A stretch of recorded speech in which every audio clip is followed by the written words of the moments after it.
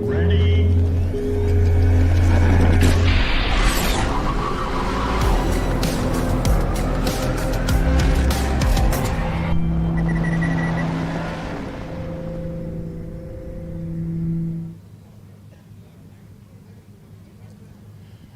Greetings and salutations, race fans, motorsport lovers and others, and welcome to the start of 2 days of 84 cars going up the hill at the 15th edition of the Simola Hillclimb. I'm standing 25 meters from the start line, and in order to get to the finals of this event on Sunday afternoon, each car needs to be doing 100 kilometers an hour, 25 meters from the start. It is unbelievably exciting to see the dynamics of these cars as they rocket off the start line. We've got a full day today of practice and then qualifying runs. So tomorrow morning we've got qualifying and then King of the Hill in the 3 different categories tomorrow afternoon. I'm Colin Hasty. I'm joined by our crew in the box, in the commentary box, led by Sasha Montenegro. Sasha, it's an exciting day. Take it away, boys.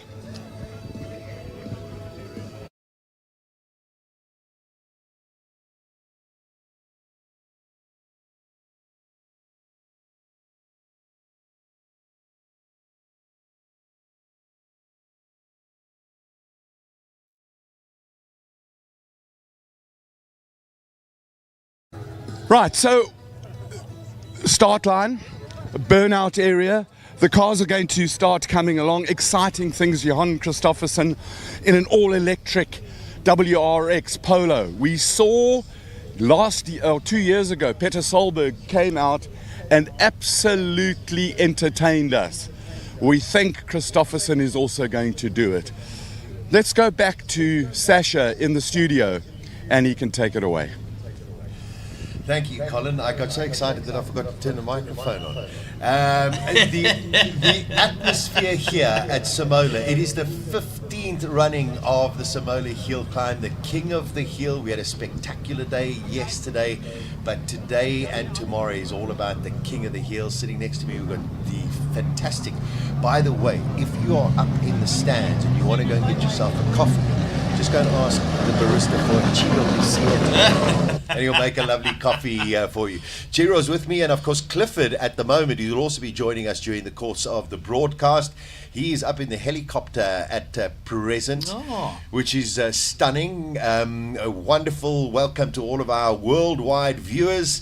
The mention of Johan Christofferson, 7 times world champion WRX, is here in the electric Polo, which was mentioned. Also some brilliant entertainment that we're going to have during the lunch hour from the king of, I would say, trick driving, and that is Terry Grant back in South Africa. Wonderful to see Terry earlier on today. Besides that, we are in for just a phenomenal day. Chiro, I don't know about you, but if I don't get some sustenance into my body just now, I think I'm going to faint from the excitement. The pit lane, I mean, I've been to 14 Simolas. The only reason I missed one was because I was ill. And I have never felt electricity like that in that pit lane this morning. And last year was tough. We had a couple of guys with DNFs because of mostly mechanical failure, and a lot of it not through their own fault. And I just get the feeling this year that everyone's trying a little harder and everyone wants glory. And I think we are in for this 15th running of Simola. I think we're in for something special. Yeah, it is definitely a treat as we stand. The wonderful thing also to our live audience out on the heels of Simola, from the start line all the way up through to where the monster pit is as well. They're listening to us on the broadcast as well, so great to have you along. We're going to try and guide you through the through the whole of all of the sessions, but today and tomorrow is very much about the cars. And speaking of cars, let's introduce from Hillclimb Monsters, the wonderful Rodrigo. Rodrigo, great to have you along. Yesterday was fun with the Classic Car Friday, but today and tomorrow, this is where the monsters come out. Oh yeah, good morning to everyone, first of all. And yeah, yesterday was a calmer day to prepare for the ensuing storm that we will see during these couple days. Like Chiro was saying, the electricity is in the air. We have on our hands probably the best entry list ever for Simola Hillclimb. I think even the issues we saw last year on some of the top cars, they have been solved. They not only that, the cars have been prepared even quite a bit further.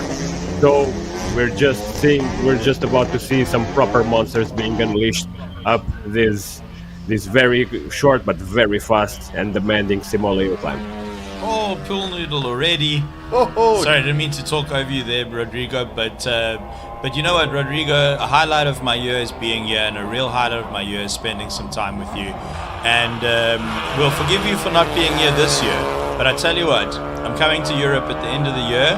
How about you take me to one of your favorite hill climbs? That is a deal. Just tell me when. I'll get everything arranged. Let's go. So just to keep you updated as to what actually happens during the course of this morning, we are going to have 4 practice sessions. We're going to have a lunch break, and then we will have 3 qualifying sessions this afternoon. We'll have another 3 qualifying sessions tomorrow morning, and then of course we will get into class finals and the King of the Hill. We have 22 categories of vehicles taking part in the 15th edition. 22. Yes. And we've got cars like this. Daniel Rowe, a magnificent racing driver, races in all forms of motorsport, and of course he's a VW motorsport ambassador. Little piece of trivia about those cars. Yes. They're very special. So those are Polo Cup cars, but under the bonnet, Golf 8R engine and not stock. those are development mules. Not at all. I don't think we're going to see many stock cars out today, but we do have stock cars. We've got MGs. Yes. We've got Mercedes-Benz. We've got Suzuki. We've got Alfa Romeo. We've got. That is quick. That is going 206 kilometers an hour through the Suzuki speed That is trap. Christopherson. Hey, look Whoa! at that! First time up the hill, and he is holding nothing back. 206 through the speed trap, which is actually the top speed of that car. On the brakes, okay, he hasn't been through the S's, but there we go, not playing around. He's adapted quickly. Well, he's a 7 times world champion. I mean, this is just Wow! 43.5. First time up the hill. Sasha, how is that for laying down the gauntlet? Rodrigo, a couple of years back, we had Peter Solberg. Now we've got Johan Christopherson. And I mean, these guys just don't know how to go slowly. Oh no, they do. That is slowly for him. From my perspective, that was a warm-up. wasn't slow. Sure. 43. I mean, Peter Solberg's best time last year, I think, was a 40.2. Yeah. And he lost to, I think, Richard, or the year before, by, I think, 500ths of a second. Something like that, yeah. So if we're already in the 43s on a cold track, on cold tires, we're in for a treat this weekend, everyone. Yesterday's Classic Car Friday was the biggest Classic Car Friday stream we've ever had at Simola. 18,000 on the Cars.co.za channel, about 40,000 on all the channels combined. It's about 3 or 4 times the viewership, and by my reckoning, last year Simola Hillclimb was the largest live stream, the biggest live stream, most watched live stream in South African history. Magic. So, if you're part of the live stream this weekend, we're going to have a lot of fun. Drop some comments. Sasha and I will be monitoring the comments. Let's chat to each other live on air. Wonderful. Here we go. It all is free practice. Diane Paregachi in the Cayman. 3.4 meter naturally aspirated. Daniel Rowe's time, yes, I think, has been moved to the bottom because he did hit the noodle. And I think that might have been Mokotsi. He was out just before. Oh, was he out? Yeah, Mokotsi was out first. Okay, Mokotsi was out first. Yeah. So Mokotsi hit the noodles. Just for those who are maybe first to the Simola Hill climb, these pool noodles, that's what we like to call them, they are obstructions for the drivers so that they don't use too much of the grass area. If they touch one of those and move them, their lap immediately gets disqualified. So you've got to keep it going. Look at that beautiful 996 GT3, if I'm not mistaken. Yes, and we love the way that Porsche number their cars. That's a 996, but then after that you got the 992, and then the 9. They don't know how to add. 991 somewhere. Yes, and there was a 964. Why don't they just go like 991 and then the next year 992, because then it makes life easy. Yeah, I think. Gerald, can you please talk to your friends? I will have a word. My suggestion to them was just to, instead of having your model code start with a 9, just pick something else, because your car starts with a 9 as well, and enthusiasts like me can't keep up. But anyway, all right, Audi R8 V10 183 up into the braking zone for turn 3 under the bridge. It's a blind corner, tightens on you as well, it's tricky. This competitor did very well last year in his class. He was up against my colleague Ashley Oldfield in the BMW XM, and they ran each other right to the last minute, the last lap, track of the day, run of the day last year on the King of the Hill Sunday. Yeah, track is what we would call green. You can see there are spots of sun coming out. Yesterday we had all sorts of weather, so we're not going to discuss the weather. What you see on the screen is what you're going to get. Oh, a Mustang. Whoa, there are a host. What would you call a gaggle of Mustangs? They're Mustangs. A herd. There we go, a herd of Mustangs. A whole bunch of them. Mustangs, Shelby, Super Snake Speeds. Just fantastic to see. Look at that. All of these Mustangs. A Mustang going in a straight line. What a thing. I do love a Mustang. I just drove the Dark Horse. Oh, really? That car, it is so wonderfully old school in all the best ways. I'm a big fan. And car number 75, is that car number 75? Yes, Dinesh Padiachi, yeah. Shelby Mustang, supercharged, 500 kilowatts on the wheels, which is enough, I feel. Well, is it ever enough? Is it ever enough? Shiraz from SA Beamer in his V10. Sasha, you know that car. I love this car. That car is the most fascinating history. Shiraz bought it as a non-runner. He then worked with BMW and one of his friends. They recovered that car with original parts in his friend's house. That car has gone to about 250,000 kilometers, and V10 BMWs don't have the best reputation for reliability. And he drives that car from Cape Town to Simola, drives it up the hill without his family up the hill, but from Cape Town, and drives it home. Spectacular. Great to have you here, Shiraz. In that magnificent Go M5. Shiraz, look at that, not hanging about. I think this is his second Simola. Yes, man. Whoa, look at the lean across the corner. He's going round on his door handles over the finish line. He's having a go. James Temple out on track as well in another one of the Mustangs, the Shelbys. Wonderful to see these cars going up the hill at that Simola. does sound good, eh? That 5-liter Coyote engine. What a great name for an engine. Yeah. The Coyote. What would that be in Italian, Sasha? I have no idea. Coyote. Yeah. No, that sounds Japanese. Yeah, it does. Too Japanese for me. Coyote. Yeah, so here we go. 43.5 is the sort of benchmark from Johan Christofferson. Gordon Nicholson, a 49.8. Daniel Rowe with a 47.8. But he's surprisingly at the bottom of our timesheet, so not entirely sure. And we think that Jonathan Makhotzi's time was deleted. It was deleted, yeah. Paige Lindenberg in the Shelby Super Snake convertible. Had a chat with her yesterday. 750 horsepower going through the rear wheels in that car. She's not driving that car up the hill, she's wrestling that car up the hill. Yeah, that takes an incredible skill. Another one of the Shelbys. Six Shelbys this year. Yeah, Josh O'Callaghan, also all of them 5-liter V8s, just brutal power. Brutal power.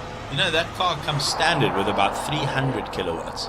So they're pushing about an extra 200 kilowatts to that car by my maths. Oh, Mr. Garth McIntosh. Isn't that a beautiful car? McLaren. Well, we'll call him Garth McLaren for the weekend. 720S, 555 kilowatts. That thing is wild. You know, Sasha, we're lucky to do this for a long time. Every now and then a car scares me. That car scared me. Yeah, I have driven that as well. And this guy, yo, you driven a 720S? Yes, it's I have. wild. It's incredible. It is wild. To push that car up the hill, rear-wheel drive, 555 kilowatts, weighs less than a Polo GTI. Imagine a Polo GTI with 555 kilowatts and rear-wheel drive. Well, Jan Christofferson's got one. Oh, well, there we go. You're right. Well, he's only got 500 kilowatts. Yeah, no, slacking. Slacking. Yeah, there we go. Unless you've got 555, you're just wasting. Yeah, you're wasting your time.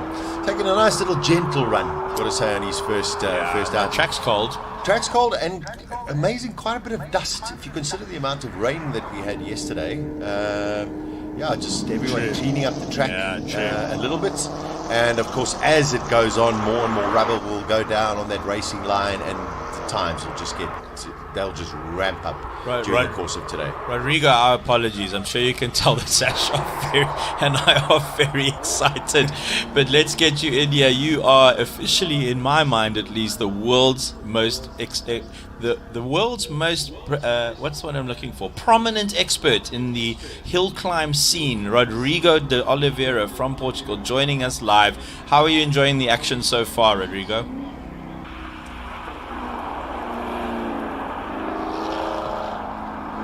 Seem to have lost Rodrigo there. I'm sure we'll sort it out. I think he's he's back.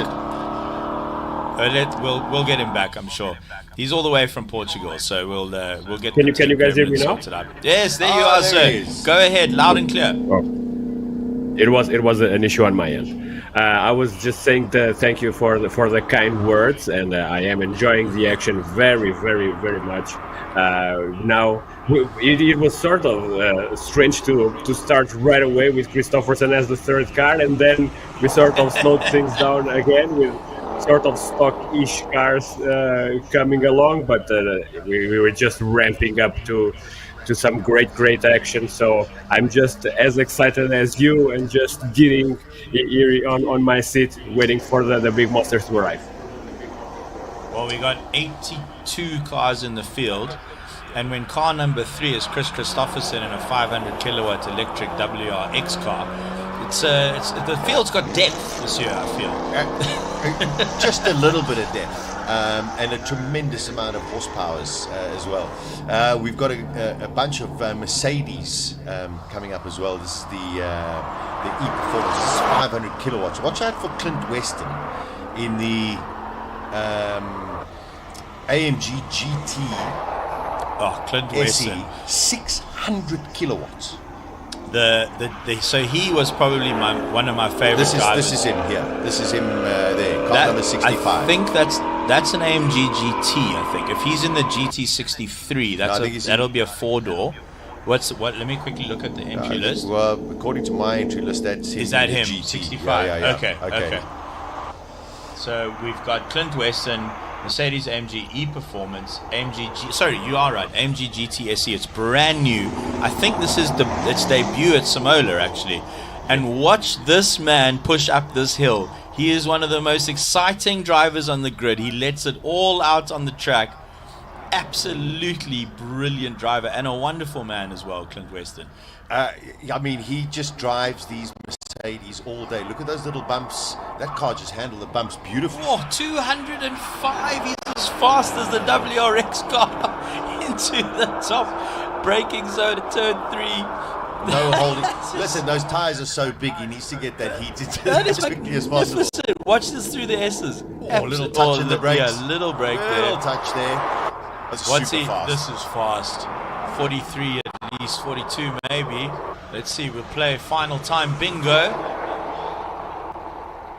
45.3. Hey! Here's I know MG. this guy. Ladies and gentlemen, Mr. Ashley Oldfield, Nissan Works driver, Cars.co.za colleague, and actually my boss. You better say nice things about him. Although literally he became my boss last year. Well, the thing is, Look at that. He's in the car right now. He can't hear you. No. You can say whatever you want. Yeah, Ashley, you're an absolute. Anyway, ladies and gentlemen, the MG Cyberster, brand new to South Africa, the world's only soft top roadster with scissor doors, which is pretty exciting. I do like scissor doors. And 375 kilowatts, 765 Newton meters, around 1.9 tons, fully electric dual motor, one on each axle. And Ashley is not going to be playing around. He currently holds the SUV record for the hill in a Jaguar SVR F-Pace.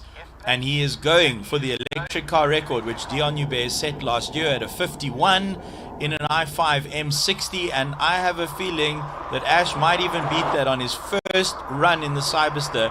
Remember, this is his first run in this car. I don't even think he's driven it yet. Where did he land up? And we don't have him on the screen. There he is. Okay, 53.3. Okay. So he's 2 seconds off the pace. Off the record pace, and that's his first run up the hill. Fantastic, just brilliant. So as you can see, there are a lot of road cars, custom sort of cars that you can buy off the shelf. And then as we progress, we will get into the serious monsters. When they were warming up the cars a little bit earlier on this morning, I think when the Vanzumerans, just their cars at idle, I think was louder than anything we had, or all of the classic cars yesterday. All together, still didn't match up to Vanzumeran's sound in idle. Rodrigo, when I walked through the pits this morning, Ashley fired up the MG Cyberster, and when he revved that thing, can you imagine the noise? Sounded like my microwave. Nothing more, nothing less. Well, the ironic thing is that we have someone gunning for the victory, sounding pretty much the same. But that's I have a feeling that's a whole other conversation. I have a feeling that MG is going to. This might be its first competitive outing. Rodrigo, have you seen a MG Cyberster at a hill climb in the world yet? Not yet. There's always a first. Okay. I think we have to take that positive from here. I have a slight suspicion that it will be outshined by some of the other cars here, but that's just a hunch from my side. Paul Monroe in the Supra, and top of your screen, Pit Potgieter in the Julia QV. Oh, beautiful. And he comes every year, Pete, just loves driving it up the hill. But you tell him to put it in race mode, and he goes, I'm not too sure about that. that car has an interesting issue. If you try left foot brake, it tends to go into sort of limb protection mode. And I think they solved it for racing by doing a flash on the ECU. Because obviously, a course like this, you're left foot braking. It's I think an 8-speed ZF Auto in there. And it's caused a lot of problems. In the early days of the Julia QV, it caused quite a lot of problems on racetracks for drivers around the world. I think they have resolved it now, though. We've got the stunning M2 at the bottom of your screen. It goes over the line. The M2 of Leighton Fourie. Or is that him there? Okay. Yeah, he's just about to start on the track. I was the M4. It's the M4 right out the box is a fast car. Pretty wild as well. M2 also one of the wild childs of the BMW range. I wonder if that is the X-Drive M4 or if it is the rear-wheel drive, because they don't actually sell the rear-wheel drive in South Africa anymore. 178. I cannot believe Clint Weston hit the same top speed as Christopherson. At Christopherson. Well, look, he's got 600 kilowatts in that AMG, so it's enough. He's got 50 kilowatts more than Christopherson. Come on, Cyril. On a more serious note, I think that opens up also a question we will have later when we start seeing the times at the top, because there are some inherent limitations to the WRX platform when it comes to hill climbing. Top speed being one of them. We saw that with Peter Solberg's car two years ago. We have to see how it is regarding suspension and top speed there. It comes with some drawbacks, it comes with some advantages, but it will be interesting to follow through. So, Rodrigo, I've actually got a good story about that for you. I went to go chat to Peter Solberg's engineer, And obviously the car's geared short for rallying, which makes sense. But now here you need a combination, I suppose, of short to get off the line and then a bit of a tall gear. So they found a way to get a couple of extra Ks out of it on the top end. And they got a call from Germany saying, how did you guys do that? That's one engineer with a laptop and a spanner in South Africa modifying a WRX car for a bit more top speed. And he gets a little call from Germany. What you up to there? South Africans are very underestimated when it comes to their motoring prowess, without a doubt. Yeah, we've got some of the Suzukis that are out here, one of our big sponsors as well. Wonderful to see these Suzukis. We've got Swifts going up the track or up the hill on their runs. Ernest Page, this is Class A1. As we mentioned, we've got 22 categories. And in this, we've got the Suzuki normally aspirated Swift, naturally aspirated, and then also Swift Sport as well. It's a terrific car. Terrific car to drive. So much fun. Yeah. You know, that car, for me, has the spirit of something like an MX-5 in it. Light, not crazy amounts of power. And you know, the thing is, a McLaren 720S, to get to the limit of a car like that, you're doing crazy speed, right? And cars are fun on their limit. And a Suzuki Swift Sport, you can get to the limit pretty easily and at pretty reasonable speeds. And it is just way more fun. A McLaren's an amazing car. It's an amazing experience. I don't think I'd describe it as fun because, just trying to kill you. But a Swift Sport is a fun car. Magic car. And listen, speaking of fun cars as well, the Abarth, also a tremendous car to drive as well. Great to see Alfa Romeo at the Simola Hillclimb. They haven't been here for a couple of years besides Pete Potgieter. And this is the friend of Nico Nicolaides. Ah, yes. This is Andre in his personal daily Alfa Romeo 4C. He dailies that car. It's incredible. Also one of those, drive the car here. Yes, send it for a few runs and then drive home. Beautiful. Yeah, no, trailers are expensive. Just drive the car here. And you need a tow vehicle. It's bloody complicated. Just drive the car up from Cape Town. No, he's a solid guy, Andre. I've never driven a 4C, and he said to me, you must come drive mine. He's a very generous guy. And that is literally his daily. He doesn't own another car. Oh, so, no, he owns a RAV. Oh, okay. Yes. So he changes between his RAV and his 4C. I mean, as one does. What a sensible man. Rodrigo, 4C, interesting car in stock road form. Do you see modified ones on hill climbs around the world? Yes, you do. Here in Europe, you have probably the two most prepared ones to a pretty crazy extent. They both run in Italy, as they should, given they are Alfa Romeos. But one of them runs AER, a full race engine. For those who don't know, AER, it's a LMP engine. 2-liter 4-cylinder, 750 horsepower for 850 odd kilos. And the other 750 horsepower in a 4C. Oh yeah. Carbon fiber tap. Yeah. Holy moly. Yeah, the car is pretty well known. Those who follow my channel know which car I am talking about. That's the car run by Alessandro Gabrielli.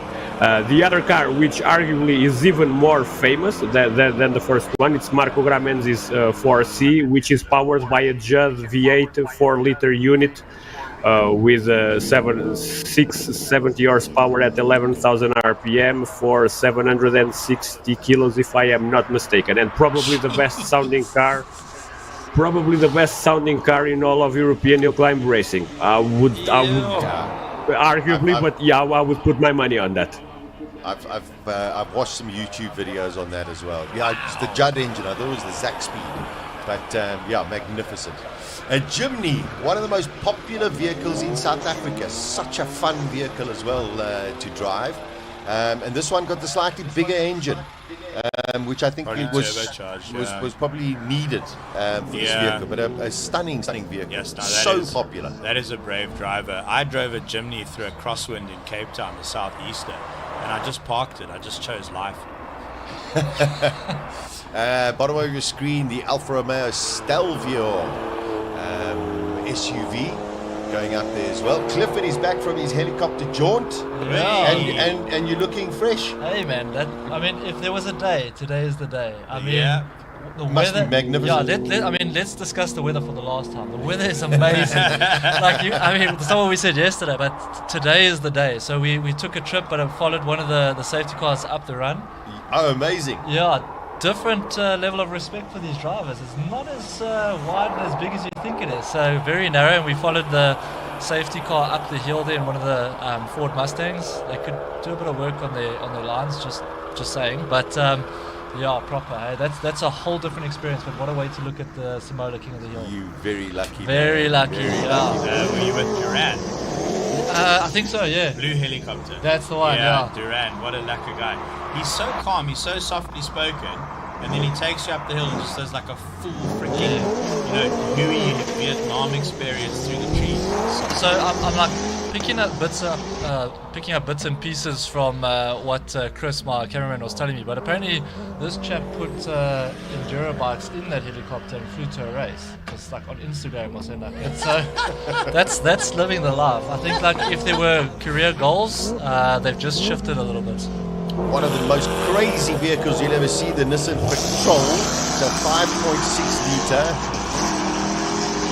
and that's definitely not stock. Good, eh? Yeah, that's how you take your kids to school. I think that's the Black Hawk. You can actually buy a Patrol, and there's a company, a dealership, which will turn it into a Black Hawk for you. They've got all the kits and I think it's a supercharger, if I'm not mistaken. Well, it comes turbocharged, and they just crank up turn up the wick a little bit. But it's dealing with those bumps well. Probably the only car. Over-brake there into turn 3, maybe missed a gear. He lost a lot there. Yeah. To try and shift that way to trouble. But Whoa! Wow. Is that Lee Thompson? What have we got there? I think that's Lee Thompson. That was It is. I don't think that wing is big enough, personally. All right, now we're getting into the heavy hitters. Rodrigo, and listen, with the greatest respect to everything that's come before, this is what everyone is here for. Oh yeah, most definitely. And this is one of the cars that I was most eager to watch today, given how badly things went last year for Lee. And I think this car, if everything goes well, he should be gunning for a place at the top. He started off, but he seems to have calmed down quite a lot. So the Golf 6 on the top of the screen is smoking quite something seems a little off there. With both of the cars. Yeah, both of them. I think he probably just felt something wasn't right and just rather tap off and get it back to the pits. Maybe he was just working on the launch, because I know in testing I saw Lee practicing or whatever, and they were struggling with the launch of that car. So maybe he just wanted to get the launch going, and let's just hope that everything is okay. So Anton Cronier second. Anton Cronier is second. Courtney Nickel, Gordon Nicholson, Natalie Weston. And I saw Clint Weston's time was also DQ, Daniel Rowe DQ, and Eugene Norse also a DQ. So why did Clint? I didn't see him hit it. I didn't see him. Well, he was going so quickly that maybe we missed it. Is this the Lotari? One of our Lotari. I think the Lotari says Wild Rose Gin on it. This would be. This is the Honda. I think the Honda. With Rodrigo, do you know what engine is in this one? I'm pulling up the. This is the Honda powered one, but it has a new livery, I think. Yes, it's a Honda powered. It's the Honda V6 twin turbo, I think. The J35 engine. Yeah, J35. The Lotus are forced to be reckoned with up here. Sorry, Rodrigo. Oh yeah. No, I think he's taking his run pretty easy so far, or something's going on. But this is a totally new livery. I have no idea about it. Yeah, Charles Hubert in the Honda J35. You called it Rodrigo, and I think he's picked up. That noise sounds a bit expensive. It sounds like a bit of a misfire. He'll be all right. back down to the pits, and hope and a spanner. Some hope and a spanner. Right, Honda Civic Owen Type Bridger. R FK2. That'll be front-wheel drive unless they've done some serious drivetrain engineering. It is. Such a stunning car to drive. Front-wheel drive cars just really struggle on the launch because the weight transfer makes the front wheels a bit light and takes the weight off of them. So that was a pretty good launch, but I'm sure they would have tried. If I'm not mistaken, this is the fastest front-wheel drive ever in Simola. This is Owen Bridger's K24 turbo unit. He beat the FWD records 2 years ago on it. So the Lotari did not go out. Maybe no, just that keeping was. just keeping his powder dry for the next run. The Lotus of Derby Bear, Charles Brown. Didn't go out. Derby didn't go out. Car number 27. So you can tell them apart. They both changed their livery. The Lotari was blue last year. It's now white, but it has a massive Wild Rose gin sticker on it, and the other one doesn't. Skyline R33, love seeing Skylines on the track. That is an R33, just at the R34. That looks like an R33. Being chased by a Beetle. I was going to say, how have we not mentioned this Beetle going hammering tongues up the hill? Like, this needs a special mention. I got very distracted by the... What would someone put into a Beetle to make it run like that? Beetle did not look slow. Here's the R34. Farouk Dango's car. The Beetle has a Subaru engine inside it. There we go. Of course it is. Why would you just keep it, standard? That's a good swap, actually. Apparently quite an easy swap. Yeah. Yeah, it's a Boxer motor. Yeah. Okay. Yeah. There's an amazing one in Cape Town, also running a Subaru engine, full roll cage, everything. Whoa, that sounds stuck. It's about to get serious. That's a true GT3R. Is that it, Rodrigo? You said that's a true GT3R. Yeah, that's it. You can hear by the sound and by the body kit. This is a proper machine. Holy moly!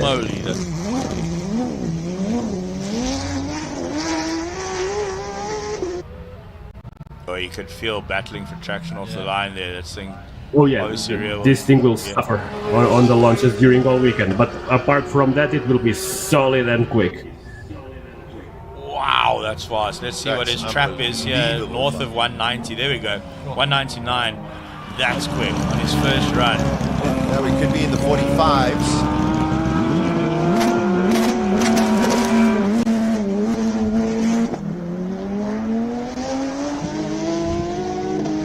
Rodrigo, do you think these Porsches that will struggle off the line over the course of the weekend, do you think they'll play a bit with tire pressure to try and make it a little bit more efficient, or do you think it's pretty much done and dusted? What they're running now, they'll run during the course of the day, even when the temperatures get hotter? They will play around with tire pressure when the pressure starts ramping up, and they need to make sure that their launches are as good as possible. Although what I have seen by my own experience is that people won't see much results coming from that, so they will start getting very aggressive on launches. And the best way to launch a Porsche like this on an hillclimb is pretty much to spin the rear wheels. So let's see what will happen. But I am fairly sure we'll see some pretty outrageous launches with heavy smoke until the weekend finishes. I wouldn't want it any other way. So we got some serious action. Oh, sorry, Rodrigo. Bottom of your screen is a Z4 with a Hendrix NASCAR motor. Engine, yeah. How that car stays on the track, I have no idea. Sorry, Rodrigo. I was just saying that I know by my own experience, because I have a close friend who has a GT3R, the previous generation from that one, and I have tried to launch that thing a couple of times, and it was a nightmare. A little sideways over the line. If you're not familiar with Simola and how it operates, one of the things that keeps us on our toes in the commentary boxes here, both in Niza and in Portugal, is that the running list we have in front of us is not necessarily the order that the cars go out. It's pretty close, but generally what happens in the pits is you might have a situation where someone's ready to go and then the drivers just sort of wave each other out. So they do come out in slightly different orders. This is a phenomenal car built by, I'll get to his name now, is Quinton Boylan. He actually builds all these Lotuses. Yeah, he's a specialist. This car has an SLS 63 AMG engine in. They had to stretch the chassis to fit the engine in. V8 in a Lotus from an SLS. I mean, it's just fantastic. You got 3 Loti, one with an AMG Mercedes, one with the J35 Honda, and one with a Ferrari 488 engine. It's just spectacular. I mean, And we the are sort of missing battle one between with the a three. GTR engine. And a GTR, that's it. Straight from the factory. Yeah, and Yeah, one with a that's how you VR6 engine yet to run. This is Rodrigo referring to Devon Robertson, the grey Lotus on the screen right now. Yeah. No, So that's the one that is on the screen right now is Charlie, where we were wrong about the earlier Lotus that ran. This one, He's just come out. Yeah, Charles Hubert and Darren Goodmans with the R32. At the bottom we have Craig Zank with the VR6 powered Lotus first gen. We were chatting to Craig Zank earlier, and he says no, his braking points today will be very different to his Opel Kadett yesterday. R32 Skyline with a massive wing downforce, obviously hugely important in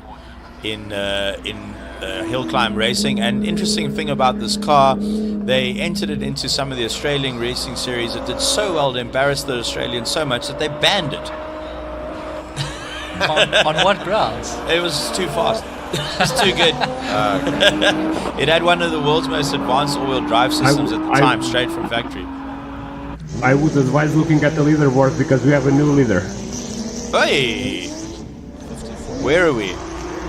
Yeah, Darby Hubert, 41.962. And that's the Lotari, Darby Hubert. Yeah, that's the Ferrari powered Lotus. So, and Charles Hubert, he's a bit off, but a 41.9, that is super fast. Okay, this is Peter Zeely with the world's largest rear wing ever produced. This car is magnificent. You are a big fan of this car as well, Rodrigo. Oh yeah, I am. I am quite close to Peter, and I have been very close to the whole project since it came to Simola for the first time in 2018, I think it was. I was sort of responsible also to get into Europe to do a couple little climbs here. Hopefully we will get the car back once again, and this is one of my dark horses for the overall win on the modified saloons this weekend. Rodrigo, correct me if I'm wrong, last year Peter Zeely lost by a tenth, a hundredth, a thousandth. It was insanely close. A tenth.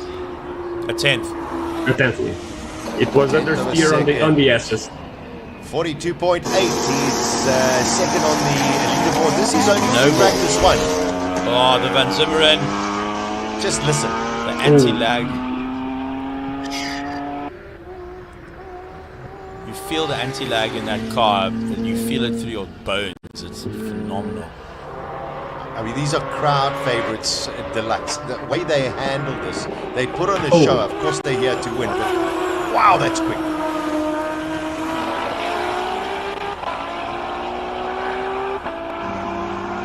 Imagine that as a cold start, waking up your neighborhood on a Sunday morning. What a pleasure. I think first run a little bit loose on the bike, instead of putting out the conditions, because it hasn't been completely on rails, but I'm pretty sure we're still looking at a pretty quick time. I think that's just Wade. That's him. Remind me, guys, I won't tell you now, there's a lot going on, but remind me to tell you about the new remote rev feature on the new Mustang. And in relation to waking up your neighbors, it's a lot of fun. I say sold. So we got Aldo Scribante out on the track. Silvio Scribante only arrived at about 8 o'clock this morning. Seemed to have one or two little issues, but I'm sure Michael Steven is working furiously to sort it all out. Silvio coming up, and the Scribante family, of course, here on force as always. This is Richard Roots totally rebuilt car from last year. Yeah, he snapped his forward running prop shaft last year and destroyed the front diff. And look at that thing. And he was going to go out rear wheel drive, and then he made that great statement when Colin went up to him. Some days you're the statue, and some days you're the pigeon. Yeah. Last year he was the statue. See if he's the pigeon this year. I actually managed to catch up with him yesterday at the parade, and he said that their main focus this year is not to necessarily find more performance, but to look for more reliability. Another car is capable, it's a matter of keeping it running. So, different tactic this year, but if he keeps it running, it'll be an exciting finish. Now, quite interestingly, when you walk up and down the pit lane, you ask the sort of power outputs. The teams aren't too keen to tell you, but Rodrigo... top of the timesheet. Sorry to interrupt. Go top ahead. of the timesheets. Richard Roots, There we go. 41.9. Rodrigo, what do you think Richard Ritz's car is pushing out? I don't know if I'm allowed to tell what I have been told about that car. I told you, it's big secrets. I can assure you that at a medium boost it's well over 800 horsepower. I boost it. It will get into the 4 digits with a very comfortable margin. And here, Well, we'll leave it at that. and here comes the sheriff. one of the world's most famous hill climb monsters. Rodrigo, every Turns time you out- post this on your page, it goes bonkers. Yeah, well, this is the car we won the thumbnail of last year's top 15 video, 1.5 million on YouTube. So I think the results speak for themselves. I mean, what a car. 2 wings. From I mean, if you're not running what I 2 was wings, told- you're just slacking. From what I was told, it is running DRS on both wings this year. So take us through that, Rodrigo, because last year he jumped. I spoke to his head mechanic. The car jumped on the bumps. The rears overspun and destroyed the gearbox. So what are you referring to as sort of a safety system for that this year? I can't tell you for sure because I don't know. I was just informed yesterday about this, and they have been very secretive about it too. But I think it's really to extract performance more than as a safety measure. What happened last year there was sort of a freak accident with the bumps, just making the gearbox it itself. Chances are it won't happen again. But then again, we are talking about huge stress on gearbox and transmission, so and all bets are off when you are running one thing like that at full boost. Last year we had a lot of casualties over the bumps. I think Peter Zidi lost a boost pipe on one of the runs. Yeah. Rodrigo, do you think they've softened the suspension this year, a couple of the runners? Yes and no. At this level there are some out of the box very creative solutions to deal with stuff like that. And for the Clotar and Peter Zili's MR2, we are talking about the third element on the rear suspension to control the movement on the bump, and it doesn't mean necessarily that you are softening the suspension in itself. You are just playing around with the settings on that third damper.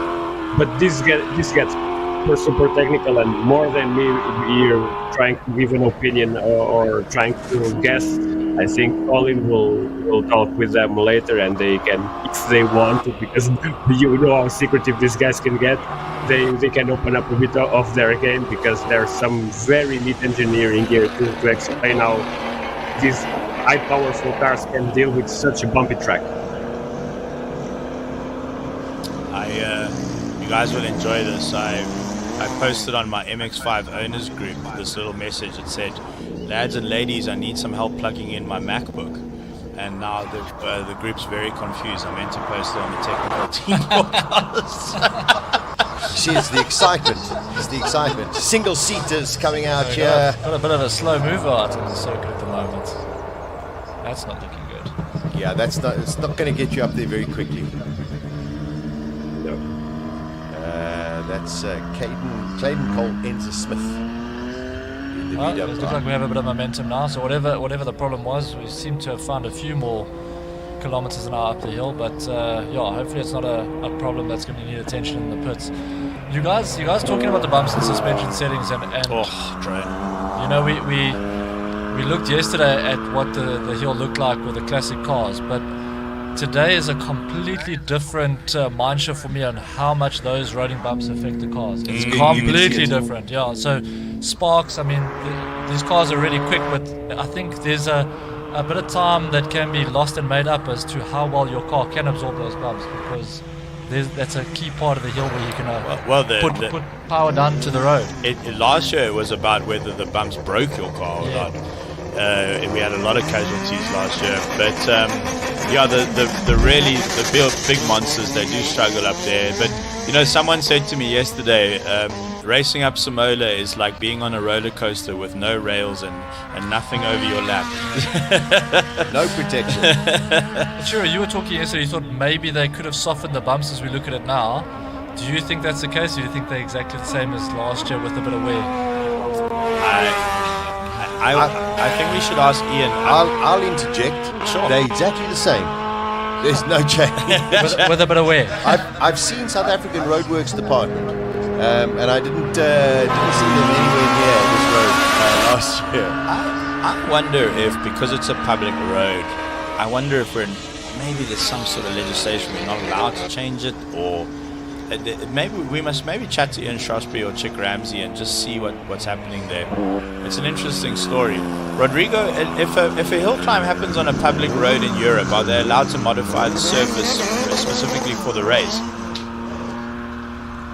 It gets tangled up with local licensing and local rules and everything. But normally, people here in Europe are very aggressive at changing any bit of road that is deemed unworthy for an hill climb, especially one that runs on the European Hill Climb Championship, for example. It's not unusual to see some hill climbs here sort of taking 1 year off just to revamp the whole tarmac. One example was the event that I was last week in Austria. It is a very high-profile one, but even then, 3 years ago, they stopped the event altogether for 1 year to revamp everything from top to bottom. Wow. I think what you pointed out there, Rodrigo, is that obviously the road is owned by the state, it's run by the municipality of Neisner, and I'm sure there's been some discussions, and we'll try to update you as the day goes on. But thank you very much for joining us from around the world. The live stream's absolutely cooking. It is so much fun. Drop us a comment. Sasha and I are monitoring the live stream, and we'll try to answer your questions. And if you say something particularly humorous, we might even relay it on air. Okay, we've got all the way from Finland, which is wonderful to see. Mark Friedman, Mr. Audi Johannesburg, watching us and got it all at work as well, showing everybody. Good for you. There's a noodle in the road. Thank you, Avi. At the moment, it is Reggie Roots, who is Robert Walk. Here we go, 39.3. Hey, first man in the 30s, and he's got a brand new car. The only thing he's got a Gould. We don't have Andre Bezuidenhout, unfortunately, this year. His engine is still at McLaren getting repaired. But Robbie Walk is out there also in the Gould. He doesn't have launch control, but his talent could well see a new record during the course of this weekend, as all depending on what happens with the weather. That is free practice one. It's incredible how quickly that went, because... well, they're definitely not pedestrian, are they, Clifford? Absolutely not. And if you just look at the top times, I mean, you have to go far way down to like 52nd place to see someone that hasn't broken a minute. And I mean, yesterday that was almost like the benchmark at a stage. Today it's a completely different animal. So yeah, the guys are moving today. Yeah, it's wonderful to see. And I mean, Christopherson, third man out, set out that 43.5. And then, of course, getting into the 39s with Robert Walk. So outstanding first free practice. We did see one or two of the competitors having one or two issues, but hopefully everything is solid. And let's ensure that we have got everybody that is going to partake in free practice too. Chiro, just getting rid of your hat. It was so lovely. I did feel I looked a bit silly. Never. You would never look silly at my eyes. And Peter said something. I heard him shout at me when I well, not shout at me, but I'm sure I'm going to get a talking to just now. I'm sorry, Peter. Probably. Definitely will. Rodrigo, let's bring you in here from Hillclimb Monsters. First free practice. Everyone seemed to be okay. Well, it is. Although Clifford was already surprised with the change of pace, I think we're just seeing the beginning of it. We are still way far from what these cars can do. So people can keep watching, because times will fall, and will fall greatly. Rodrigo, you said that times will fall greatly. What do you think the objective was for most of these cars in the first session? And how do you think they're going to tackle the rest of the day in terms of strategy? Now they are assessing track conditions and just comparing to the data they had last year. Christopherson, for example, is discovering the track altogether, which is another ball game. But it will be, and we will just start seeing people really going at it by the middle of the day onwards, when we start getting into the qualifying runs. But by now we won't ever see anyone going more than 75% of what the cars are capable of, and more than that, we are on the turbo cars. We are seeing everyone dialing up the boost way down compared to what we will see through the rest of the weekend. All right, thank you, Rodrigo. Let's cross over to Colin. First free practice done. Colin, lots of excitement there in the pit lane. I kind of agree with Rodrigo that we're going to see these times drop by, in my opinion, at least 10%. That was a sighter. It was a warm-up, both for the cars and the drivers. The top contenders not really launching that aggressively, particularly the GTRs. So idea now, oh, and by the way, we've got a new electric lap record. Mr. Christopherson is now the owner. 43 odd seconds. Come on, guys, we need to. We've got to pay attention here. This is the A game. The cars, the drivers, they brought their A game. Let's see what we can do. Let's have the idea now, we're going to walk up the pit lane, but you've got to have a look at this thing. I don't want to touch anywhere, even though the light is green. This is the power, the front drivetrain power thing of this car, and beautiful carbon Kevlar carbon fiber stuff, and of course the umbilical cord. There's a nuclear power station out the back there to start powering it. Hopefully, we have asked to put a camera on that car. It is absolutely stunning. But let's not forget the other two local cars, Daniel and Jonathan Mkhotsi's cars, with wing of note. Because at Simola, you can never, ever have enough wing. We do love Porsches. We're not going to stop at every single car as we go up. White standard. This is the calm end of the pit. We've got the V10, 200,000 whatever kilometers BMW, absolutely stunning. And then the herd of a flock of Mustangs, all ranging with carbon fiber and powers and superchargers and things and Shelbys. It is a flock of, James, it is a flock of Mustangs. Yeah, definitely. And then where craziness continues is you bring a 720S that I'm sure insurance is fully covered on it. There's some more Mustangs down the back there. It is absolutely beautiful. And then we've got Mercedes-Benz with the AMGs celebrating Kimi Antonelli's pole for the sprint race. What a guy, 18 years old, sticks it on pole in, Miami.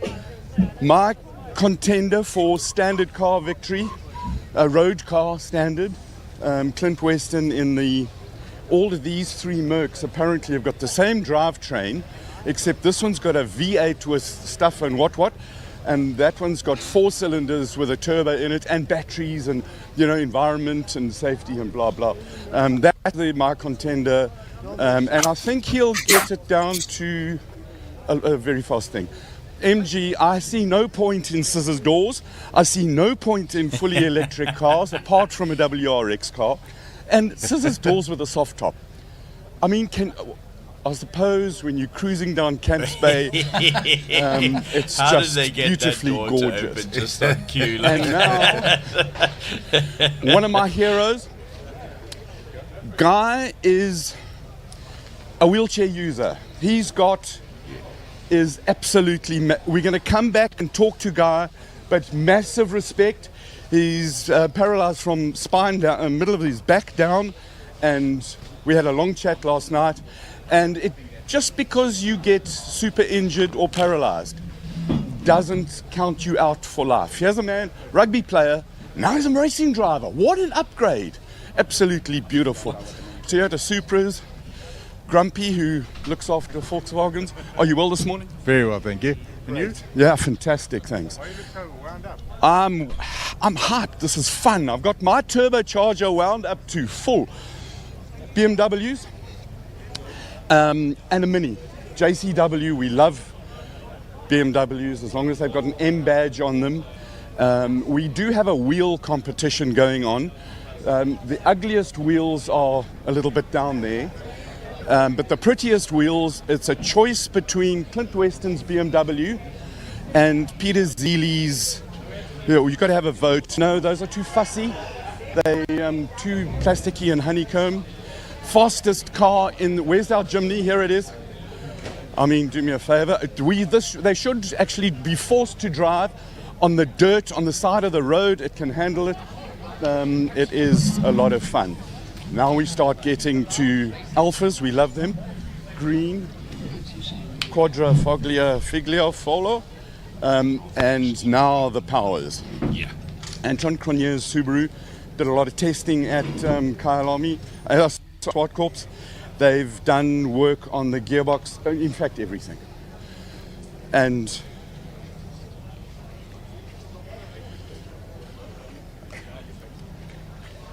we're going to have a pause in our walk just to admire the beauty of a Honda engine in a VW. And then we're going to go to studio because Terry Grant is sitting with the guys in the studio. So let's listen to Terry rather than me. Cheers. Thanks, Colin. I mean, just the excitement from Colin Hasty in the pit lane is just incredible. A man I haven't seen for a while, although I've seen you on TV all over the world, including at the Race of Champions just a couple of weeks ago. Terry Grant back in South Africa, Mr. Trick Car. Terry, you can do anything with any vehicle that I've ever seen. From anybody in a car. So it's wonderful to have you back in South Africa. Yeah, Sasha, it's always good to see you. It has been a while, I agree. Yes, I was in Sydney, Race of Champions, which is always a great event. You know, best drivers of the world just having a party for the weekend and having fun. So yeah, and it is fantastic to be back here in South Africa, but also Simola. I've been here before, so it's great to come back. What have you brought down for everybody to number one, the people to see on the live stream, but also for this fantastic crowd that we have here at Simola? Yep, so a couple of things actually from me. First of all, let's start low and work up, or work up and work low. It's entirely up to you, I don't mind. Start from the bottom. Okay, only in the spec of the car, because it's still going to be spectacular. So I have I'm here with Volkswagen, celebrating the Polo, obviously. So they've kindly brought me over. Myself and Johan are on a secret mission next week, doing some amazing filming that will come out later on in the year. Exciting. I can't say any more about that, Well, but myself and we're at the good factory. mates. We're good mates, Terry. We're doing good some- mates. You'll just have to wait. It's going to be very, very, very cool, I can assure you. But the first thing I'm going to be doing is a Volkswagen Polo. Ramp at the start line, up the ramp, balance on two wheels, and see how far we can get up the hill. Now, On two wheels. on two wheels, so balanced. Well, as you So- do, Chiro, as you do. Terry holds the record for Simola on 2 wheels. I do. The best part was he was in a 4-wheel car. Yeah. So I'm not sure what those times were, but the first time I drove the car was yesterday. So let's see how today goes, and then let's see what my time was from back in 2017, 2018. And if I think we can maybe go for it and beat it, we'll give it a go. So But let's see. That'll be on Sunday. Jaguar, Terry, the first time we met, I think it was probably pre-COVID, Jaguar asked if I'd like to sit in the passenger seat when we went on that run. And I'm at the top of the car, looking at the tar through Terry's window. I remember. And you remember that? And I remember you was crying and screaming like a little baby. It was more of a laugh. It was like a laugh cry. It was a scare. I've seen the video as well. And I think what happened was we were a few meters away, and you said puncture. And I do remember. And you just pushed it over the line, and then you dropped it. And the beautiful thing about that was it looked like Terry and I were just going out for some milk, on 2 wheels. He's so relaxed, bottom of the car, and he's just talking to me. Terry. I'm like, Terry, you concentrate. Carry on. It's a trait that any professional driver has. Where honestly, even Johan, the race, you just relax, you just chill out, you get your temperature down, you don't get excited, and then you can do your job properly, and that's all what that was. Now, for those watching, Terry became world famous for a stunt which I think was the first in the world. Correct me if I'm wrong. I've done a few first in the world, there actually, we go. yeah. He's done a few. Now, his CV is quite impressive. You see his business card, it's A4. The first ever loop-de-loop ever, I think, was in a Jaguar F-Pace. I've done a few. I've done the first loop-the-loop, and then we bought it on tour, Top Gear Live. Exactly. Back Yes. in 2010, so I was dressed in a silly white suit and no one knew I who remember. was. Nobody knew you were. And I was doing loops. I remember in the dome, and we were all going, over the world. "Oh, I really hope this works." It was We all just stood there and watched and went, "Okay, he's still alive. Yeah. We'll do this I'm in the still show." So the dome, we also done it Cape Town in a really tiny little arena, and I remember I smacked the wall a couple of times coming out, so that was quite sketchy. But yeah, the loop was special. Thames, All of this stuff's on YouTube. Yes, but we pushed it with the Jaguar one. We pushed it because we went for the largest loop in the world. Oh, right. And that was to launch the Jaguar F-Pace. So it was a world launch. On the side of the Thames by London Bridge, I remember. It wasn't in the Thames. We done it a few times. We done it originally in Frankfurt the night before the Frankfurt Motor Show, and then we took it to Shanghai, which is what you're thinking of, along the river in Shanghai with the city and the backdrop. And correct me if I'm wrong, but you got quite badly injured from the G-forces. Not from the G-forces. Yeah. I was kind of good. The very first time I ever attempted the loop back in the day, first go ever, boom, crashed my brains up. Went to hospital because no one had ever done it before, and I thought, right, I need to go fast or I'm gonna die. So I went fast and I nearly died. What from a concussion? No, the thing was way too fast. It bottomed out. It punctured a hole in the metal loop going through, which slowed the car down. Then it twisted. I hit the side upside down, and I remember tumbling down. And it Don't try this at home. No, big heap don't at the try this bottom. at home. Kind of, when I have an accident, and I know this sounds very, very silly, but when I have an accident, I quickly check myself.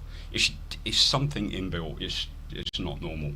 I quickly check myself, make sure I haven't broken anything severely, turn the car off, and just calmly sort myself out and get out. And that's what happened. I think I broke my wrist and my thumb initially.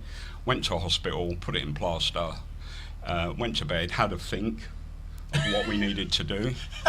Turned back the next morning in the car, cut the plaster off, walked in, told everybody it's all cool, we're fine, let's go again. Boom. Still broken. Done it 3 times, bang, one after the other, bang, bang, bang, that's it, cool. Drove back to hospital, told them that it got wet and it cracked and it broke and it broke back. Like I said, it's not normal. You can't make this stuff That's up. my world. That's my world. Terry, what else have you got that everyone can look forward to? Yeah, so- I mean, we don't want to give away everything. No, let's not give away everything. Let's just go back to the Polo just very, very quickly, because this is special. It's a stock car. It was a road car a few days ago. It's got a couple of slight modifications, but it's basically a stock Polo. The modifications were done by school kids at the technical school back at the home where they build the VW Polo. Oh, wonderful. So that's fantastic. I haven't gone and met them yet, but I've asked if I can go in and see the kids and have a bit of fun with them. But it was kids. They were under supervision, obviously, but they done all of the modifications on the car that's here today to do that. Brilliant. So that's really cool. Then the other thing is very, very cool. Very cool for me because the guy that won the World Championships with this car is a cool friend of mine, but I'll be driving the WRC car up the hill doing some demo runs. So that's really cool. And Johan's going to be doing demo runs in the RX car that Petter was in a couple of years ago. Oh, same car. So there's 2 World Championship cars. I mean, these 2 cars must have won the most World Championships of any cars in the world. There's 7 for Johan's and 5 for Sebastian Ogier's cars. So, and then also as well, Johan's in the RX1 electric car as well, which he's going to be dull on that. That thing's a missile, so I'm quite looking forward to seeing him. Magic. Sorry. Terry, listen, wonderful to see you. I'm sure we'll catch up with you on the weekend. We look forward to you entertaining the crowds online and, of course, right here at Simola. Wonderful to see you again, my friend. Always a pleasure. Enjoy. I'll come back whenever I have time, I promise you. Excellent. Thank you. Terry Grant. Real pleasure. So wonderful to have him fun back out in South Africa. Daniel Rowe, we're into free practice 2. Free practice 2. He seems to be going a little bit slowly. Yeah, that's. I hope that, I'm just hoping, Chiro, when we're seeing these cars slowing down at this kind of pace, that they working on certain areas of the car for the first bit. Okay, there we go. Terry's giving us confirmation. Of course, it's from the VW stable. He knows something that we don't. This is live R&D.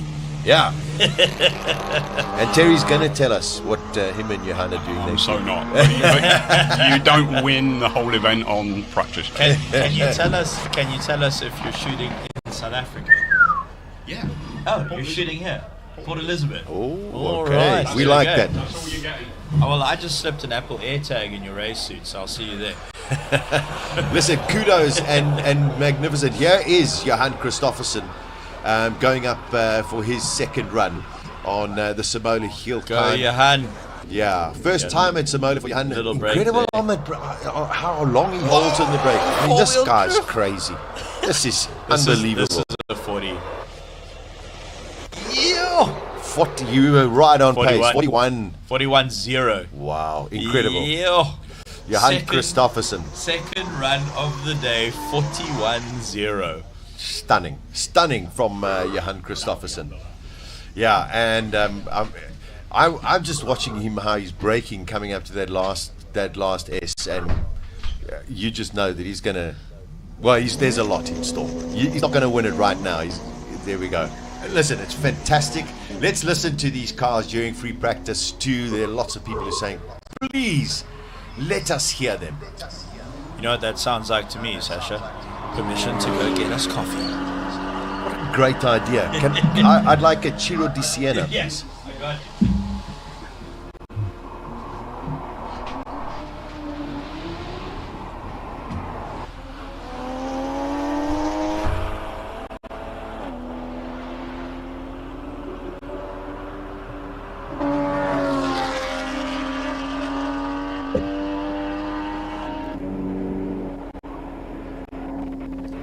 While we're watching some of the production normal cars going up here as well. Super lap from Jonathan Futsi, also in the Polo 45.6.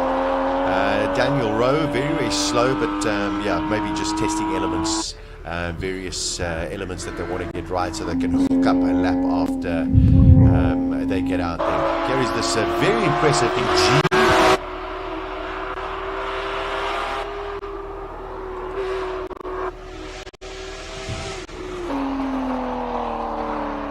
Super lap there from Sean McKay, 50.9.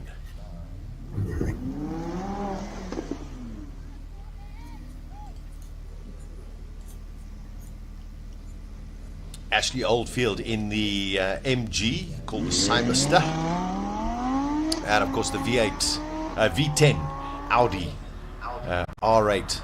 Talk of a new R8 coming up in 2026. I've seen some renders of what it could potentially look like, and it's going to be even more stunning than the current model. Oh, there's a drone shot. So it's no longer a herd. We have a flock of Shelbys making up their run at Simola. Wonderful crowds in already. Spectacular scenery. Magic to have everybody here at Simola. The 15th edition, if you're just tuning in. Please share the link with all of your friends around the world. Rodrigo is with us. Rodrigo, Terry Grant. I'm sure you've seen his antics all over the world as well. A real showman. Oh yeah, it is. I have seen him for quite a while now. I wonder what he has in reserve. He seems very secretive about what's to come during the weekend, but he'll never disappoint. On that we can count for sure. And I wonder, between some sideways action, two-wheel action, or something even more outrageous, so something worthy, it's coming to this live stream. Yeah, without a doubt, he really is a spectacular showman, fun man as well. No big surprises in the first free practice, Rodrigo. Everyone just feeling everything out, as you mentioned, probably running at about 65-70% of capability of the car and themselves. Oh, that V10 got wide. Goodness gracious. Shiraz Bauer very, very wide over there, and it's now just a question of just making sure everything is right, temperatures are right, trying to get yourself settled and find the right racing line. Very, very much so. Everybody's assessing the track conditions, what is the right line. Now the shadows are messing up the track temperatures and all that. But more than that, we don't want to see any mechanical issues at this point, because as soon as everybody's settled, they will start ramping up both the boost on the turbo cars or the commitment behind the wheel. And we need to have everyone, so it is a level playing field, a fair one, and one where people can enjoy these monsters right up until the end. Just going through the pit lane, and if you go back on the years of the Simola Hillclimb, the attention to detail, the amount of effort that all of these teams and drivers put into these cars is exceptional, and year by year it just increases. It's something that is ever ongoing. Oh yeah, I think we are starting to see sort of a funny phenomenon where the cars are getting so direct towards this very race that I think in the near future we'll start seeing some smaller versions of the cars, the same way that some cars are known as the Pikes Peak versions. For Pikes Peak, Simola is such a unique hill climb in its nature that some of these cars are so finely tuned for it, they can be considered Simola specials at this point. And this is not a process that is getting backwards in any way. The level how hardcore these machines will only get much more profound every year that passes. Yeah, that is music to my ears, and I do hope so. It would be lovely to have a specific Simola special hill climb car. As we're watching most of the road cars coming out there, the very impressive AMGs coming up the track. Weston did put in a lap earlier. I'm just checking. Natalie Weston has just gone to 49.7. Here comes Clint. His first lap was DQ'd. Let's see if he can keep it between the pool noodles this time. Super impressive GT.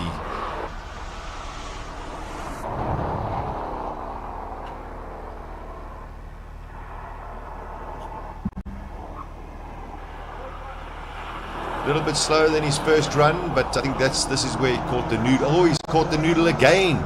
Yep, there we go. That lap is not going to count.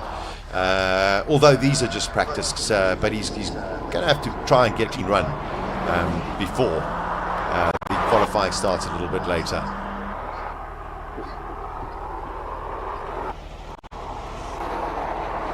He posts a time of 44.5, but that isn't going to count. Oh, there is the MG. I must have seen something earlier. Rodrigo looked pretty similar to this one. In color, I think only the R8 has a similar color. Maybe it was that one that you confused both cars. Yeah, must have been. So actually, Oldfield in the MG. He's going to have to really try his best if he wants to get a new electric record. He's up against probably one of the greatest drivers in the history of motorsport. Oh yeah. Clint Weston did a 44.5, which is already a very respectable chrono.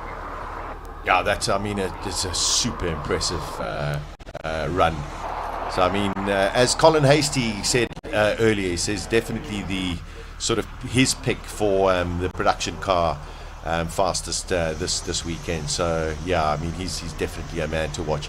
He drives those AMGs all day, every day, and really knows how to hustle them around. So very, very impressive to watch as well. And this year we do not have Van der Vaart coming with a Porsche, so there's a vacant spot to explore. Yeah, very, very sad that we don't have JP Van der Vaart here this year. On the top of your screen, Guy Davies. He was interviewed by Colin a little bit earlier. Yeah, I mean, just such a beautiful story as well. So great to see him out on track and having a tremendous amount of fun.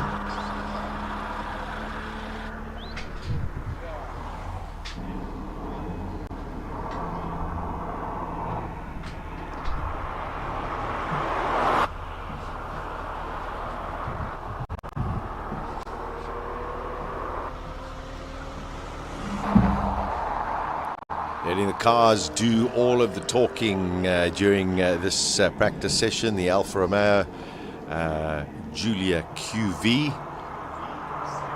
You'll see it under brakings, the hazard lights going, which means that he's definitely not in race mode, Clifford. Yeah, probably not. I think if your hazards are going off, you're not going fast enough. I believe I went to the bathroom for 5 minutes and my seat was taken. What happened, man? Yeah, sorry. Well, you snooze, you lose, yeah. If you go out, others will jump in. I believe it was a handsome chap by the name of Terry Grant. Wonderful, wonderful guy. Top class. Looking forward to his exploits during the lunch break this afternoon and, of course, tomorrow as well. Piet Potgieter goes into 15th place. At the moment, Christofferson, fastest, Mogotsi. Clint Weston would actually be second, but he's hit the noodles again. So that's what I was going to ask you. Last session we had a couple of DQs, and now Clint Weston, naughty. That's 2 out of 2. I mean, so far 100% hit record, eh? Which usually is a good thing. Yeah. But not when you're trying to go up a hill. But he's a wild character, huh? He's going to be super fast, and he's probably also just feeling what the car can do or what he can do. I think we're going to have a super impressive time from Clint Weston during the course of these next 2 days. Bit of Mini Cooper and Opel action out on track. Yes. Not cars you see that often on the hill climb, or not as many, but that Opel 128 k's up the Suzuki Speed Trap, not hanging around. No, don't forget, it doesn't matter what car you're in. It's still going to feel, I mean, if you can push it to its limits, I mean, that it doesn't matter what you're in, it's still going to feel incredibly quick. We're waiting for all of the big guns to come out, which will be coming out very, very shortly here at Simola. Opel out on track.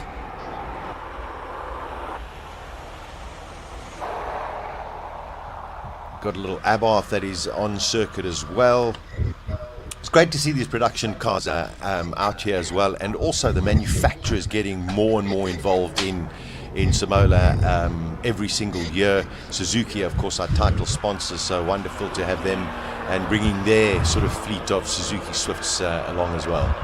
Yeah, I'm a firm believer in it. Like you said, it's good to see some of the OEMs get involved with motorsport in South Africa, but I'm a firm believer that what wins on Sunday sells on Monday. It's an old adage, and kudos to VW for bringing out Johan Christofferson, also Terry Grant, and also, the WRX E-car, magnificent.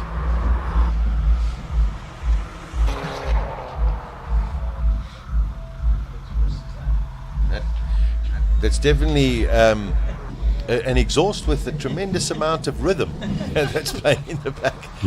A daily driver, an Alfa Romeo 4C. You know a lot about Alphas. What motor is in a 4C? 1750. Because they're super cool. I remember there used to be the postcards at World Superbikes, and it looks like a race car, but not so popular here, but they look fantastic. Oh, they're beautiful. It's just a little 1750 turbo. It is a full carbon fiber chassis.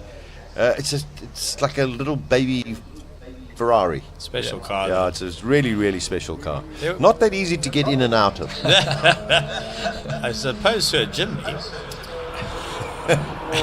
The 4C had an interesting run in South Africa, maybe globally, where it was quite underappreciated when it came out. It was expensive because carbon fiber is expensive, and it was one of the world's first cars where you could get into a carbon fiber tub for, say, sub $1 million, right? Yeah. Because normally millions, and then they struggled to move them off the floor. There were big discounts, so guys got them at big discounts. Then the reputation of the car built, and now you can get. Now they've appreciated really nicely. So the guys who bought in when in the dip, they've made a fortune. They've done well, yeah. They really have. That was the first full carbon fiber tub road car, even before the McLaren. So very, very special car. The Jimny, going up a hill, you've got to have some pretty strong character. Yeah, look, they would have upgraded the suspension and bigger tires, and I'm almost certain there'll be a turbo in there because they come naturally aspirated from factory. But turboing Jimnys is becoming very popular. There's a bolt-on kit from Australia, and it turns them into a little monster. And that Porsche was on its door handles going around the top of the finish line there. Well, I must just tell you, while you were making Chiro di Siena, your good friend Shiraz was pretty wide coming through the end. Yeah. Would we call it a moment? I would say almost a slight moment. Almost a medium moment. Yeah. Shame, he's got to get home at the end of the weekend. I can hear outside the door that some of the big monsters are beginning to get ready. Rodrigo, do you know how much you know about the Subaru? Because it's a long-time campaign here at Simola, and it's quite a wild car, this. Anton Kronia's car, we have seen several different iterations of it through the years. This last black version, from what I have heard from Anton on different interviews, the car is running 600 something horsepower setup on normal boost. I think this year he can up the ante for a 700 or nearly 800 something at the very top. But other than that, Anton is very, very familiar with the car by now, and he wants to avenge last year's result where he was one of the victims of gearbox issues. And he just ran a 43. This 6 is Smokey and the Bandit. Vaping. Yeah. Watermelon and kiwi coming out. That was a super lap from Anton Kronier. Let's hope he doesn't have the reliability issues, but super lap. No, he was moving. Yeah. And you can see how firmly that car sprung as well. Rodrigo, is it still running a Subaru engine, or has it had a transplant? No, it's a EJ20 as Subaru engine, all right. EJ20. And nowadays, yeah. and nowadays they can. It's possible to take some big power from them. Of course, you take away a bit of their reliability, and of course there will be people with the memes of the head gasket and everything on the internet as soon as the Subaru enters thing is, they didn't- a live stream. It didn't start But, off with much reliability. So and I say this as a Subaru owner and lover as well. Just a couple No, of but those things- Okay. messages that have come in here. People asking for the classes and the sector times. Of course, we will definitely have even updated timing as the day progresses. We still have to discover who is the driver of this first Lotus. It's going so quickly, I can't see the number. So the Lotus guys want to work with us. I just had a lovely chat with Colin Hasty while I was making us a coffee, and the Lotus guys would like to work with us and help us with their new liveries and all the different engine things. So as soon as I get a chance, I'm going to go down and chat to all the Lotai, the gaggle. What is the collective noun for a Lotus? I'm not sure. But we will get on top of this, because what's throwing us off is sometimes it's a fleet, because sometimes here in the commentary box we actually don't get a chance, depending on the camera angle, to see the number of the car at all. Then the cars come out in different orders as well, which is quite fun, to what the sheet we have in front of us. And then all the Lotus have changed their liveries and all the rest of it. So we will get on top of it. We're like newborn wildebeest here, you know. R33 out on track, chasing a Beetle up a hill with a Subaru engine. I don't think those words have ever been said in that order before. Yeah? As you do on a regular Saturday morning. Of course. So here we have Martin van Zoomeren. Oh, I do love seeing a Skyline driven in anger. Me too. There's just something about them. Doesn't matter what era they come out of. They're just super cool. I mean, we saw Skylines yesterday, and obviously ours today. But there's just something about them. It's just next level. And the sound. Look at that, an R33 and an R34 on your screens at the same time, and the next car out is an R32. 3 generations of what? Sorry, we've got the Porsche GT3R out on track now. The R32 might not be running this track, but this is a very special car, and Rodrigo says it is a true GT3R, not a recreation. Yeah, Charles Orangi's also got a wonderful selection of cars as well. So let's enjoy the sounds of these monsters going up the Simola Hill.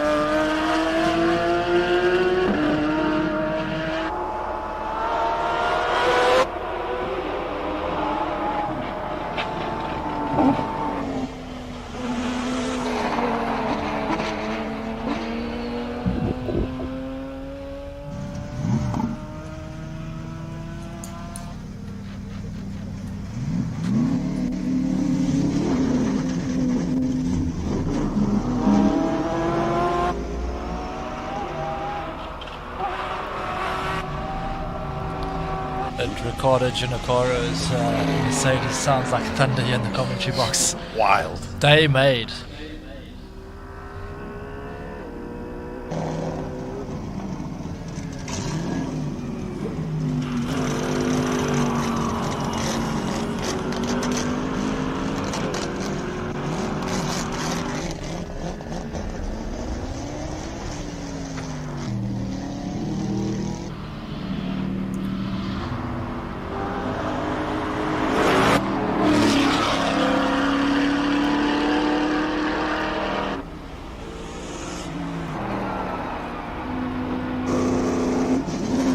Giannacaro, very impressive time, putting him 9th at 47.4. In all my years watching Simola and now commentating, Ricky Giannacaro had one of the best saves I've ever seen. He totally lost the front end of the car, the BMW, through at the S's, which is quite impressive given it's a rear-wheel drive car. And I thought, this is it. Like, that is the worst place to go off, you know. And I don't know how that guy caught it. He's got such amazing natural talent and ability and experience. I literally, I thought I was about to see a pretty awful accident, and he just caught it and carried on. And best part was, kept his foot in all the way to the top of the hill. So Davy Hubert out on track at the moment, fastest first sector out of anybody.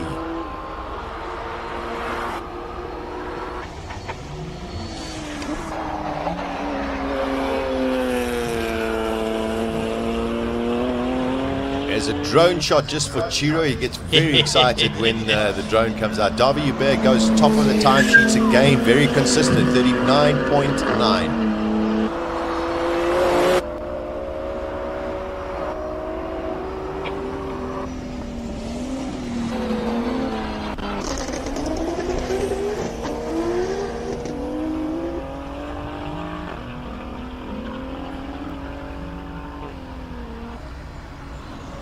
There's the R32. So good it was banned.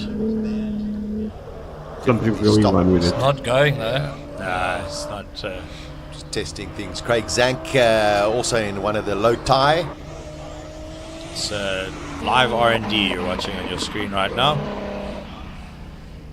Craig Zank had a very good first sector. Yeah, very, very solid. Very solid. That's that Nissan GTR is definitely stopped.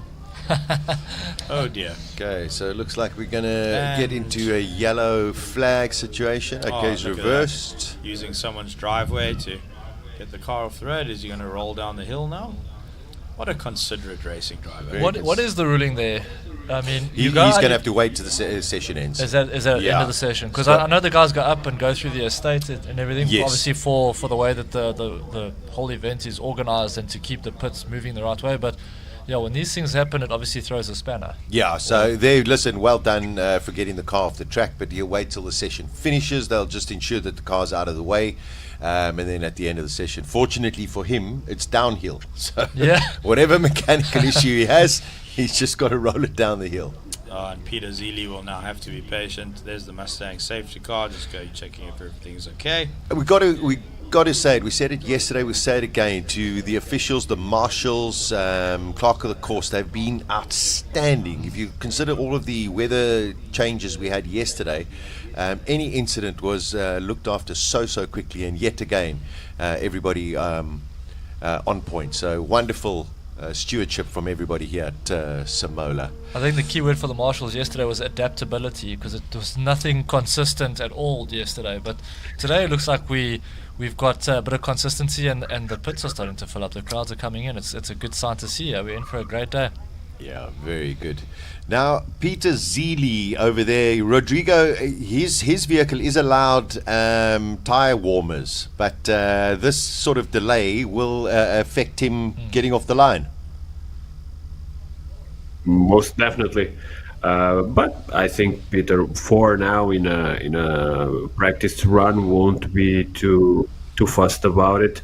Most of all, he wants to gather data during these initial runs, see if everything's all right in the car, and just to confirm the initial signs he saw during testing with this new version of his MR2, which have been very, very promising.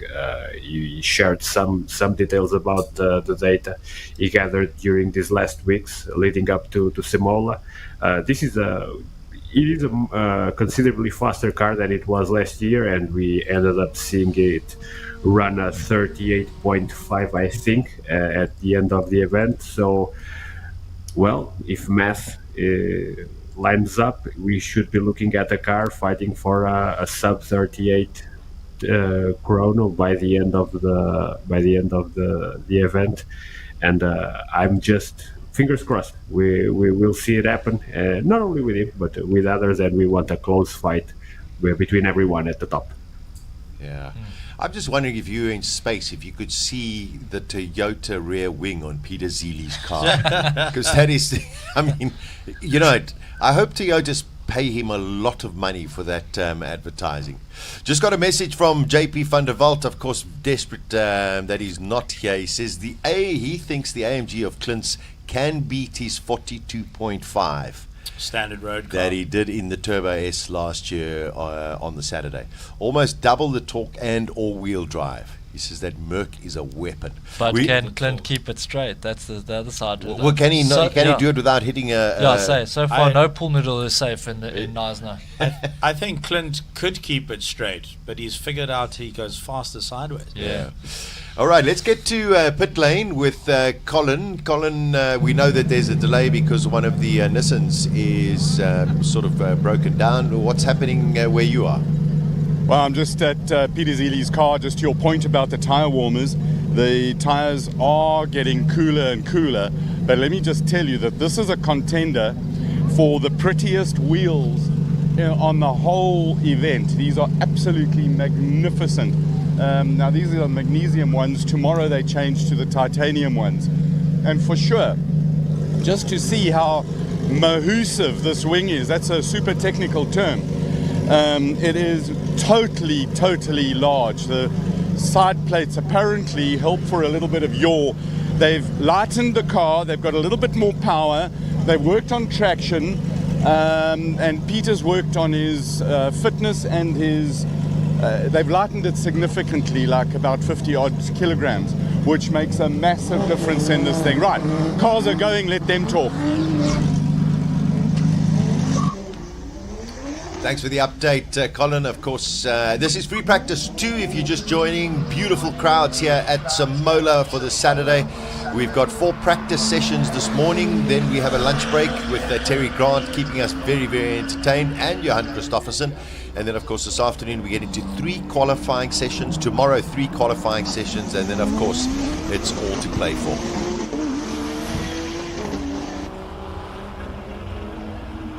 There is Peter Zeeley.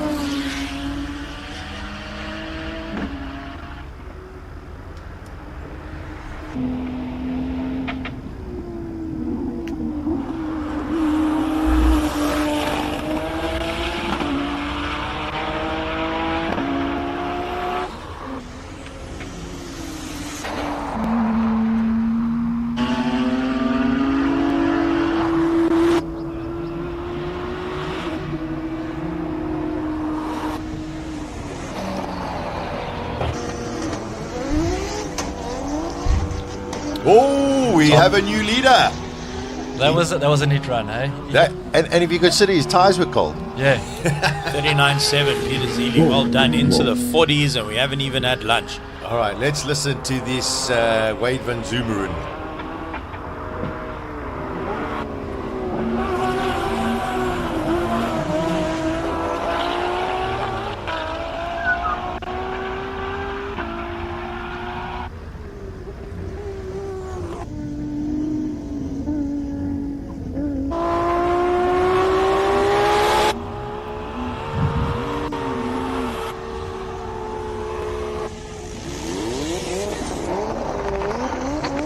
About 20 kilometers from here is the town of Plettenberg.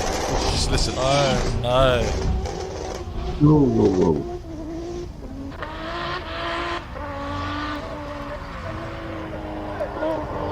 Don't think that's quite how you want to launch a car.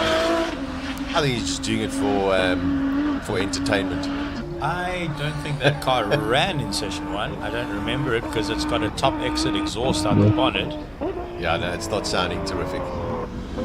Oh, it's live R&D. Love it. Scribante. There we go. Aldo Scribante.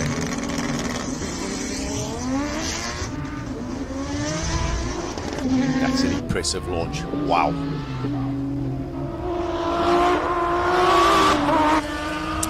Rodrigo, I know I talk a lot of nonsense and I get very excited like a 7-year-old about a live drone shot, but in the world of hill climb racing, are there many events that have this amazing sort of multi-camera coverage?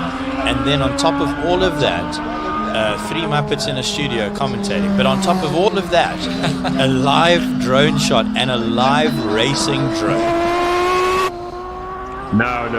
And if there is anyone to know about this, it's me, because I have been trying to work this this equation of doing live streams from Hillclimb, it is a very difficult equation, and pretty much the only race that has solved it entirely is Simola right now. I think you guys are That's leading hype. up the frame.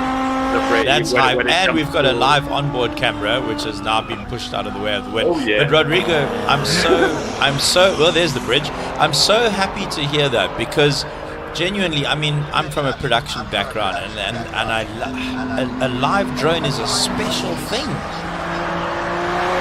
It is. I'm not the biggest fan of drone footage, to be honest, but that's a personal matter of opinion. But I think it adds a whole new perspective to the event. And I think, although I'm not a fan, I think Simola is one of the races where, due to how fast it is, it's one where the drone footage really lends itself to be as spectacular and to give a proper perspective of the harshness of the event. So I'm sure until the end of the weekend it will just get better and give us cooler and cooler shots. Just to jump in there, we've just seen 213 kilometers an hour through the speed traps with Mr. Scribante, but also there's been a change at the top with Reggie Roots on his last run doing a 39.611.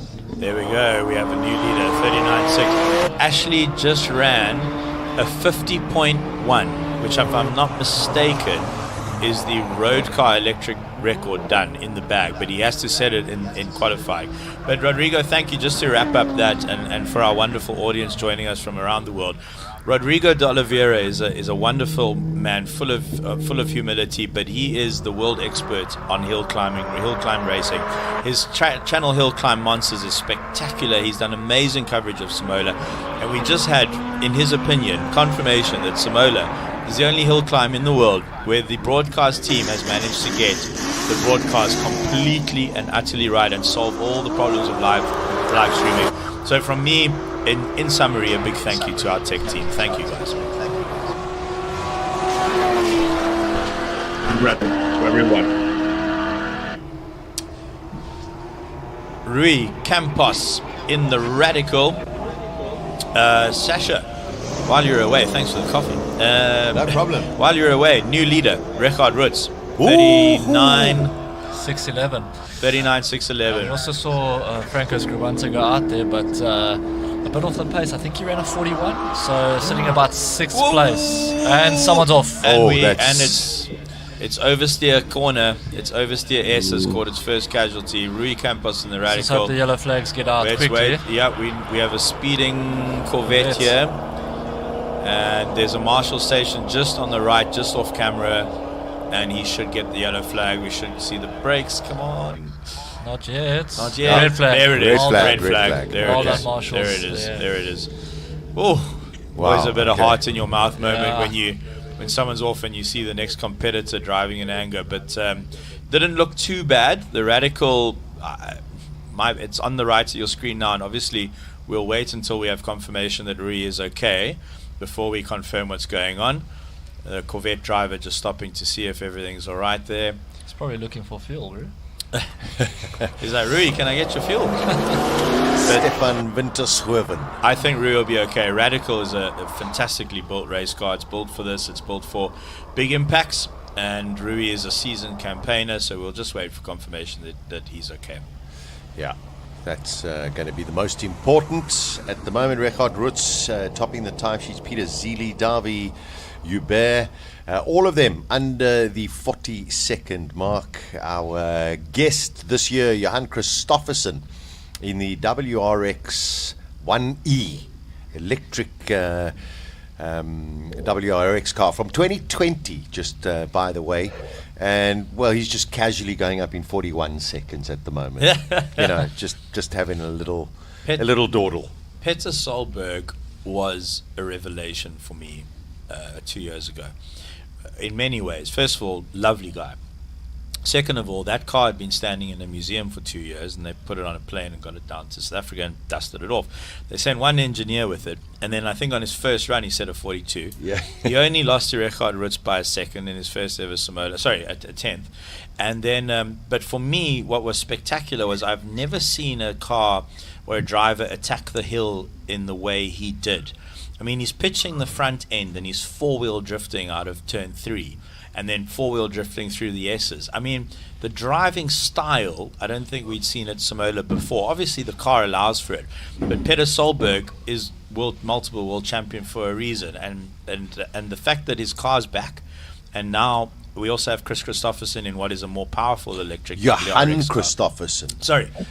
I was going to Wrong Christopherson. I was going to burst into song, which wouldn't have been fun for anybody.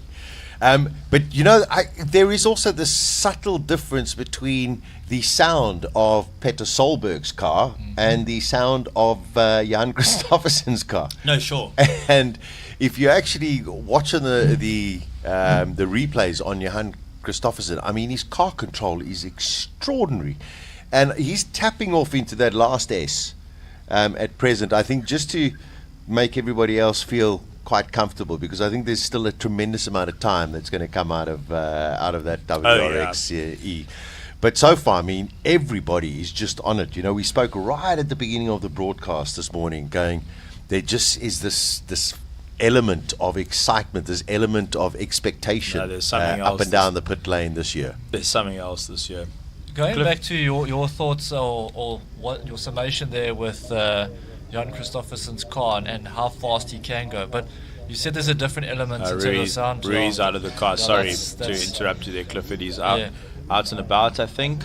This drone shot's a skyhook drone shot, fantastic, but I think there's no one in the car there. I think I see a racing suit to the right, orange and black. Do you guys see the same thing? And I don't see an element of panic either. So I think everyone's calm and got it under control, which is a good sign. The medics aren't on their way, and there's just a truck. So there's two things you never like to see, and it's in the order of a medic and a flat truck. So all we've got is the flatbed, and maybe the Radical will live to see another day. I mean, Franco got his car back on the road, and we thought he had a big one yesterday. Yeah. So Okay, let's let's cross over, because we mentioned a little bit earlier that Silvio Scribante was having a couple of ECU issues or mapping issues. Colin has got the latest for us. What's the update, Colin? Well, the good news, guys, is that Silvio's just done his first run up the hill. I've been watching a couple of launches. Just on the timing thing, the weather's starting to get hot. I need to take this long sleeve shirt off, and that heat is going to translate to a little bit more grip, slightly less power for the car. But on the Audi, I saw a video of them testing it in PE last night at about 11 o'clock, and the 5-cylinder engine has been not talking so nicely to the computer, and they're battling with the size of the wastegate, in that it is not big enough to dump at lowish revs, 6,000 revs to 8,500 at the top, but it can't get rid of the air in it. So there's kind of some mapping issues that they're still busy with on it. First run for Silvio. We're going to keep an eye on this car, because for sure, with its pedigree and the work they've done, it's completely rebuilt. It's carbon fiber for days. It's got Motec up there, yin yang, and there's lots of horsepower under the bonnet here. So that's a car we've got to keep an eye on. While the break is going on, I just want to talk about Weston in the Mercedes. He's got another 2 seconds to find to beat JP's record. But on JP's 42, Patrick, we're going to walk into the shade. I know it's going to screw with your light, but hey, we're going to do it anyway. So here's Charles Arangis in a GT3 spec Porsche. He normally does it on a racing car. Knowing Charles, they would have modified it just a little bit, so it won't fully comply with GT3, even though, you know, the thing about walking up and down the pit lane, we were speaking about drivers and teams not telling horsepowers. When it comes to cars, no, don't worry, we haven't done much work on it. No, it's the same as last year. We haven't got lots more horsepowers. The figures I've heard bandied around by some of the, I mean, like there's a black car and a green car, is well over 1,200 horsepowers when it's wound up full. They're starting to wind them up a little bit now. And that's the part about. Then they got another 6 runs. The guys at the top there, 5 runs. When they wound them up proper, which will only be probably on the last qualifying session tomorrow, I noticed that in particular, Roots, and listen to this thing. It's glorious. Sorry, I'm just getting my ethanol jungle juice fix from the cars. They're running huge amounts of toxic chemicals in the petrol tanks, but it's beautiful. It is absolutely fantastic. It's so when they wind them up tomorrow, it's going to be really, really spectacular. The launches, both Scribanti and Roots, are really paying attention to gentle launch, get the car moving, and then wind up the torques so that they can look after the drivetrain, because that's the weakness of those 2 cars in particular. When you're running the torque curves that they're running, it's just absolutely vicious. Gary Martin's in the diesel BMW is going to come past us very shortly. Also, massive torque. They wheel spinning for days and days and days, trying to get off the line. And interestingly, the line, there's about 10 meters from where the transponder sits till the time that it crosses the actual start of timing. So it's not critical to get that first meter running, but to make sure that the car's got its grip and it's transferring all those 10,000 torques through the tires onto the tar when the transponder crosses the line. And you'll see there's the little arrow on the car, and that's where the transponder sits. So it's not about the front of the car going from point A to point B. It's the transponder that goes from starting the line to finishing the line. It's a subtle difference, a couple of meters in it, but it's important, because even that much is an important distance. My favorite car of all of them, Wade, it almost seems to me that they're not running maximum, because the level of bangs and pops and chest, inside your chest, you know, when the meats and stuff on the inside of the body vibrate like that, beautiful feeling. Maybe that's why I've got so much zinging noise in my ears, but it's a beautiful feeling, and I haven't felt it yet, but for sure it is coming with all the boost they can wind up on here. It's absolutely magnificent. So we've still got a break going. Let's take a walk in and have a look at this Audi, because we haven't really had a good look at it. They've put lots of aero on it. Silvio had a huge amount of sleep last night, just having a quick debrief, and Michael Stevens is the rocket scientist around here. He's been playing some absolutely lovely tunes on it. Aldo Scribanti in the other Audi, the S4, is coming back in here. I must say, the work that they've done on their launches is really great. Let's just get over here. Silvio, first run in the car, how cool is that? Yeah, no, look, I must say the launch was fantastic, Colin. It was actually the best launch I've had ever in the car. But I see we had low fuel pressure, so that means the guys with a mad rush getting here just didn't have enough time to put fuel in the bloody car. So I think that created a hell of a miss all the way up to the end. So it wasn't crisp. It was only crisp off the line. Yeah. And thereafter it was just fluttering. But listen, first run for me, so you know I'm extremely happy with the way it went first time out. So, will you tell your face that you're happy?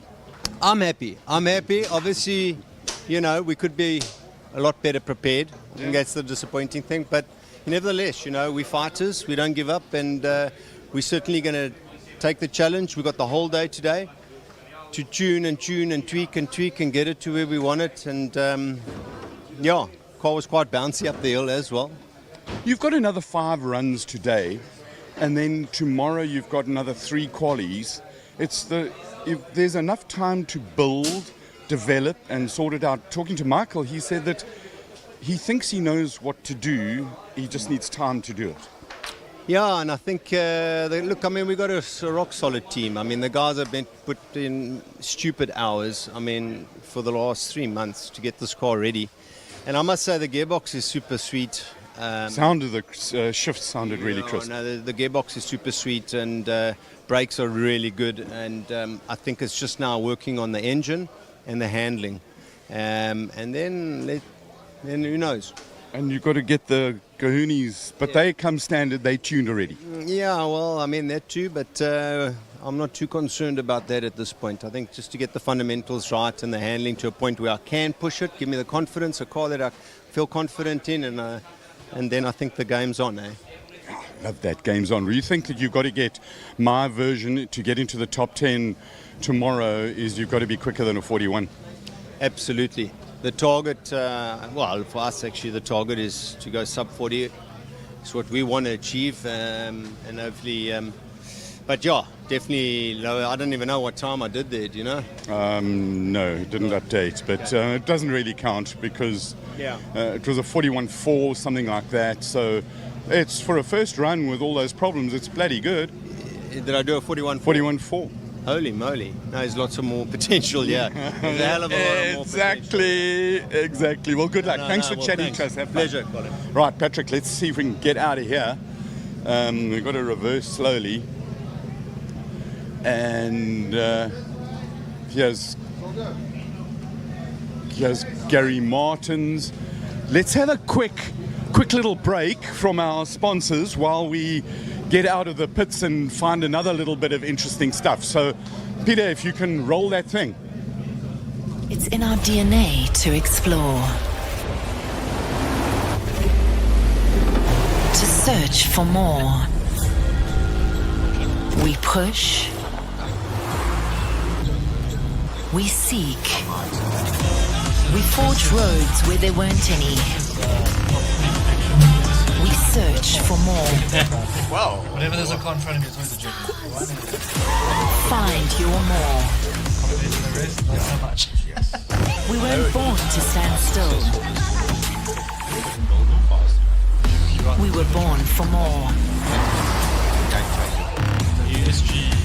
More adventure, more freedom, more.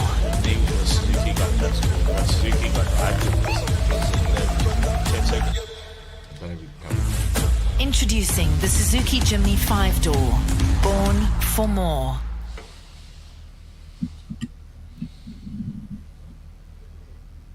Welcome back. It is Simola 15. And we just have a track issue. We had an accident with Rui Campos. The most important thing is he is okay. They're just removing the car from the track, and then we will proceed with the final bit of free practice 2. Currently, top of the timesheets is Richard Rutz, Peter Zilli, and Davi Hubert. All of them sub 40 seconds. Which is very, very impressive at this time of the day. And Johan Christofferson with a 41.0. In studio, of course, with Ciro Di Siena, Clifford right here as well, who was in a helicopter a short while ago. We should advise you on the live stream, and those also, the wonderful crowd we have here at Simola already, that any time that there is a drone shot, Ciro Di Siena gets incredibly excited. So you might hear him interrupt even the most powerful cars when there is a drone shot. It's very fun, and I appreciate the humor. Thank you. But I'm gonna do my best to rein myself in. But as Rodrigo said, he is following hill climbs around the world on his channel and in person and all the rest of it. He thinks that Simola is one of the only, at least maybe the only place where you've got live racing drone and a big live drone as well, thanks to the guys at Skyhook. So I was just in the behind the scenes where the not Peter, the technical guys are calling the shots. And it's walkies and okay, cool, drone guy, you can come down, we're good. We're going to jump to Colin now.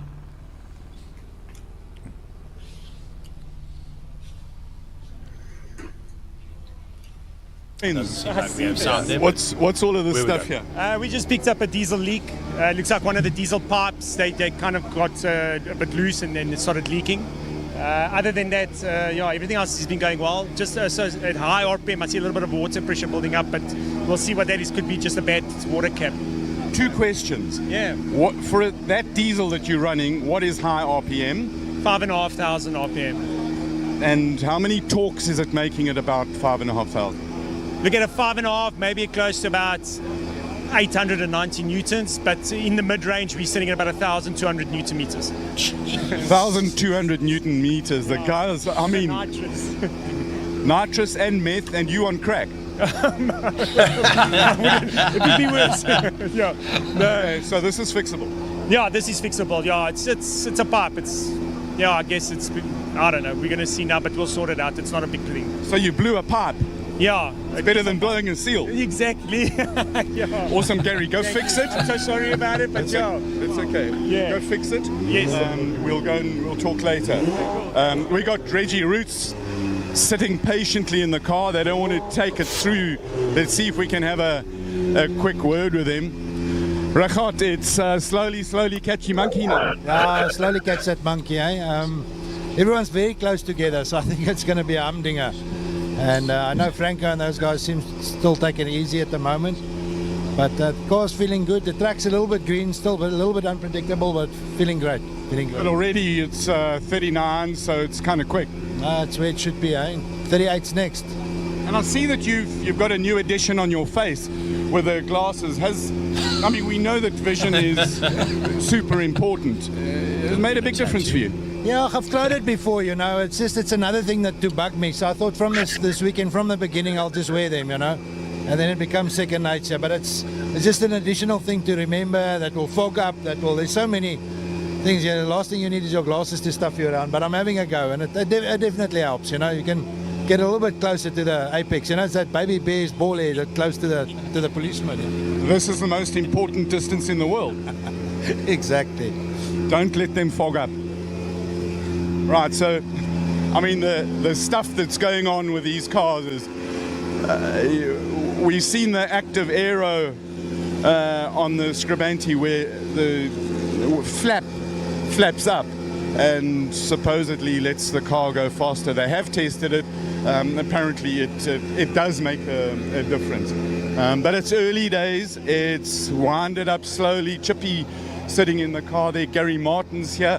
And then, I mean, just be careful where you walk because there's diesel all over the place and it's not so good for tacky shoes. Johan Becker in the aerial atom. Johan, how's it going? Lekker, Colin, lekker. Lekker gereden. Ja, ik heb mijn Afrikaans airtime gekocht vandaag. I got my English airtime. Yeah, don't worry, we need an upgrade. Your pull away was pretty good. How are you feeling about it?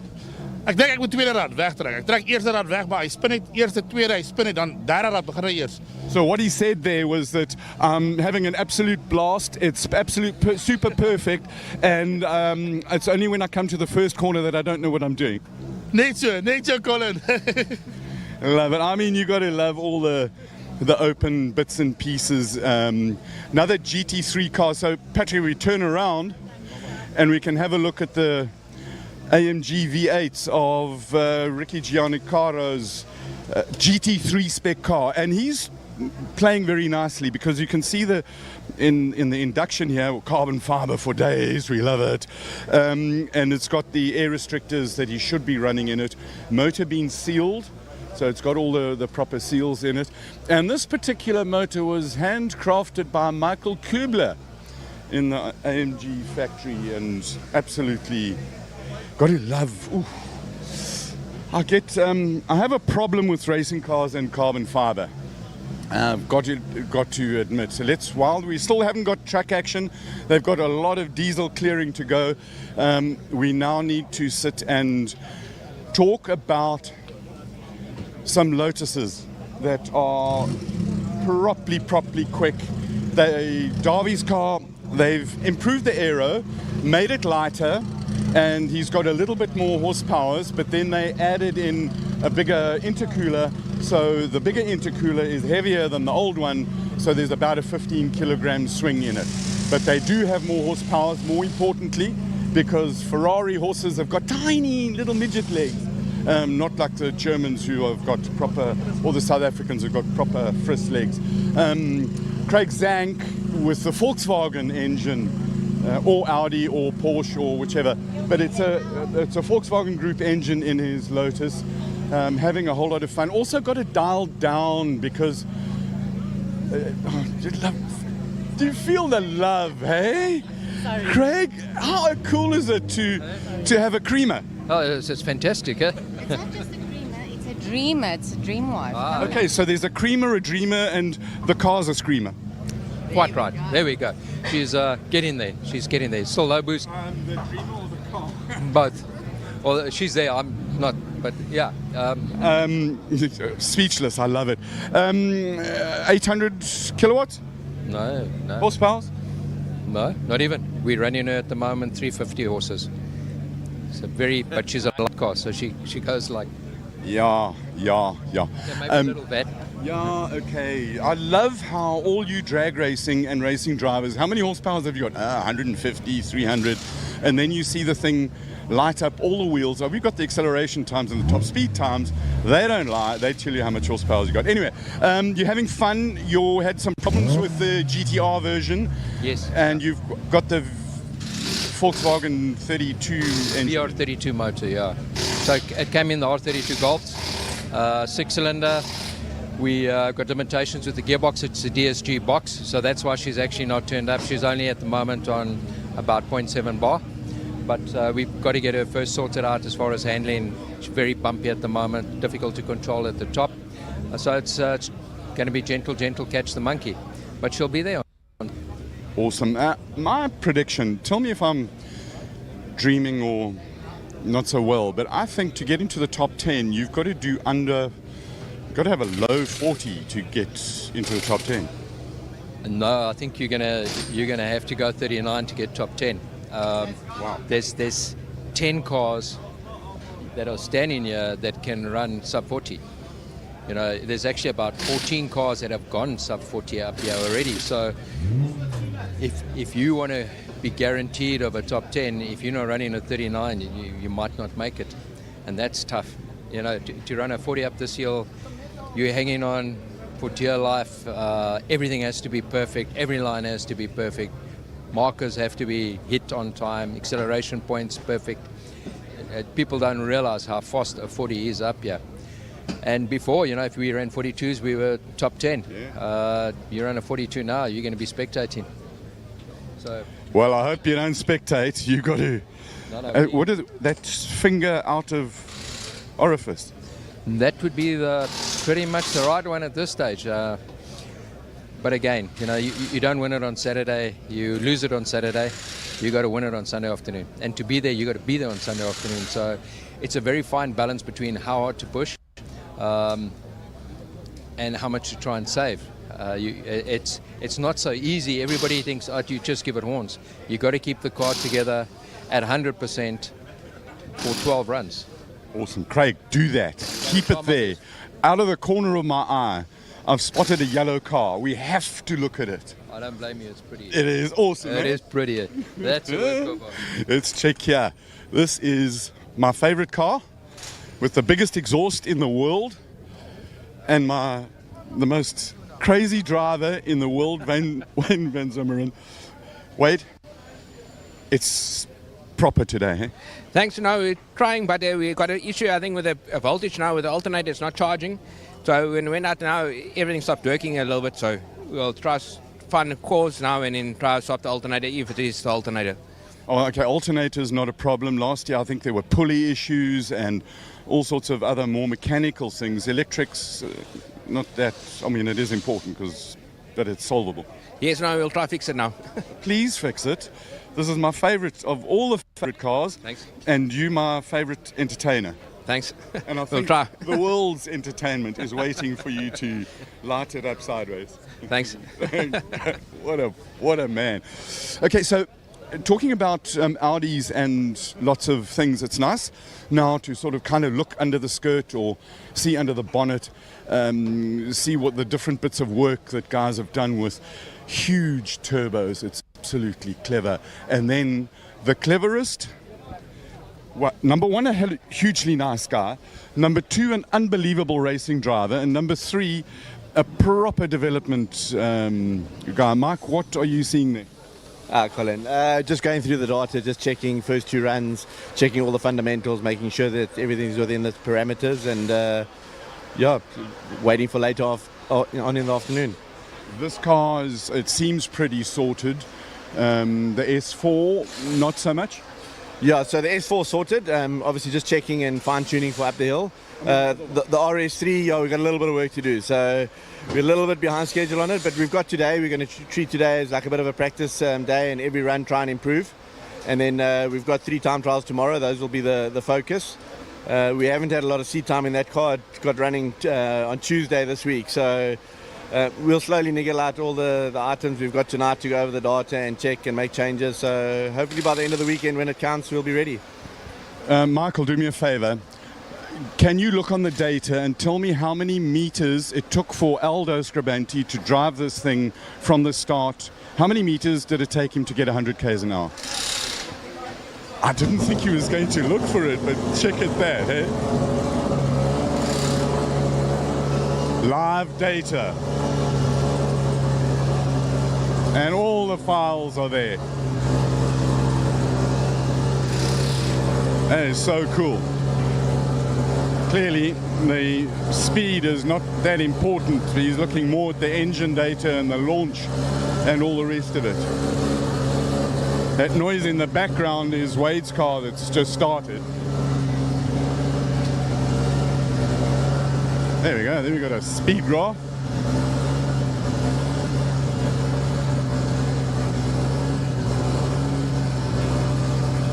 We'll have our answer shortly.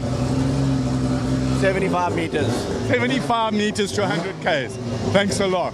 Awesome stuff. Right, let's get out of here. And now we've seen the Audi engine, and we're going to go and we're going to go straight back to making cars making noise on the track. So we'll come back and have a good look at Reggie's motor. We've spoken to him, but again, beautiful, lovely stuff. So back to the studio. Thank you, Colin. Some great insights there. 75 meters to do 100 kilometers, and I'm sure they're going to go faster and faster. It's a new entry this year, and having another run because his run was interrupted by the accident from Rui Campos.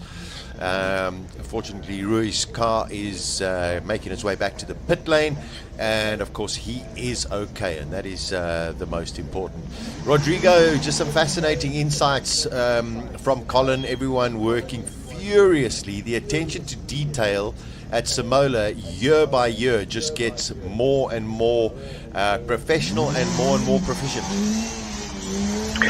As I was saying before, we are starting to see the proper Simola specials because the cars are just getting more and more fine-tuned to take every advantage possible to get into this top 10 shootout, which the competition is just getting so stiff that the drivers are themselves admitting that a sub 40 time is probably what's needed to reach that upper echelon.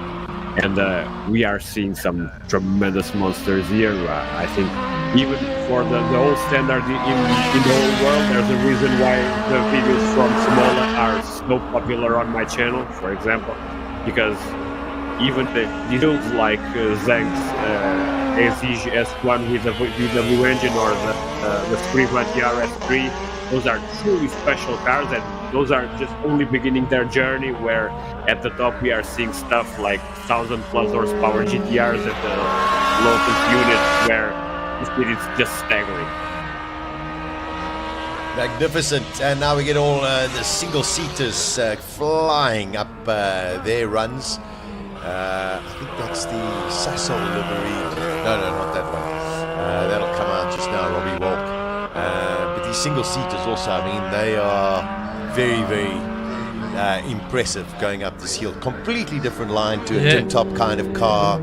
It's just quite extraordinary when you watch a single-seater and then, of course, you watch a normal tin-top. Yeah, they don't obviously have the top speed, but yeah, put a run together completely differently to some of the other cars we've seen, but it's all about momentum. But as Chiro was talking about yesterday with downforce, that's obviously the name of the game here with the single seaters.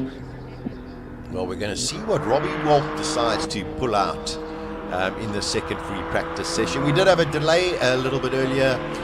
Rui Campos went off, but as mentioned, fortunately, all good. Chiro, your good friend and boss. Yep. We always just say is your boss. Yeah, that's fine. Okay, Yeah. your boss. He'll love that. Okay, your boss, having a fantastic time in his MG.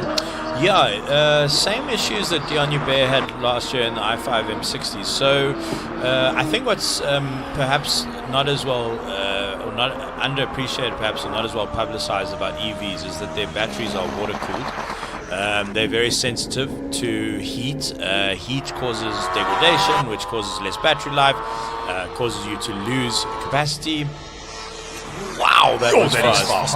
Let me just interrupt myself because that looks like that we might have a new leader there. 36.281 for Robert Wolf. That moly. Wow. That is very impressive. He just smashed 3 seconds off the next fast as well. It's a tin-top car, Peter Zelu, in the 39.7. So it's a good 3.1 seconds faster in Robbie Wolf's car. What? That's a laugh time. That's an absolute laugh time. Wow, they're upping the ante, and we're not even into qualies yet. So just to take you through, we'll get back to Ashley in a little bit, but Robbie Volk in class C3. There's a couple of single-seater classes. He just ran 36.281 is what I've got on the Speed Hive app here. Is that what we've got on the timing? We do. That's right. Okay, so it all correlates. That's good. And I don't think his competitor there didn't have a particularly good. Oh no, Robbie Volks has just turned into a DQ. I see that now. Yeah, there we go. Reggie's back on top. Oh dear, what do you think? A pool noodle there? More than likely a pool noodle. Well, it's got to be a pool noodle, but just showing you that what that car can do. It's probably the best part of 10 centimeters that he or even less that he was offline. But everyone's upping the ante. His final sector 12.6 seconds. I mean, that's 12.6 seconds that's from crazy. The first timing beacon to the which is basically just past the bridge to the end of the lap, just 12.6 seconds. To give you context on that, Reggie in his GTR was 2 seconds slower in that sector. In that sector. Just in that sector and alone. You know what Reggie's up against this year? He's added a lot of weight with those spectacles, so he's going to have to find the time out on the track, I think. The one thing about we had Colin chatting to Reghard Roots, and Reghard is just the most consistent man you could ever find. Every year, just the same. Whatever gets thrown at him, he just takes it in his stride. He knows what he's got to do himself, just a very, very humble, wonderful. He's good. He's super fast. Always good for a one-liner. Super fast racing drive. He's That's on for some sure. other level. I mean, do you remember the year where Jaguar flew out Randy Post? Randy Post is Randy Post, right? I mean, he's an absolute living legend. And the Jaguar obviously wanted the SVR to take it. And I think, if I remember correctly, Reghard Rich still got it in an R35. So, no, Reghard is world class. There's absolutely no doubt about it. Was that the pool noodle being taken out there, maybe? The Investchem car is absolutely flying. It's a replay. Sorry, this is a replay of what is the fastest lap of the day. We'll try to see where he caught a noodle. Wasn't there? Maybe it was turn. Maybe it was. I think it might have been turn one because he cut it very close. Yeah. There, that's all solid. And that must have been turn one. So I mean, there's still lots to play for Robbie Wolf. Wow, that's fast. So you guys know a lot about Simola. You guys have been together for a couple of years. These DQs, what would a driver have to do to be DQ'd? Obviously, we know the pool noodles are out of play. Is there any other reasons why someone would be DQ'd from a run? I've actually just been handed a piece of paper here. This might be we've got James Temple here, who's out with a mechanical failure. that's So James disappointing. Temple, car number 73, Class A7, unfortunately is out of the race.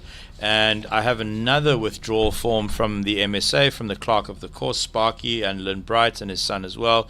Competitor name, Giovanni Fantine, race car number 36, Class B10, rear end non-repairable. Wow. So I wonder where that happened. That's the RS3. He didn't go off though, did he? No.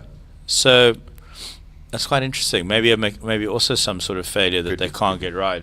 So unfortunately, we have lost car number 36, Giovanni Fantine, and well, not lost. We have retired car number 73 in Class A7, belonging to James Temple for mechanical failure. Thank you very much from MSA for the update. All right, let's cross over to Colin. He's with Franco Scribante. Franco, quick word. It's 2 runs in, but it seems gentle on the driveline. Play the car in. Yeah, we've done all of that now, so now it's time to go. So start to put the hammer down now. And what is that? What changes do you make to the car when it's go time? No, we'll start to pick up the boost. We'll start to launch. Look, the track's still very dirty, so it's just been, from yesterday and all the hiccups yesterday, but just getting my head into it this morning. But yeah, it's in it now. We've got to start to pedal now. How fast is it possible to go up this hill with conditions like this? Sure. Well, the top guys are showing already towards the low 39s. Maybe there's a 38.9 in it in these conditions, but these conditions are not good. So and at prime condition, 37 is going to win this event this year. I've no doubt about that. It's kind of quick, eh? Yeah, it's very quick.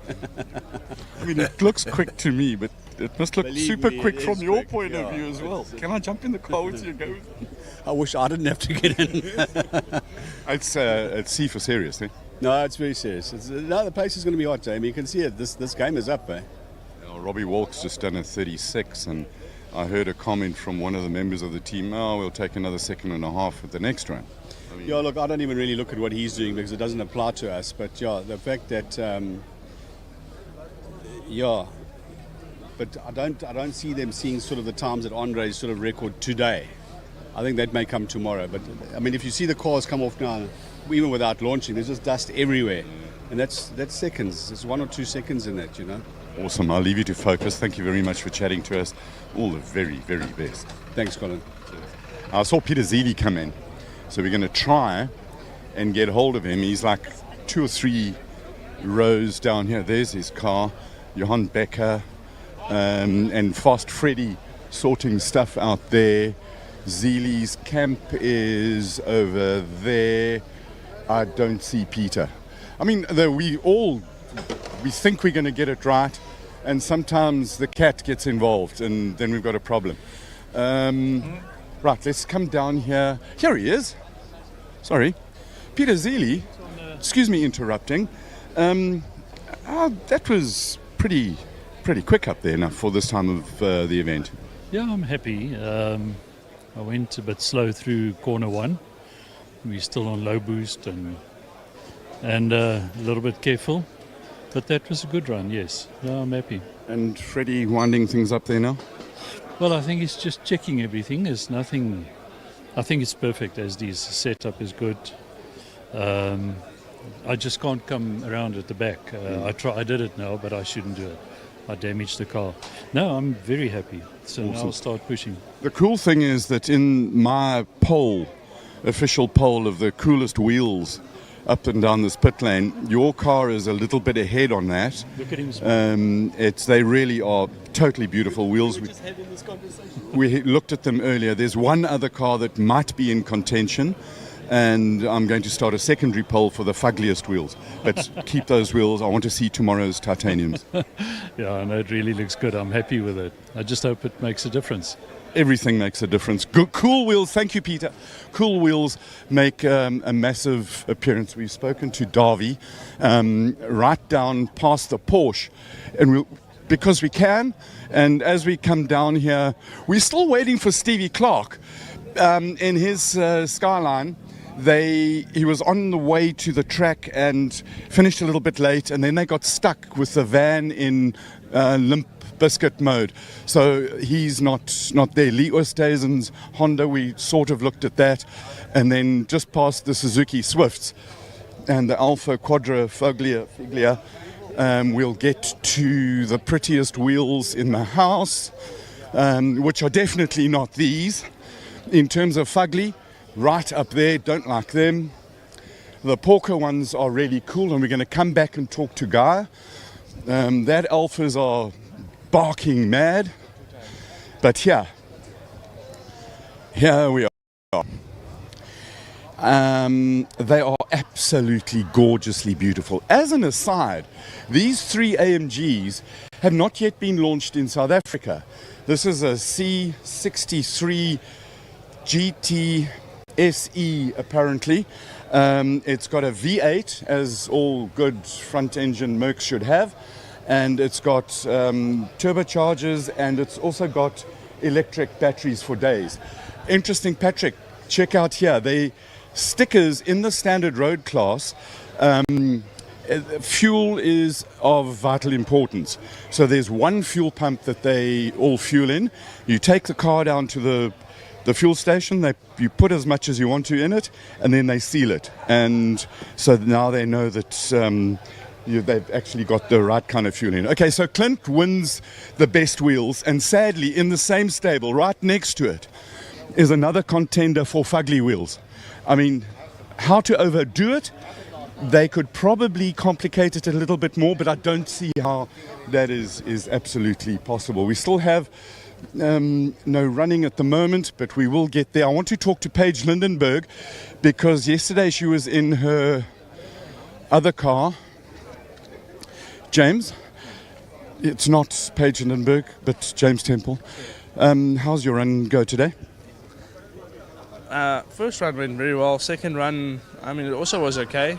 We'll just have to have a look and see what the car's story is.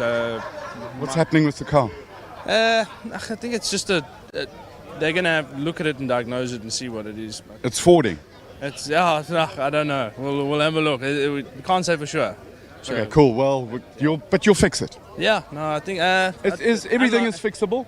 Duct tape, tie wraps, and a bit of luck. I think you need a little bit more than that, but we'll give it a go. If it's a big problem, you need a big hammer. If it's a little problem, small hammer. I'm not sure. But Good man, of course you'll fix it. V10, not many V10s. In fact, the only V10 car here, 200,000 kilos, daily driver, got all the seats. Absolutely magnificent. Totally. And it doesn't break. It really doesn't break. And then Ridwan's BMW. Ridwan?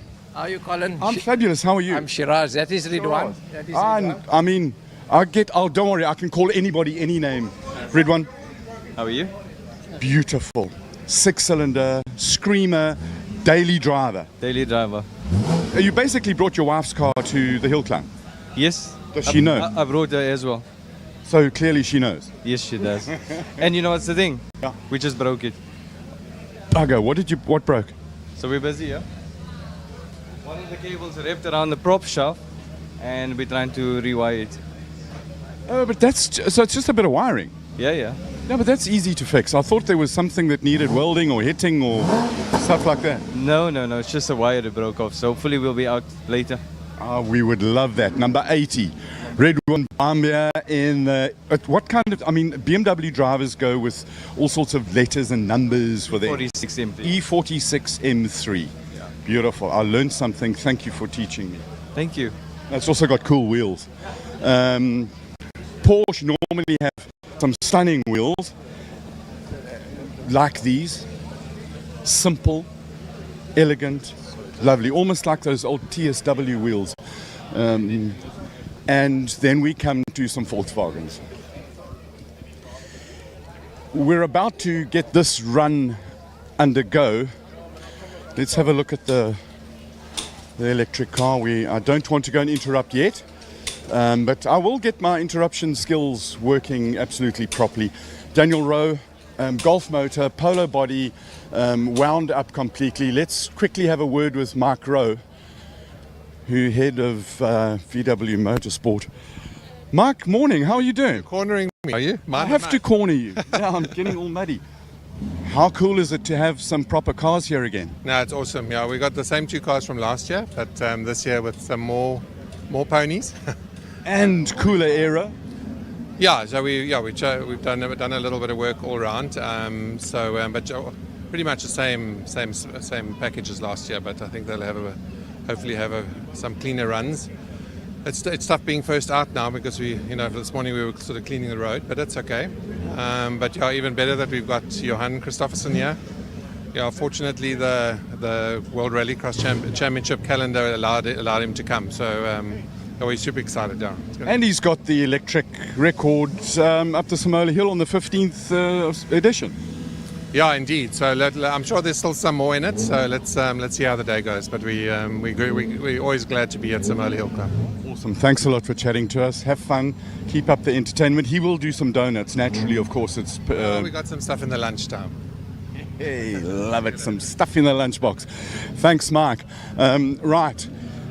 We will be here. I want you to have a look at the size of the wing on the back of Daniel Rowe's car. So he'll come past us now and go up to the run. We'll sort of walk with it.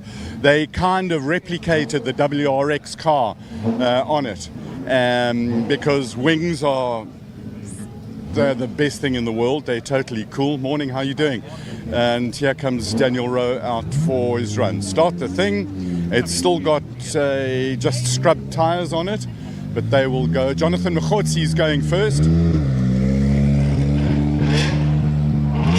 And then just listen to the powers here, be careful. Off goes electrics. Check that wing out. Right, so it's action time, go time.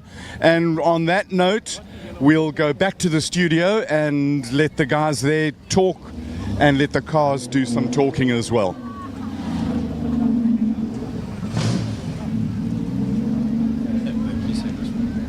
Thank you, Colin. It is free practice 3. The run's up. Simola Hillclimb. Very interesting to hear the comments of Franco Scribante. Usually it's, when he gets to free practice 4 and he says, okay, well, now we'll start turning the wick up. But you can see that everyone is just on it. We cannot reiterate the excitement that is happening out there in the pit lane. You can feel it from Colin. We're in our own little box over here, loving life, but a little bit frustrated because I'm sure we want to also be out there and hear and feel all of this action. These VWs, super, super impressive. There is Johan Christofferson. He's the man to watch. He's our guest of 2025. And I think it's Jonathan Mkhotsi first out. Must be quite fairly intimidating to open proceedings for the run, but Mkhotsi, not only one of the nicest people you'll ever meet, but an absolute professional. Also, an amazing success story, picked up by VW Motorsport, I think trained on a simulator, quite late in life, because normally, the Ayrton Sennas of this world, they start karting before they can walk. And Jonathan Mkhotsi, I think, only got into this at about the age of 13 or 14. So, and that's his teammate Daniel Rowe. No, that is Johan Christofferson. So, sorry. It looks like Daniel Rowe was meant to be next, but he's obviously sat this one out because his car sounded like something was wrong on the last one. So, here we go. Whoa! Using all of the hills. And some of the dirt, yeah. Christofferson on it. He does a 25.5. He's 3 seconds faster than Mkhotsi in the first sector. Okay, he's on it. Christofferson is on it. This is a 40, maybe even a 39. Sideways, 40.3 for Johan Christofferson. Yeah. All right, he's also upping the ante. And he was a little bit wide going through those first S's. So I think, we know that there's still a lot more time. Who knows what tyres he's even running? I mean, sure have they got brand new tyres for this afternoon and tomorrow? I'm sure it was all planned. But quite interestingly, he just ran a 43 there. And if I pull up the timing from 2023, Peter Solberg's best time in the car that is here was a 41.281. So Johan Christoffersen in the electric WRX car has already beaten the final time of Peter Solberg. Peter Solberg, just about a second faster. Yeah, no, so there's definitely 39s, and as Franco Scribante said, one of the most seasoned campaigners here at Simola, a 37 is going to win it today for the tin top cars. The all-time record 34.161 by Andre Bezuidenhout in his Gould McLaren. Unfortunately, the McLaren, something in the engine made a break for freedom, and the McLaren engine is not even in the country, being repaired. So, Rodrigo, what do you think is on the cards here for the electric WRX car? It is difficult to predict, to be honest, because we have to be aware of the WRX limitations imposed on the car. What we know for sure is that Johan will squeeze every bit of performance from that thing. That much we can be sure of. I think that between tires and messing with some of the possible settings within the EV power plant it has, I think there's still a good second to go, at least. Now, from that point forward, I think it will get quite difficult, exponentially difficult, but I will be here to watch it, and I'm sure Christoffersen will do it in style. I just want to quickly run through with the audience how special Johan Christoffersen really is as a world rally, world motorsport, world racing driver. Born 1988, Swedish race car driver Johan David Christoffersen is the son of Tommy Christoffersen. He is a 7-time World Rallycross champion, having won the FIA World Rallycross Championship in 2017, 2018, 2020, 2021, 2022, 2023, and 2024. In 2018, he won a record-breaking 11 out of 12 events in the championship. He is a very, very special racing driver. I do hope we have the opportunity to meet him or actually get him into the studio as well. I've asked. He's coming. Wonderful. He's coming. Speaking of which, Christoffersen's time seems to have been... Is he a DQ? No, sorry. That's actually showing fastest. No, that's showing fastest on your screens. Because he was very close to the policeman on the exit of turn 3 there, but I think he missed it. We've got a whole bunch of Shelbys that are going to come out. We've got the M5, BMW, everyone going for their third free practice. There's the beautiful drone shot underneath. Oh, you see, you're taking my job there, Sasha. I just noticed it quicker than you. I was looking at the live timing. Yes, Shiraz. Only way to distract myself from the drone shots to look at the timing. Shiraz from SA Beamer, amazing social media accounts. Go check him out. Lovely guy as well. This is his daily. A V10, possibly the highest mileage V10 ever, because they tend to explode before they get to 100,000 k's an hour. I say this as someone with some experience in the matter. And how do you know this? Not too much experience, thankfully. He rescued that car. It was a non-runner with help of BMW South Africa. He drives it to Simola with his family in the back, a boot full of luggage, drives it up the hill and goes home. And he really does drive it. Look at that thing. Just stunning. And I must say, a little more gentle this round than he was on the previous one, because he was letting it all hang out in free practice too. There's still a significant amount of dust on this track, and I'm sure all of the drivers are trying their best to disperse it, especially off the line, because that's where you need the grip, because even with those vehicles that are allowed to have the tire warmers, you just don't want any grit onto that tire going into turn 1. So actually, you touched on something very interesting. I was actually thinking about it now, and I want to throw this out to Rodrigo. The way that Christoffersen took to the hill now, we saw the car moving around a lot with regards to tyres and dust and grip and that. How do you think he's going to plan his tyres when we get to the final stages of qualifying and the final runs? Because obviously he likes the car to move around. New tyres changes that a little bit. What do you think his strategy is going to be when he's lining up the last, let's say, 4 runs?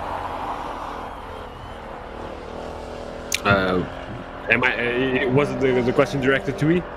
It was. I just wanted to get your thoughts on Rodrigo's strategy for tyres in the closing stages tomorrow. No, I'm fairly familiar by now with Christoffersen, having seen him race quite a few times in rallycross, and it's not exactly a strategy in itself. They are probably saving up the newer and better tires towards the end, and what we will see it's sort of a change in driving style to really take everything out of the newer, fresher tires.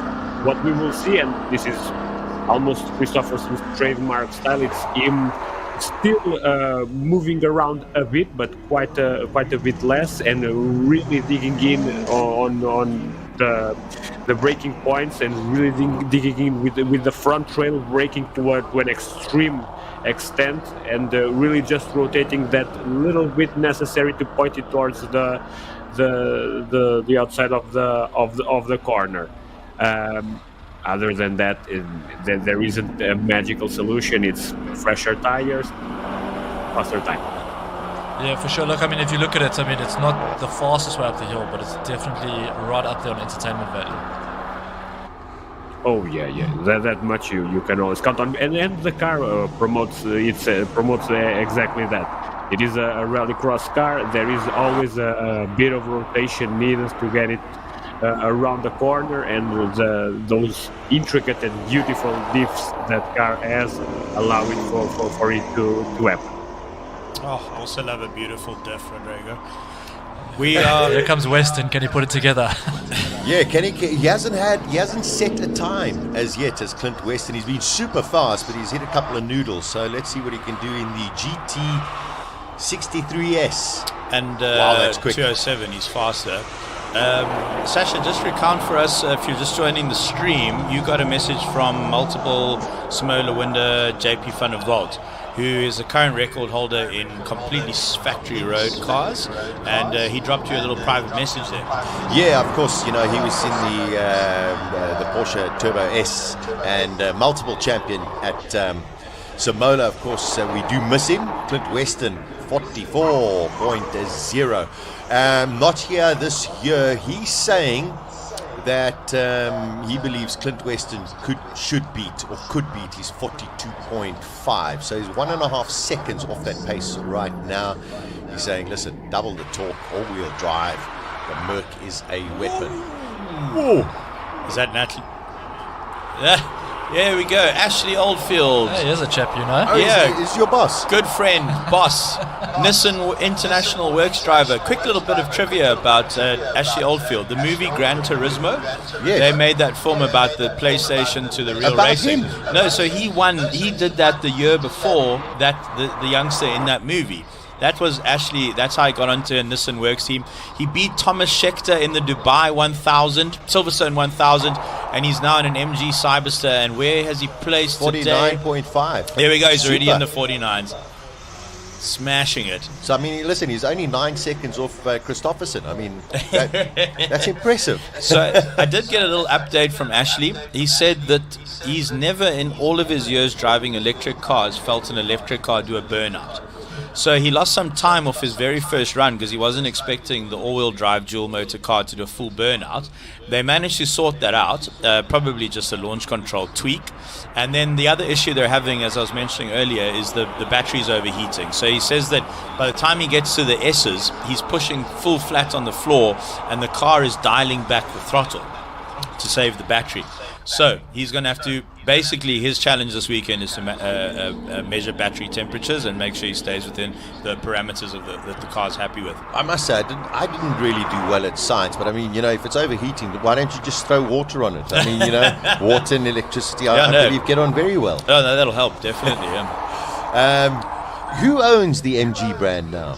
SAIC, Shanghai Automotive Corporation, 7th largest manufacturer of cars in the world, and also MGs and VWs for China are built on the same assembly line. It's all the same car. All the same. Yeah, very interesting. So MG back in South Africa, and they've got 2 cars up the hill, and they are planning, I think, 12 product launches this year over the next 2 years. Really? Yeah. Wow. BYD as well, 12 product launches. I can't keep up. Every time I go into the office, there's a new Chinese brand for me to learn about. Yeah, just an observation. I was mentioning earlier, and then I was so rudely interrupted by Colin as that BMW just gets a bit out of shape through the S's. But Driving an electric car up this hill must be a complete mind shift because you've got the speed and everything else going with it, but you don't have the sound. And that plays on the senses, because I know I've ridden electric bikes and I just can't wrap my mind around it because it's too quiet. So these guys, the skill set to still go fast without that sense available is mind-blowing for me. So, well, you were in an electric car. You held the record until... I did. I was quite lucky because Thomas Falconer would have smashed my record, but it rained on the last day. Oh, shame. Sorry, Thomas. Thomas is a slightly better driver than I am. No, so interestingly, are you familiar with Hans Zimmer, the composer? Yes. Yeah. So, BMW went to Hans Zimmer with this very problem. And they said, we need something to give the driver feedback that the car is accelerating and moving faster, but now obviously you can't just crank up the volume, right? So BMW developed something called Iconic Sounds with Hans Zimmer, and it's this tone which sort of grows in intensity and modifies as you're accelerating. So for instance, look, also through your helmet you can still sort of get it, but when I was braking for the bridge at about 186 k's an hour, then that sound is at its peak. And you're completely right, because if you get used to driving ICE cars, the feedback from the engine note and the exhaust is how you measure how fast you're going. So that was the BMW solution. Hans Zimmer did it. That's impressive, because when I rode the bike there was nothing, it was just wind noise. It was the most eerie feeling I've ever experienced on a motorcycle. It must take a lot of getting used to driving electric vehicles or electric bikes, because you're used to revs and all of those different things that you get in an ICE engine, ICE car. So quite fascinating, the evolution of electric cars. Fiat Abarth and Toyota Swift on the track. Pretty comparable, one could say, to each other. Same kind of engines. So and there's both very cute. There's a Suzuki Swift Sport and a standard Suzuki out there. I think the yellow one is the Sport. Yes. I took a little walk down the pit lane. I think the red one is a standard. So the Sport runs a 1.4 turbocharged engine. It's nice and light. It's very light on its feet, actually, and it is making some decent pace up there. And Suzuki, one of the big supporters of Simola Hillclimb, always great to have them here.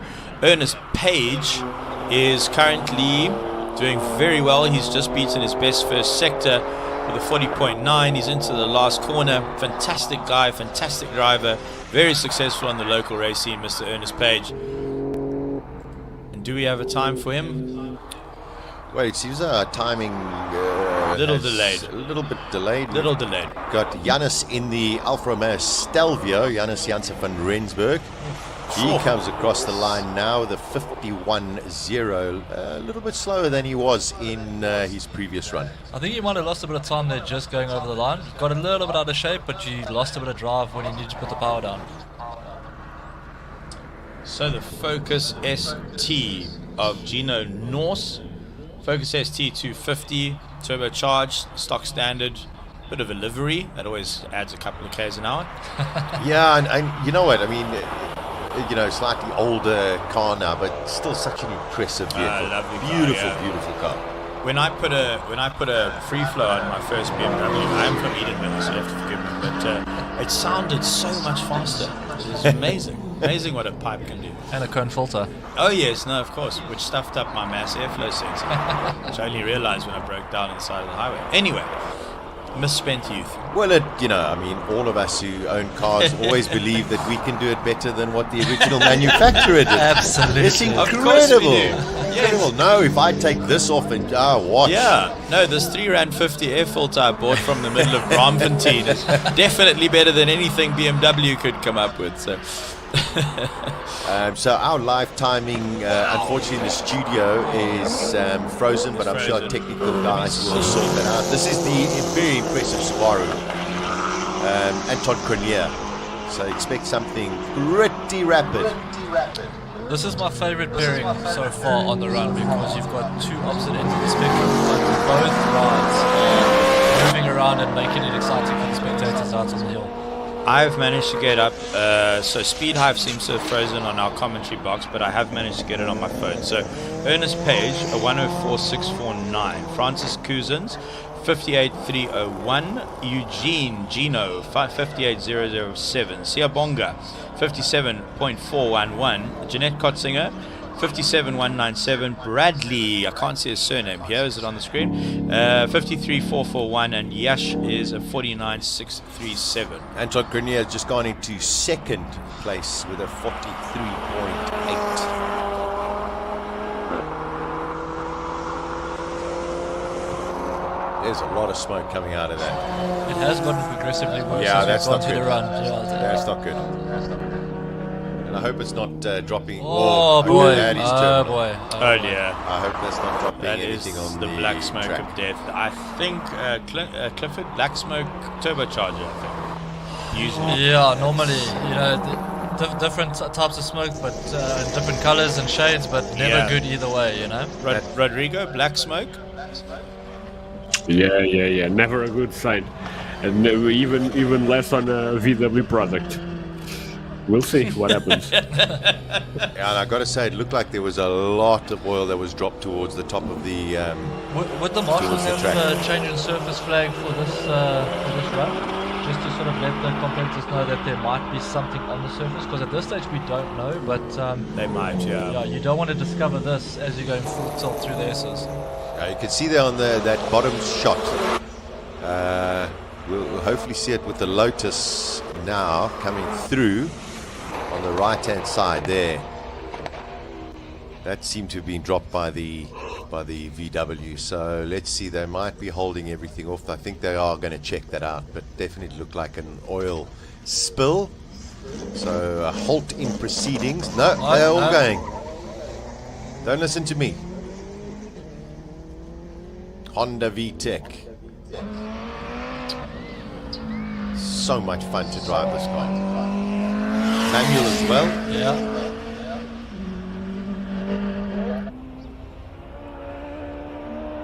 These were very underrated cars. A mate of mine had one of these, and then obviously, as you were mentioning earlier, he knew better than the organizer.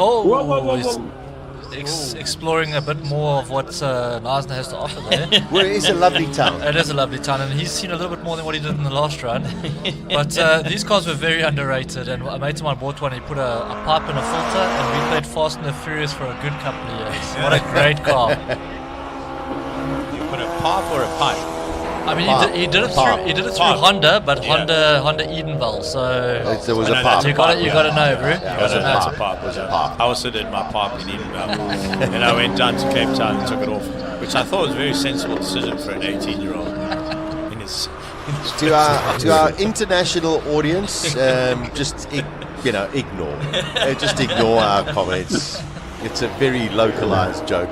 So, Rodrigo, just to bring you in, because you still need to get yourself down here, but South Africa being such a big place, you've got a lot of regional accents, and some of the population up in Gauteng and the northern provinces will pronounce the word pipe. Oh, wow, that was a big moment in the R33.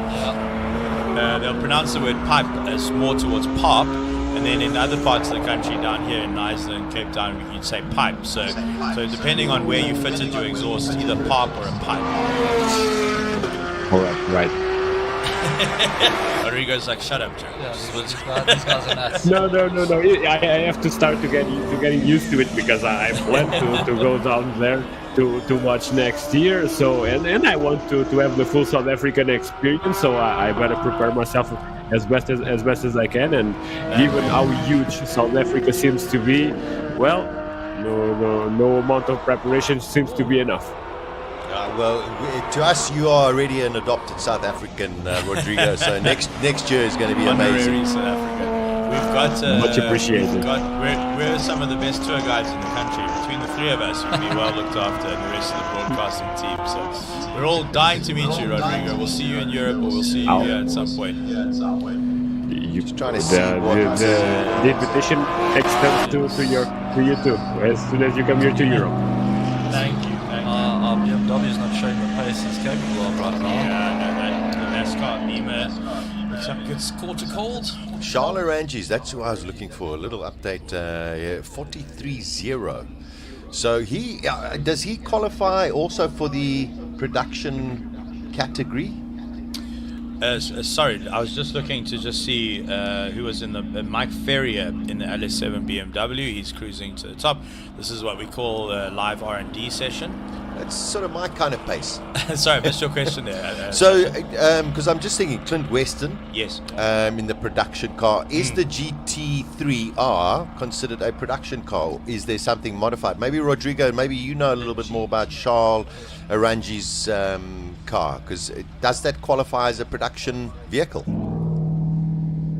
I would guess not. It is a full-on GT3 car, very much in the same way that the Geno Caro AMG GT3 is.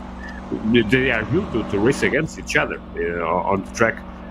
So I would guess they are paired up on the same class. So just to, if I'm reading this correctly, Sasha and Rodrigo and Clifford, I think where the confusion is, Sasha, is they're both in class 9, but okay. You've got 9. You've got Charles Arangis in 9C, Willy de Beer in 9D, Giacomo Giannacaro in 9B, and 9A Riccardo Giannacaro. Then you get into the Lotuses, the Z4 as well. So to answer your question, the GT3R is in 9C, and Clint Weston is in the road car class. So no, they won't be competing in the same class. SLS 63 AMG Lotus built by Quinton Boylan. What a machine. And here comes the Lotari, Sasha. Yeah, Darby Hubert. He's just got one of the most mischievous faces. Let's listen to these monsters up the hill in Simola.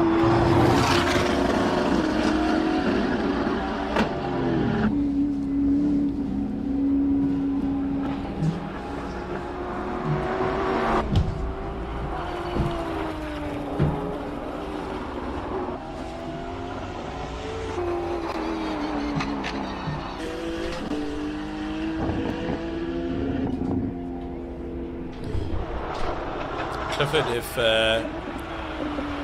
squirreling under braking there. 241. Was that 241? I saw 241. No. That's incredible. That can't be right. 241 through the Suzuki speed trap. Suzukis are very reliable, so I think we can rely on that speed trap. He's not hanging around though, hey? My word. I think we have to revive the bet we had last year regarding the top speed recorded during the weekend, as Charles Hubert was the recordist last year. He had a 251, I think. I remember I was the one guessing it correctly. Well, pat myself on the back. I'm eagerly waiting Craig Zhang's time here. I'll give it for you, but sorry to interrupt you, but one of the Lotuses has switched to a VR32 engine. That's one of the things that we didn't pick up in the earlier run. So apologies to Craig Zhang there. And he ran, this is 48.536. That doesn't seem right either. That's very interesting, especially if he put in a 241 at the top of the hill. Zili is coming hot. Yeah, no, Zili is moving. I will confirm his time as soon as we can using all of the wow, that is looking fast. That's poetry in motion right there. That is on the edge. That is the world's fastest accountant, I'm sure of it. 38.642. We have a new leader. Peter Zili, 38.642. Let me quickly pull up his time that he came second in last year. That must be Wade Van Zimmerman. Yep, no, feel that. He's only 1/10 from his best time last year. 38.505, you're correct. He is 1/10 off his best time of 2020 for Peter Zili in the world's most incredible Toyota MR2. The world's fastest accounted by a long shot. Wow, that was fantastic. We are seeing 38s already on the Saturday of Simola. We haven't even had lunch. Sasha, 38, Peter Zili. I think the guys are drawing a line in the sand very early, and I think in terms of the mental edge, it's just going to keep ramping up over the next day and a half because no one's not hanging around here. Guys are showing what they can do, and we all know that there's so much more that can happen tomorrow. So yeah, place your bets, gentlemen. It's just fantastic. There's just an energy out there. The crowd is swelling right here, and there is Silvio Scribante. Oh boy! Who was that bottom of the screen? No, that's Scribante. That was Aldo. This was an SH1T moment over there. That was a fantastic exit strategy, actually. Yeah. Well saved, Aldo. All planned. See what Silvio's doing. I think he's just trying to recover right now and get some blood flow back into his feet because, wow, what an exit strategy. No, he did well there. It was well wide, 2 feet. And you know what's quite interesting from a physics point of view? You hit the gravel, and same as hitting water, the tires on the gravel speed up a little bit because you've got less friction against the tires. So now all of a sudden you've got all that inertia and the one side of your car is accelerating faster than the other side of your car. And to catch that at that speed that's a very slow BMW. Sorry to interrupt. He's just pulling over for a quick warranty claim. But while he does that, Mr. Reggie Roots. 39.5 for Richard Roots. The sheriff has got to come out. Now, Peter Zili and Richard Roots are not in the same class. No. Richard is in B5 and Peter Zili's in B4 with the herd of Lotuses. So, there we go. Warranty claim sorted. Yeah. Just had to slam the door 3 times and push the button and the warranty light goes off. So, A for away. I'm almost certain his modifications haven't voided his warranty. There's no chance. Still got a manufacturer warranty. Just the only thing he's done is Apple CarPlay. Okay, so I mean, this is an extraordinary vehicle. Gary Martin's, we know he had the diesel issue a little bit earlier. This has got nitrous. It is a diesel, and it's got 3 turbos. Yeah, it's an extraordinary vehicle. It's an X5 motor, which probably comes out in stock form with probably 600 Newton meters. Gary's got it up to 1200. All right, let's listen to watch this. Franco.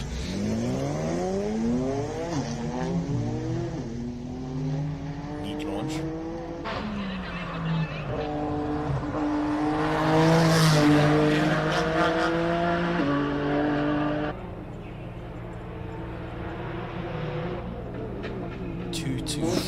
Wow! So squirrely on those bumps. Yeah, no, that's rough. That would have given him a little bit to think about. And Rodrigo, I misunderstood you earlier when you said DRS when we were talking about his gearbox explosion last year.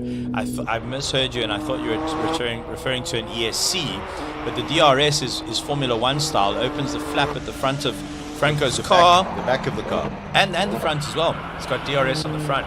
41 dead. 41 dead.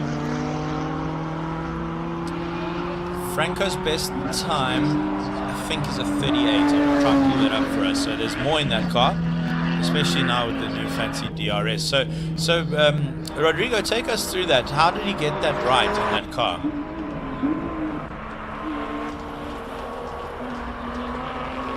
I think Rodrigo might just be off for a quick sandwich. We'll get him back on the Rodrigo, we'll get you back in a second. Can you hear me now? There he is. Rodrigo's just asking, how did the Scribante team get that DRS working on that Skyline? I can't really tell you because I was informed just pretty much 3 or 4 days ago at the most. But I would guess it's pretty much the usual. It's DRS. It's not.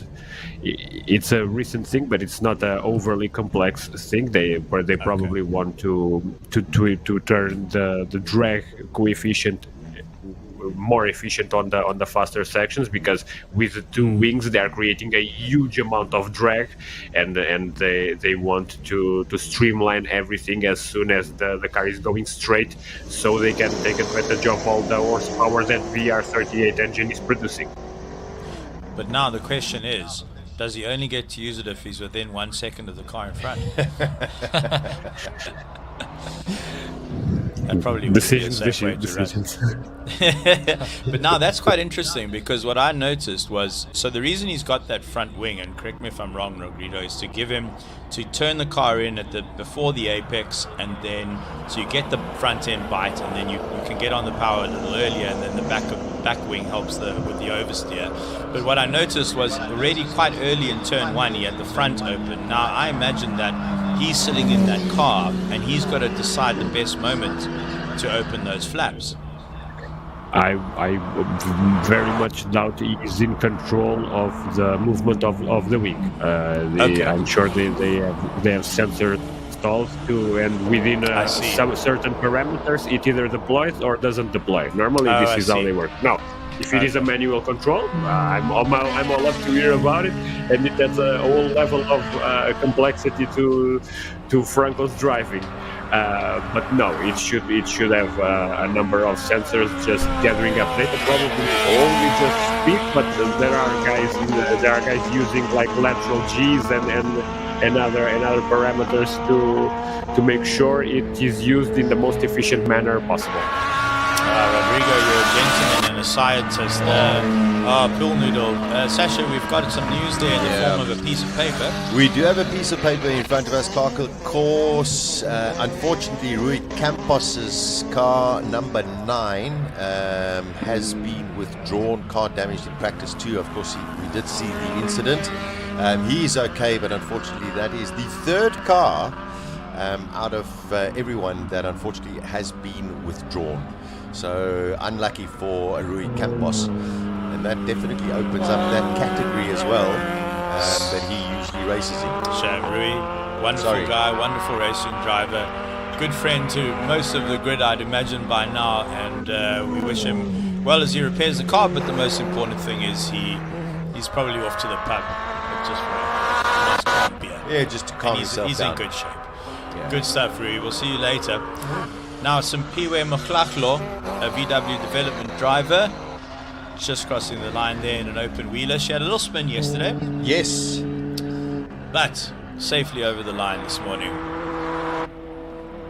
Yeah, goes in with a 57.4.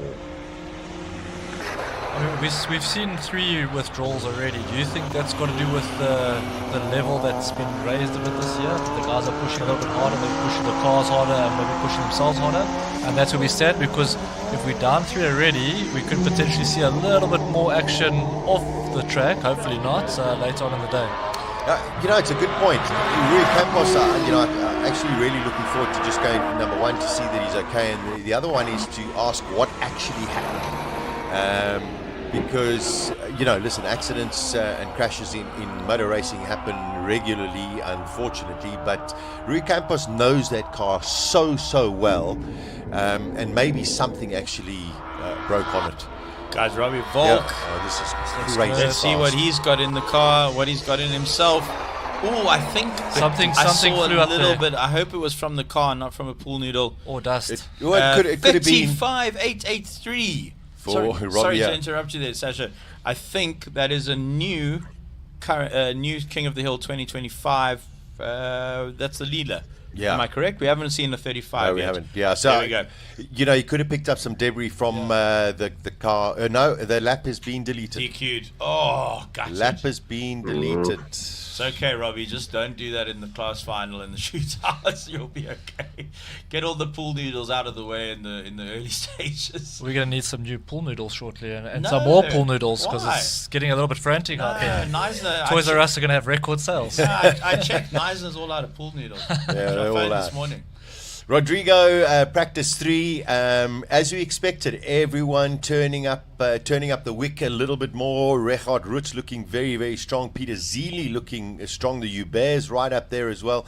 Wade van Zumeren right up there as well. But I'm just trying to see what happened to Franco's time is DQ'd. Is also DQ'd as well. I've just picked that up now. It just changed over. Is it a little bit of pressure from everybody? It is a bit of pressure, but what we've seen from Peter Zilli, especially on this run, it's quite staggering because he really upped the ante, and we are only on a practice run. 38.6 is a staggering time, even more so for a rear-wheel drive car. I don't know. We are the gauntlet has been thrown, and it is a very aggressive one. Some other stuff that caught my eye. We did not see the time of Aldo Scribante in the RS3, which probably meant the pool noodle was taken in his run. Another car we haven't seen yet, but I'm sure should be coming. It's the Rospa R34. Only remembered it now, but should be coming soon. But everyone's going quite fast by now, and we haven't even arrived at the qualifying runs. And the times from both Franco and Rehars, I would take them with a grain of salt, because those cars, we are not seeing them doing full bore launches anytime soon, because they are just making sure that they can the chances of survival of those transmissions needs to be amplified to a level where they can reach tomorrow and reserve just a couple full bore launches and seeing what they really are capable of. And then we have the dark horse with Johan Christoffersen, but I already talked about it. We'll see what happens. Yeah, I like that. And also, I mean, I remember from last year as well, Rehard was right on it, and it seemed as though Franco was behind, and then all of a sudden, when he needed to, Franco just stuck it in there.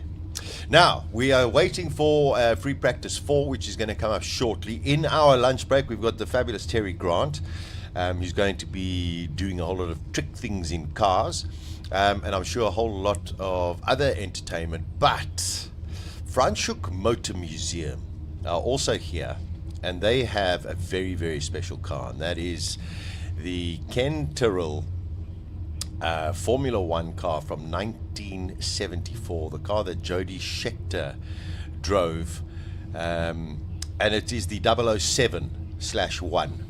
At the end of 1973 in Formula One, Francois Sever unfortunately was killed, and Jackie Stewart also retired, was going to actually retire at the end of the season, but with Sever's death, he decided no, he had enough of Formula One, and they retired the 006, and then the 007 came, and our very own Jody Scheckter went and drove that car as well. That car is going to be going up the hill, Sasha, as a display. I feel like if you're just joining us, first of all, welcome. 15th running of the Simola Hillclimb. Cheer to see Clifford and Sasha Martin. We don't even know what Clifford's surname is. No, he doesn't have one. I didn't see it. He's Doesn't seem like I have one. Yeah, like Ronaldo. Yeah, exactly. He's just Clifford. Just better looking. Neymar. So, ladies and gentlemen, introducing Sasha Martinengo, one of South Africa's, if not the world's foremost authorities in Formula One, massive enthusiast. And Sasha is currently barely sitting still in the studio. This is your birthday present, your anniversary present, your Christmas present. You're watching a Tyrrell go up the hill. Sasha, I think, get out of here. Off you go. I'm going shortly, and while I go and have a look, I'm gonna cross over to Colin, because he's in the pits. He's going to find out. I think, Colin, also, if you can give us an update on Rui. Is he there? Is everything okay? See, his car has been retired, though. Guys, we'll check out on Rui shortly. We came down to talk to the driver of the car with the most beautiful wheels in the whole of 15-year history of Simola. Clint Weston, you finally got a time on the board after knocking all the cones down up the hill. Well, they came down here, the marshals, and came and revved me. They said, we made those, it was handmade. So if you go and do it again, we're going to disqualify you. We just come here and said that to you nice and subtly, and we love you, but we don't love you that much. Right, this thing, it's an AMG GT what? Tell me the full nomenclature. But I sent you all the details. Yeah, I know that. I've got Alzheimer's disease. I forget. All I saw was, I forgot everything when I saw the color and the wheel. Okay, so we came out of the 4-door last year. Now we got the 2-door with an optional 2 seats. So it's very, very much a 2-door With midget seat space at the back. 100%. So it won't fit you in there, for sure not. AMG GT63 SE. So the E Performance, 600 kilowatt, 1,420 Newton meters, 0 to 100 in 2.8 seconds. That's pretty impressive. Yeah, no, 100%. It's got more than the 4-door. And that 4-door was hairy up there because it had more weight. This is obviously a lot more lighter and agile. So composed, beautiful car. You sit in it, it's like luxury, ultimate luxury, but you don't realize you can put it into monster mode and just let it take over. Okay, so in the war of German performance cars, JP van der Walt, he's on a 42 was his quick time. Have you got, you see, have you got more time in it? Well, JP, you watched me the last year. I've managed to not knock over anything. 44 dead. I've got 1.2 seconds to go to get. It's like days. Record. So it's not days. It's just about the driver getting things right with the electronics in the car. But you've also got electrics, and that just had pure petrol, 6 cylinders of Ferdinand's finest flat. That's quite correct. I mean, it's electronics. I'm going to give you a hard time. Electronics is really what it's been about here now.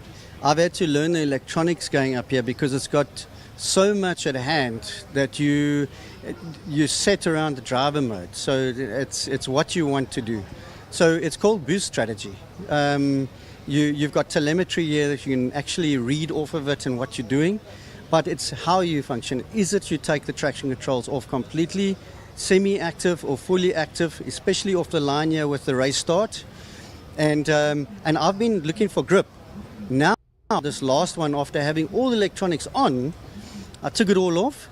I toned it down a little bit to 50%, so it gives me a little bit of leeway.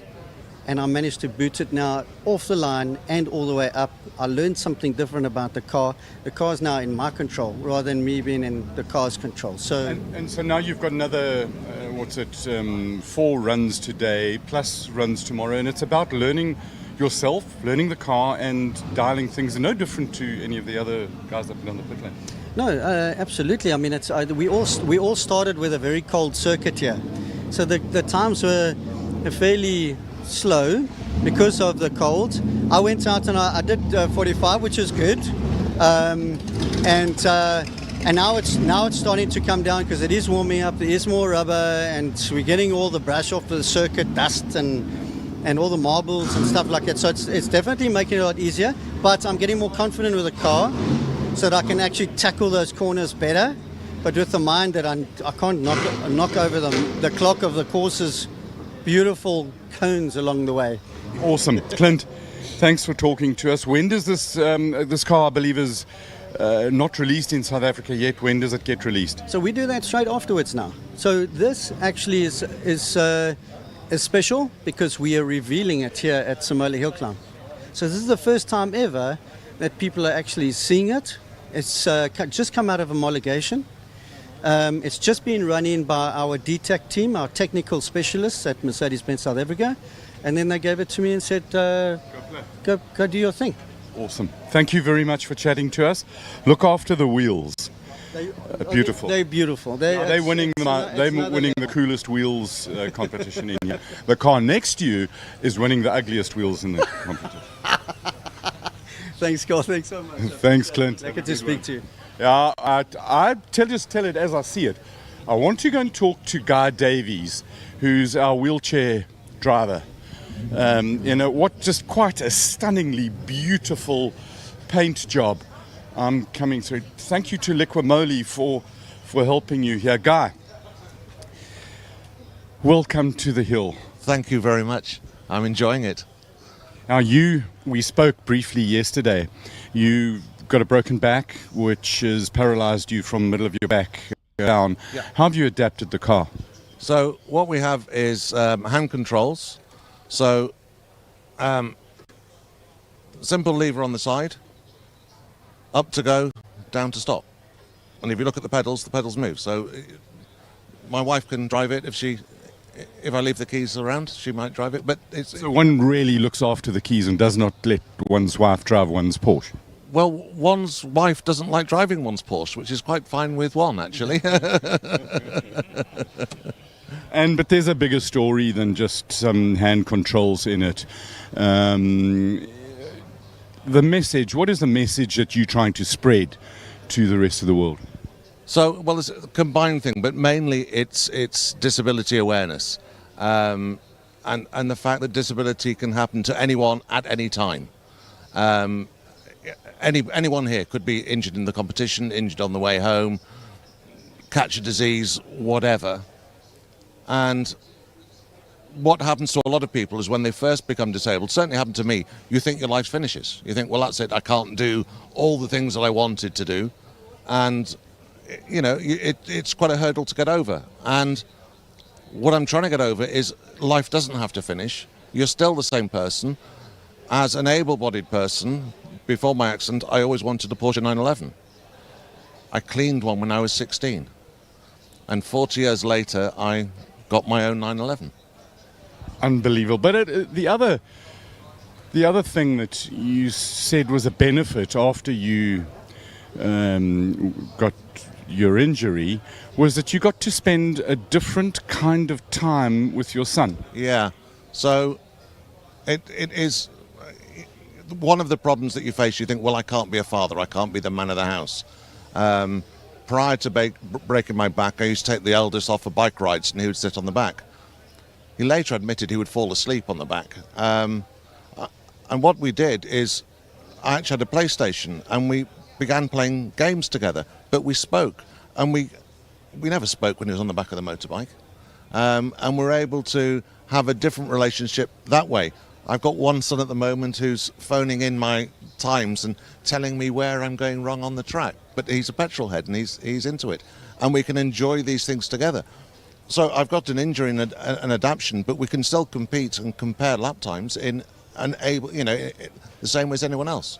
But the story doesn't just end there. You've got Liquimoli on your car because there's guys at Liquimoli who are also in a wheelchair. Yep. Liquimoli came on board. They heard the story and have been wonderful. They've been very supportive all the way through of what we're trying to do. And it is. So one is about disability awareness, but it's also really a bit of a celebration of life. My wife, having had breast cancer and surviving that, then in 2022 got leukemia, an aggressive form of leukemia. She was incredibly well looked after, and the medical health care in the country was fabulous. And she was in hospital in Kulsrefia in an isolation ward and had a stem cell transplant and unfortunately is in remission. But it's left her in a weakened state, so she can't be with me today. She's also at home criticising my lap times, no doubt. But yeah, without her support, I wouldn't have got through this. So in some ways, I joke saying it's payback. But there's no way I would be here if it wasn't for her. Awesome. Guy, thank you so much for sharing. Massive respect, and just go fast now. Well, that's it. I'm quietly pleased with the times, but there's still some more to find. We can go a bit quicker. Awesome. Thank you very much. Thank you. Cheers.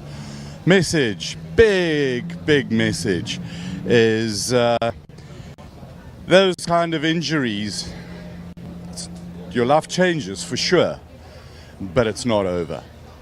And what is beginning now is the next practice session. I just heard 2 polos go down the pits, and I didn't hear the electric polo go along down the pit lane because it only whines when it's giving full beans.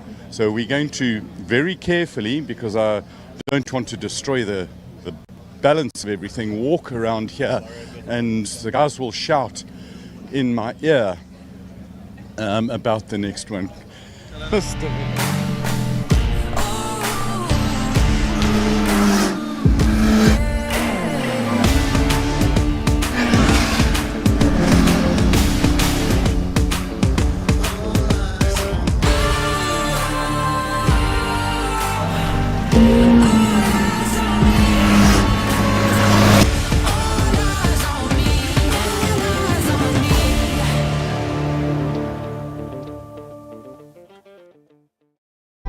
Be rewarded with every swipe. Earn up to 30 cents per litre cash back on fuel when you swipe your new BP Rewards card and Smart Shopper card together. Plus, get 1% cash back on shop purchases when you swipe your BP Rewards card at BP Express.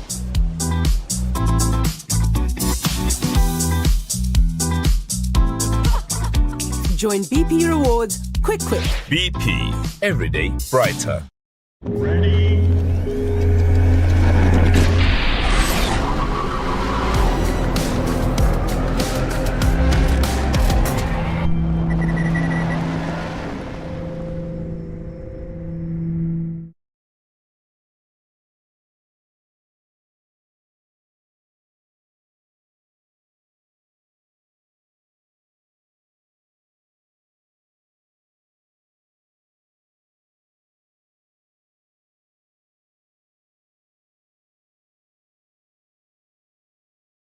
ETR is. So I'm going to go and find those stories and I'll bring them to you later.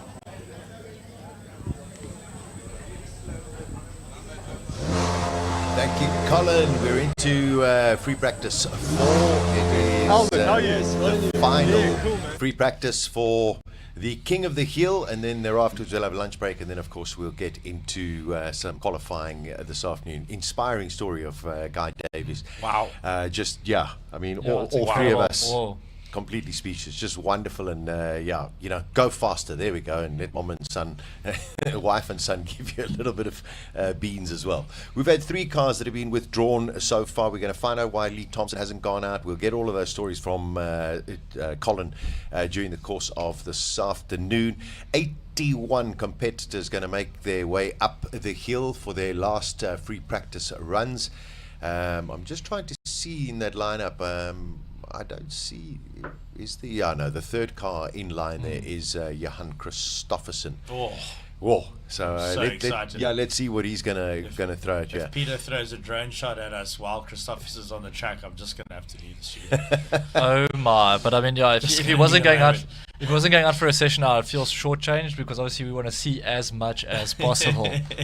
Without a doubt. Rodrigo from Hillclimb Monsters, of course, joining us for the weekend as well. Is this this final session, Rodrigo, in your opinion? I mean, everyone has done 3 runs. Those who haven't, of course, they're a little bit behind the 8 ball. But those ones now, maybe it's a question of, okay, final correction. Make sure that I've got everything sorted out, because when it comes to qualifying, you cannot afford to make any mistakes.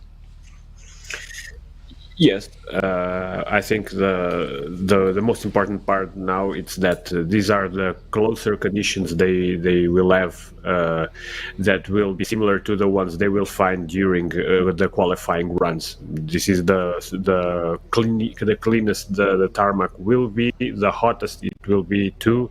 So if they want to gather data from any of these 3 runs that can be comparable to what they will do next and will count towards the final result, this is it. This is the last and better opportunity to do so. I'm sure everyone is taking it very, very seriously, and some of the cars that may have skipped 1 or 2 runs before, they will want to be present on this one. You guys were talking about Lee Thompson's Polo that missed both runs. I'm sure that we will try to be on this last one, and if he isn't, that will be a bad sign towards the rest of his weekend. But now we will continue, just due to the nature of the track conditions and the rest. We will keep seeing the times tumbling down. Maybe Peter Zilli will just back off a little because he already got a blisteringly fast time, but I seriously doubt that. No, this is a train that has no brakes at all, and it's just getting faster and faster, and we're just here to enjoy it.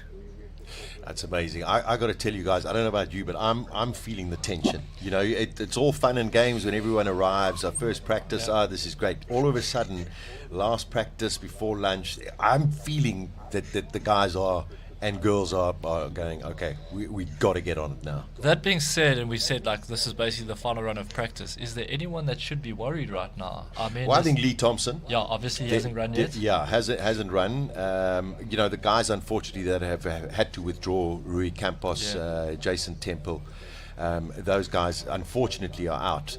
And there was somebody else, I think one of the BMWs, the Z4, didn't really make it up the hill at any kind of speed as well. So there definitely are mechanical gremlins. It's getting hotter as well. You got to watch out for your temperatures. Even though it's a short run up the hill, these cars can overheat quite quickly. I actually think we have a very, as Rodrigo alluded to, the track's not going to get hotter. The sun goes down. We're in a valley here. But we have what we have here is a lovely combination of cool air and some sunshine. So we've got hot track temps and cool air, which for the naturally aspirated cars does help a lot. For the turbocharged, maybe a little bit less in the supercharged cars. But Rodrigo, the conditions here are excellent for, as you pointed out, for some top times. Yes, naturally the combination of hot tarmac and lower atmospheric pressure makes for probably the best conditions possible to we are at sea level to get the best possible and that too that makes for the, if anyone was going for a track record, this would be the best point, but we're just on Saturday, so we'll be leaving that for tomorrow. In either case, we can be prepared for some surprises, I am sure. I just want to see if the second Gould went out in the hands of Robbie Volk in practice 3. Robbie Volk. Yeah, he did, but you remember he hit the one of the pool. Oh yes. I might have been at the coffee station. Yeah, we got such a wonderful crowd here at Simola as well. Everyone, you can see there's also that element of tension. Hey, Clifford, everyone's sort of like, okay, let's get the action on here. We've had a couple of people saying, please, can you make sure that we have the names of the cars that are going out there.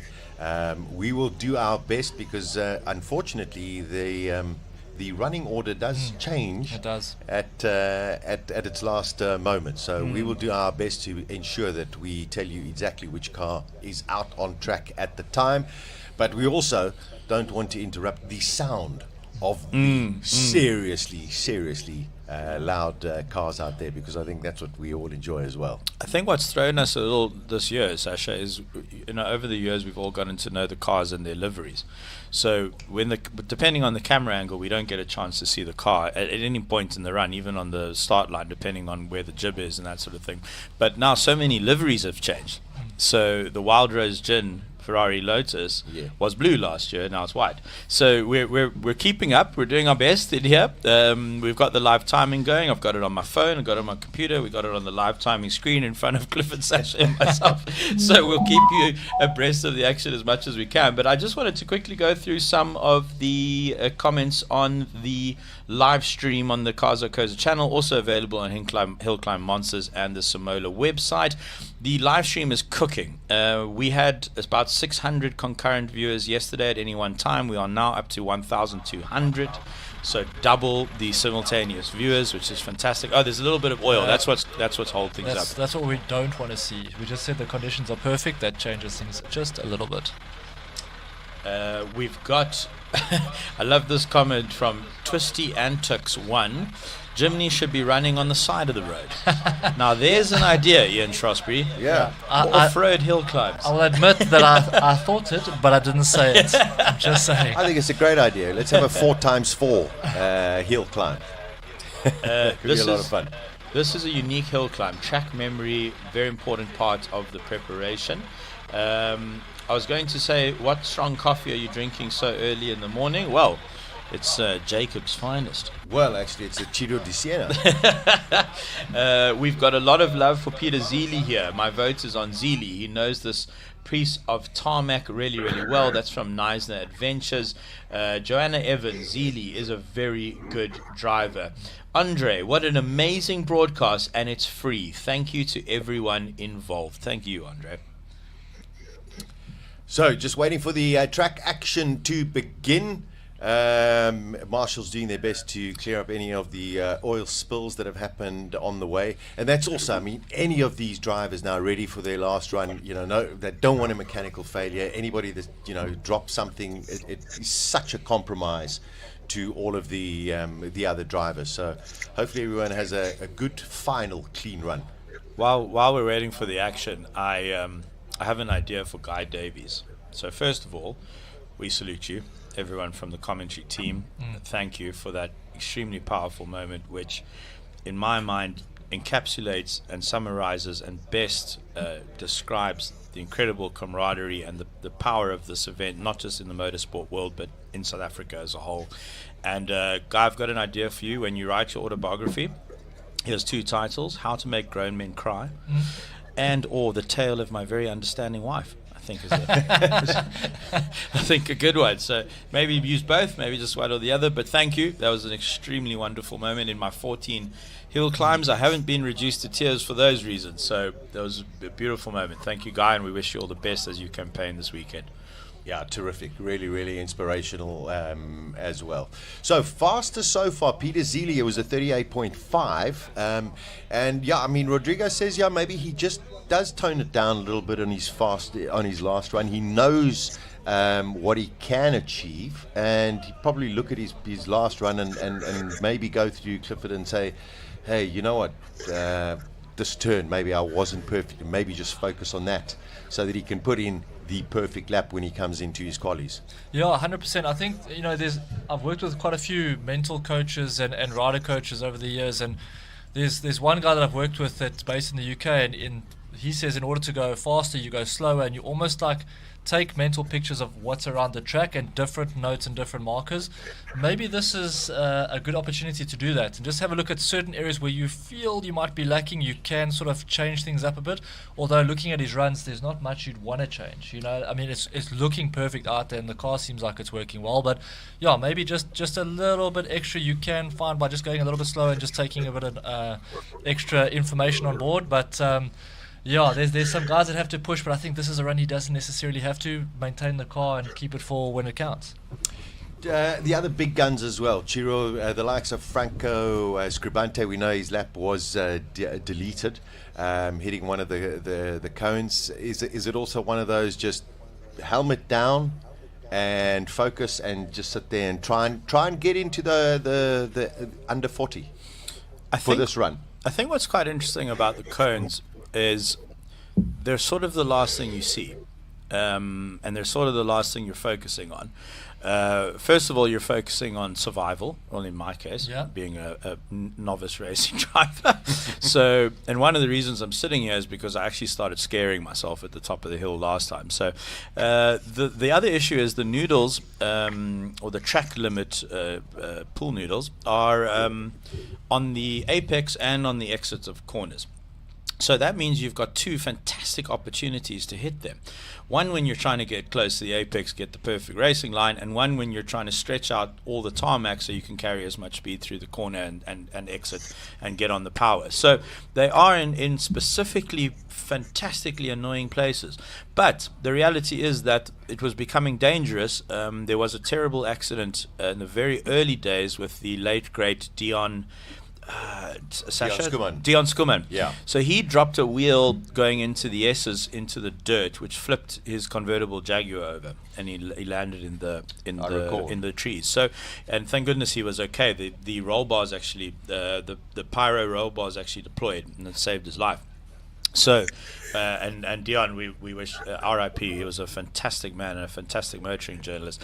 But so the policemen are there not just to give the drivers headaches, but it is for safety reasons. Without a doubt. I just want to throw that back at you, Chiro. You, like as you said, going through the corners of that. But when you're hitting the pool noodle, you're not necessarily looking there. You're obviously looking at what's coming up ahead. So, when you've hit it, do you even know that you have hit it? But I mean, at that time when you've made contact, there's not much you can do, even a few inches before then. So yeah, it's just maybe the car misbehaving a little bit as you're getting in or out, and yeah, there's not a hell of a lot you can do. Obviously, maybe adjust your line, but yeah, by the time that noodle goes up into little bits of foam, it's obviously way too late, and you can't really correct on the way in because you're already looking at the exit as Exactly, you go to the entrance. exactly. Yeah, no, that's spot on, and that's good probably from your biking racing experience. But the problem is when you're, first of all, at 36 seconds up this hill, you're averaging nearly 200 kilometers an hour, average.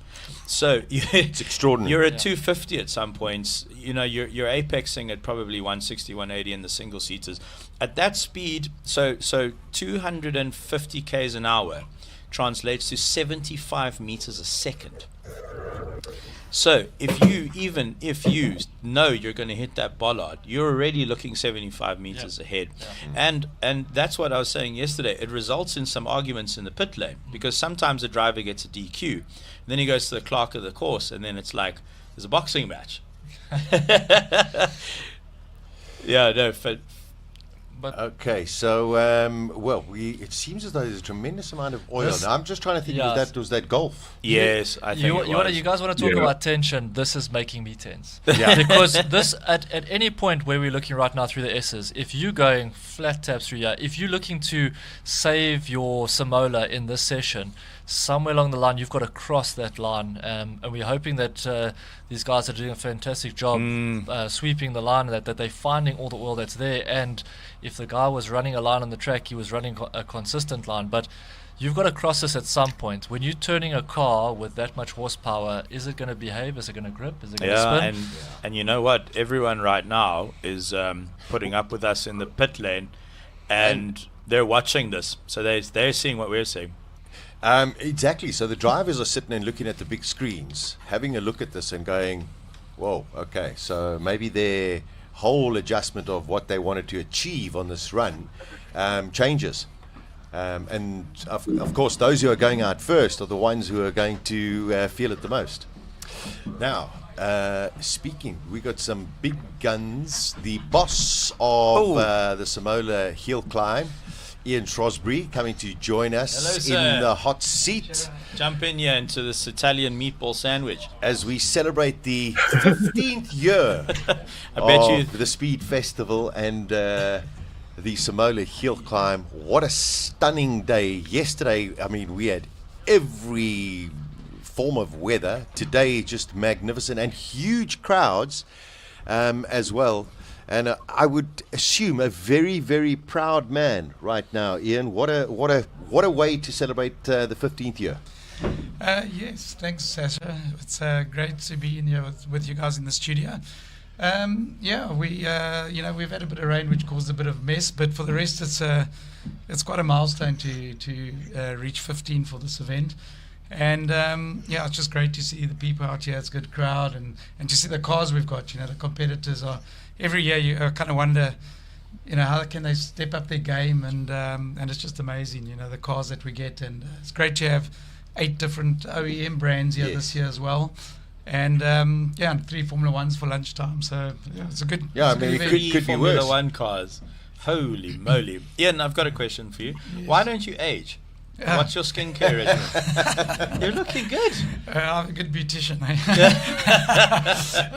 It's how I do age. Believe you me. This event's put a lot of years on me. A lot of miles. I can tell you. Well, I was going to bring that up. I mean, behind the scenes, a lot of people, don't understand how complicated elements of running an event like this can be. But your team just seems to run with it flawlessly. Yeah, I must say, and I've always said, without the people we've got involved in this event, we could never do it. And that includes, our core team of staff, but also the volunteers, the security guys we've got, the media, Henk and the team, and you guys. The success of anything is the team and the people you bring on board and get to help. And we're really blessed that we've got a great bunch of people from top to bottom. That go above and beyond to put on a great event, and everyone believes in putting on the best event we can, and everyone's motivated, and it's really so cool to see see people who prepare to, just give us hours and hours and hours and a lot of hard work and in some instances backbreaking work to be here and to put on the show. I'd like to bring in Rodrigo from Hillclimb Monsters, because I mean he is such a supporter of Simola, and has been for many years, and basically spearheads the whole of hill climbing events in Europe.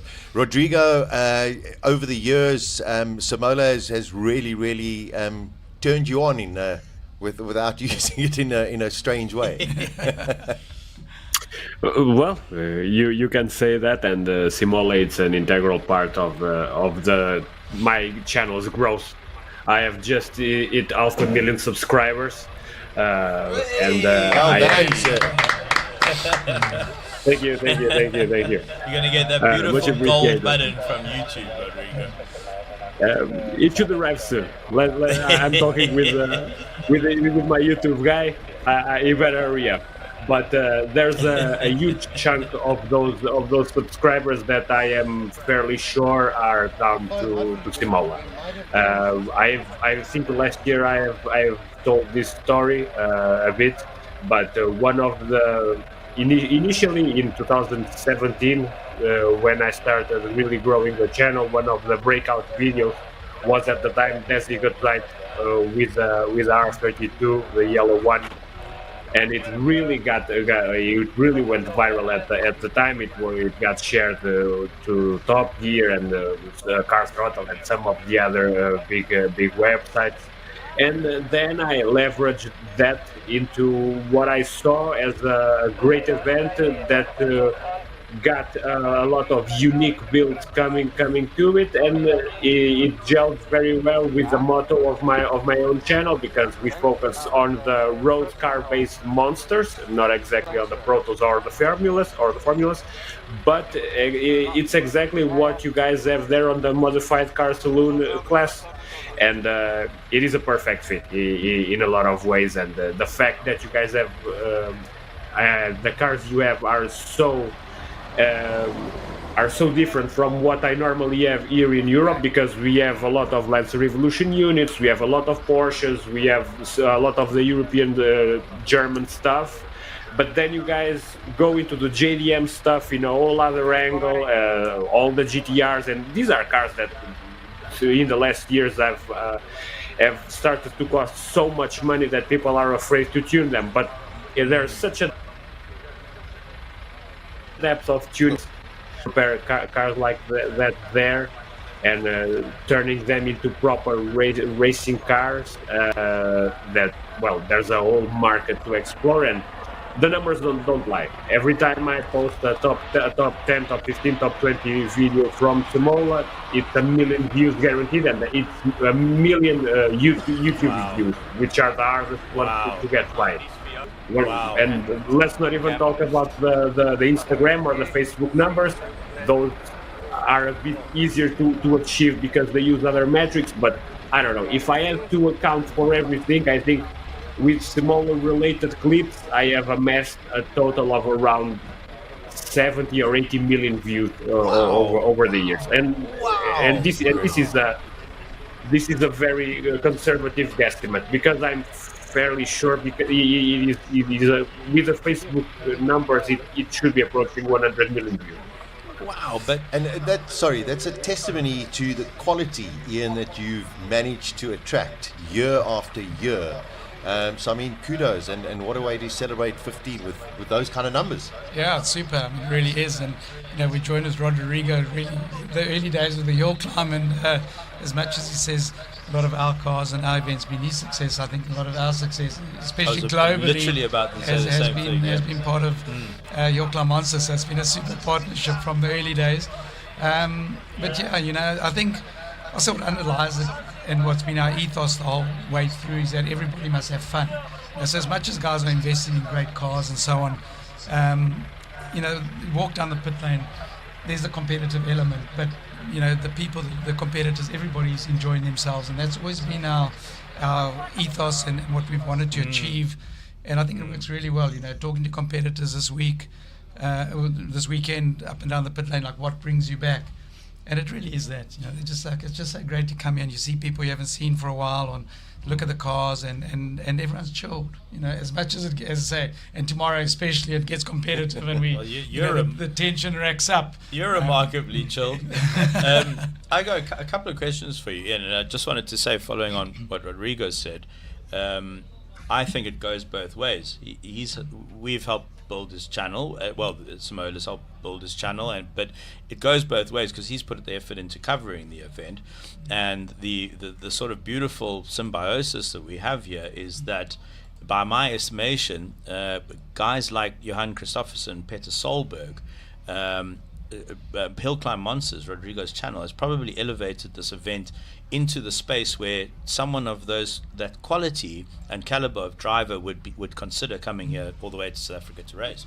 Absolutely, no doubt about it. You know, we would, without the traction and 100 million views, you know, they wouldn't have known about it, you know, as much as they do. And I was at Goodwood Festival Speed last year, and chatting to Travis Pastrana, you know, and he knows about it. Hey. So and he was keen to come. Yeah. So I'm trying to get him here this year, get a car for him, but it didn't quite work out. But yeah, absolutely. I mean, you know, and I think, you know, life and business and so on, events, collaboration's key. You know, you can never do it on your own.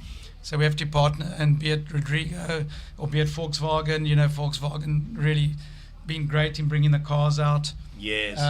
You know, so that's a big element. So we have to collaborate with as many as we can. And just quickly, how you've got the whole year obviously to prepare. So now take us through briefly, as I think we have to go to lunch for the Lunchtime Entertainment. But after this event finishes, I imagine you go to Mauritius for a week. You put your feet up, right? But then, how soon again does preparation start for 2026? And what does that year look like leading up to May 2026? So we'll start on Monday. And that's no joke. Really? We do. 9 o'clock Monday morning, we have a debrief. We have a debrief with the sporting team, the MSA and all that. We start and we go, what was good, what was bad, what do we want to change? On Monday morning. Take Monday off. Well, it's got to be fresh in there. It's fresh in your head, you know. Then Tuesday we have to pay all the bills, which is that's when I want to go on holiday.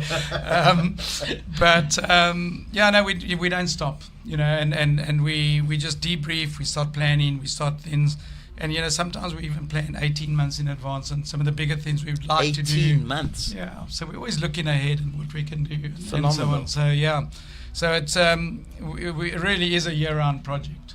All done. It's just amazing. I'm going to ask a question now, but I just want to let everybody know that Free Practice 4 has been postponed. We're going immediately into a lunch break, and then when we resume at 2 o'clock, we will have Free Practice 4, so there will be that, and then of course we're going to qualifying. Ian, when you first started this, it was amazing. Chick Ramsey caught up with me yesterday, and you know, he sat there and he said, "Sashi, you won't remember," he says, "but like 17 years ago, he approached me, I think it was a Key 4 in Cape Town. He said, 'Listen, we're going to be doing this thing.' And I said, 'Yeah, okay, great,' but I said, 'I'm really busy.'" What was the catalyst when you started it?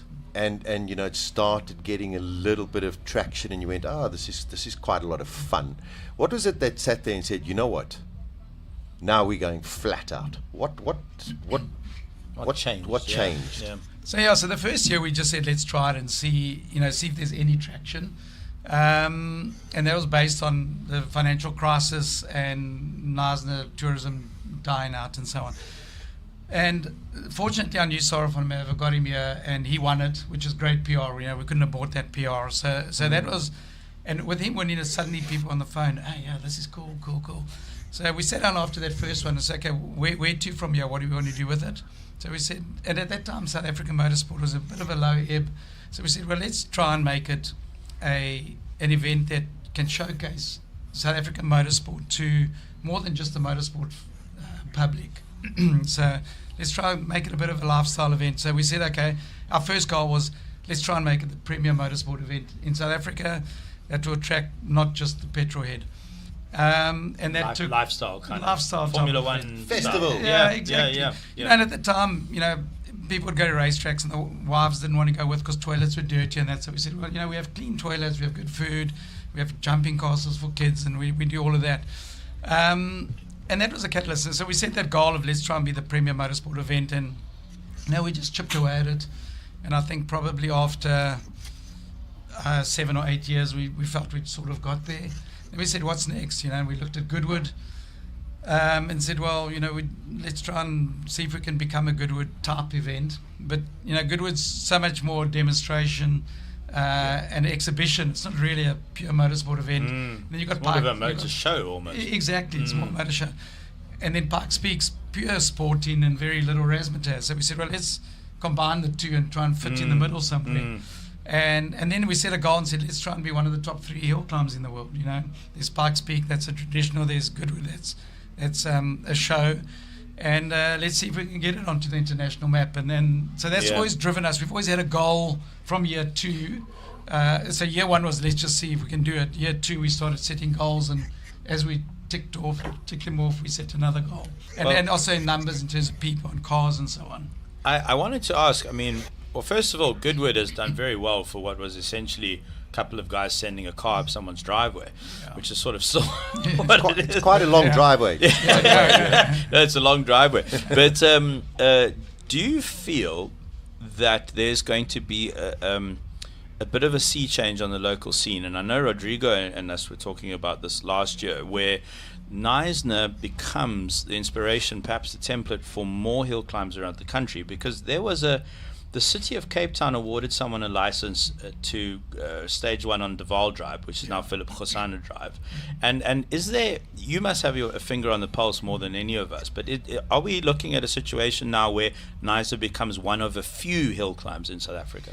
Yeah, so I'm in touch with the Cape Town guys, and it's definitely on the cards. They're waiting for one more sign off, but it's targeted for October this year. Oh wow!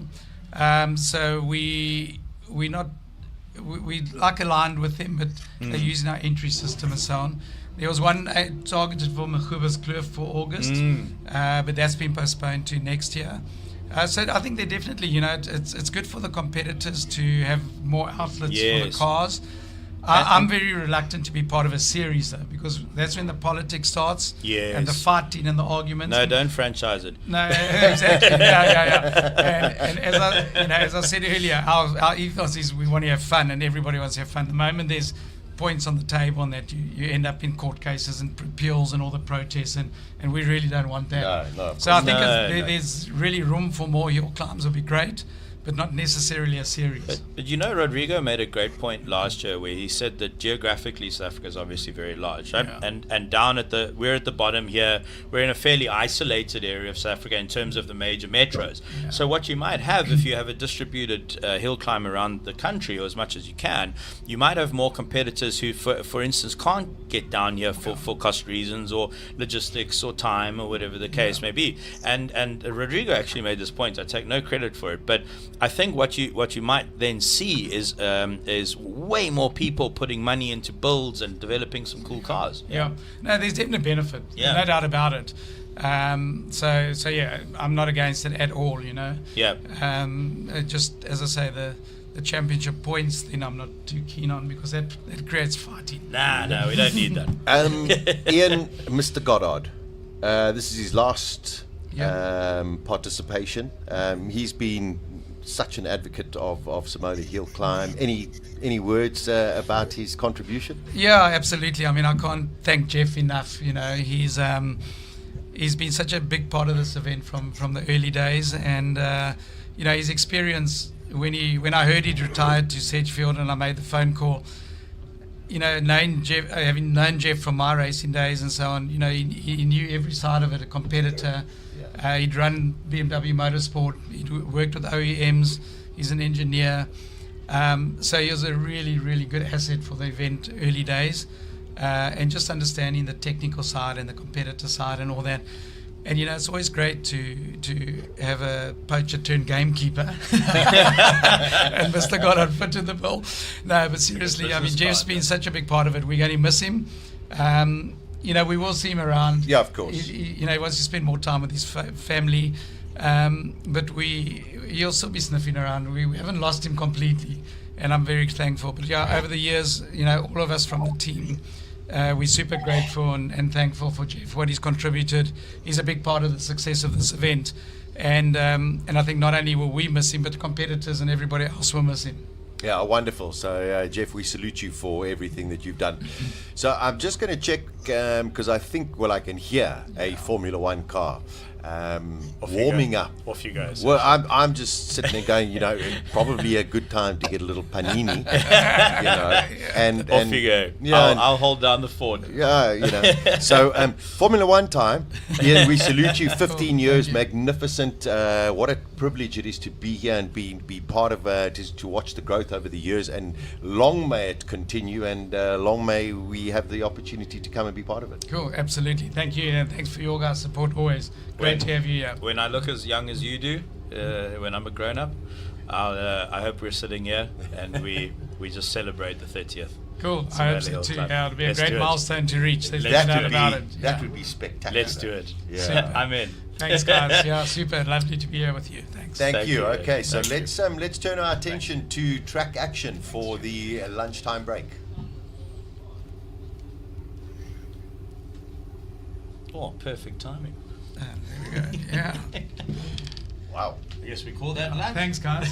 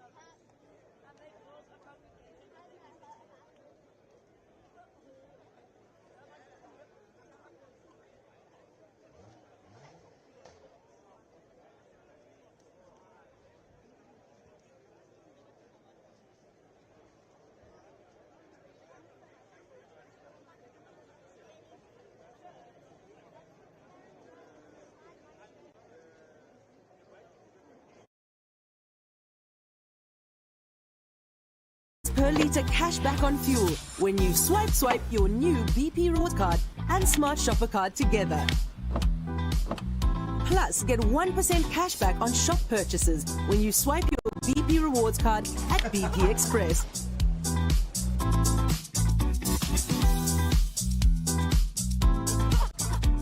Join BP Rewards quick. BP, everyday brighter.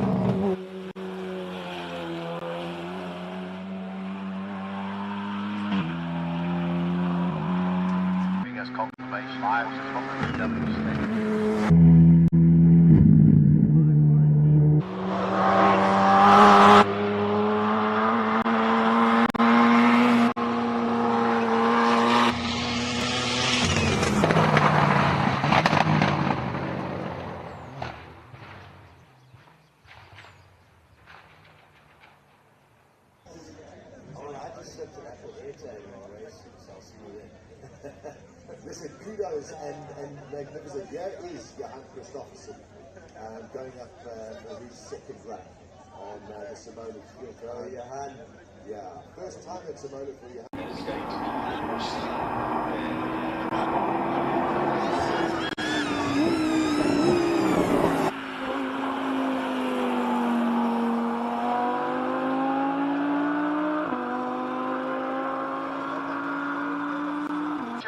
Making up their run at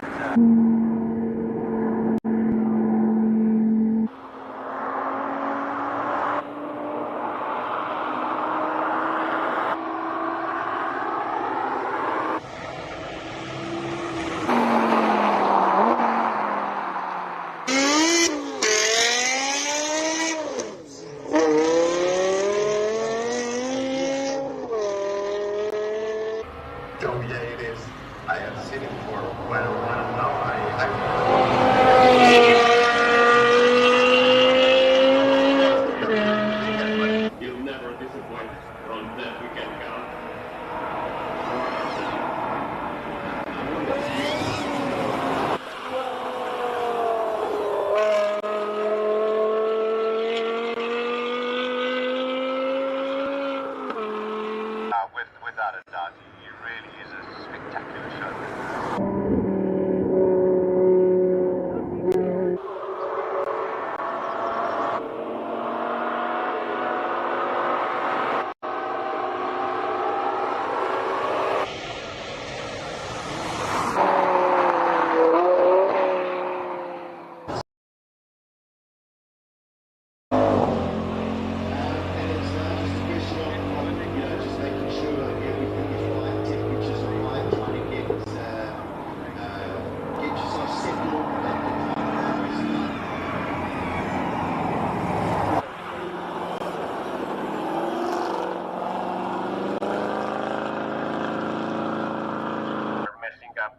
The track temperatures and all that.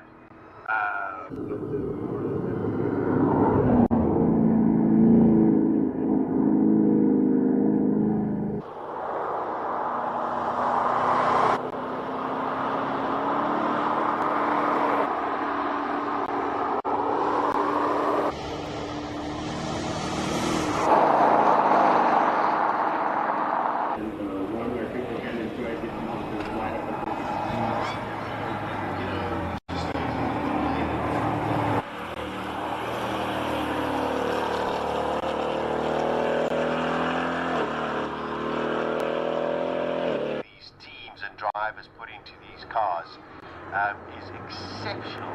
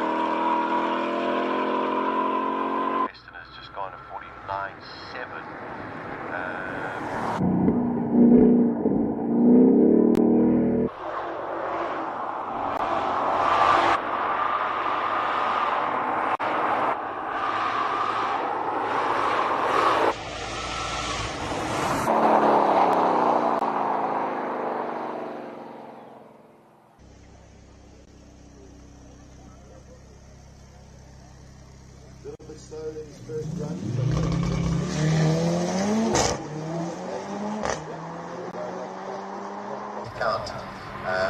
Although these are just practices, but he's going to try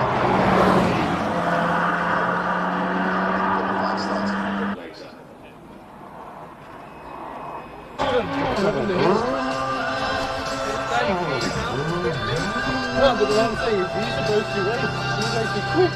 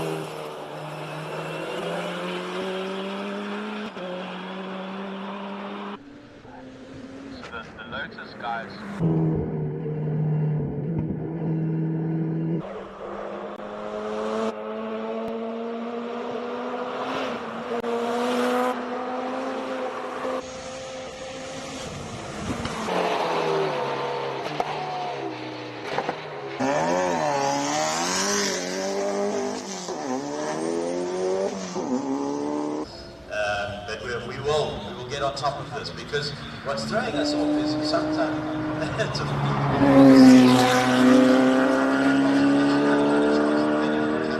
see the number of the car at all. Then the cars come out in different orders as well, which is quite fun. So what the sheet says we have in front of us, and then all the notes is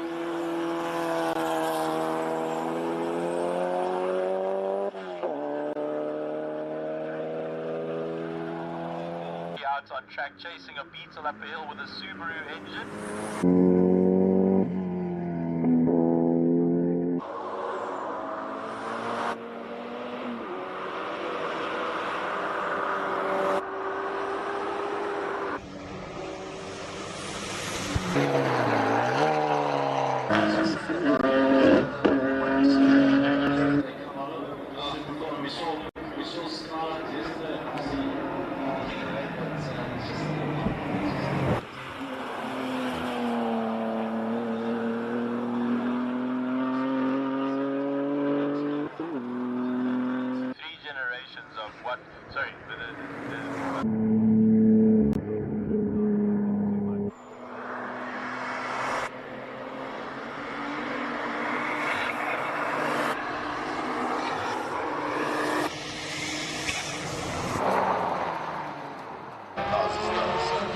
Let's enjoy the sounds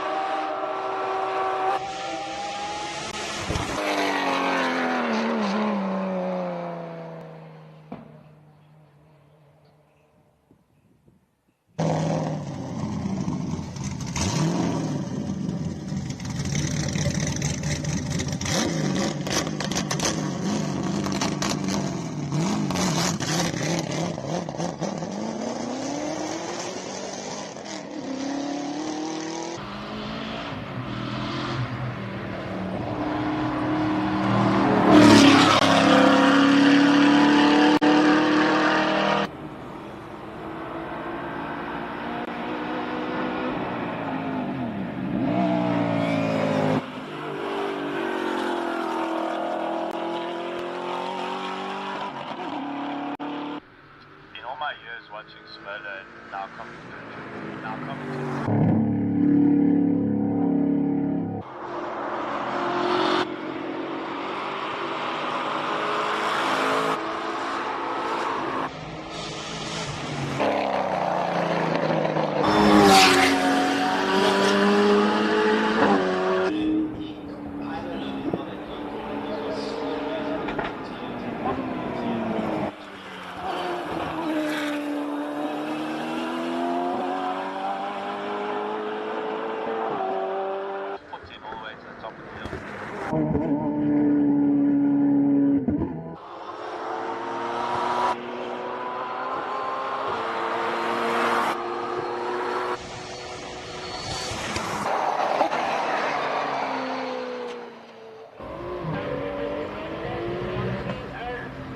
Drone shot just for tuning. It's exciting.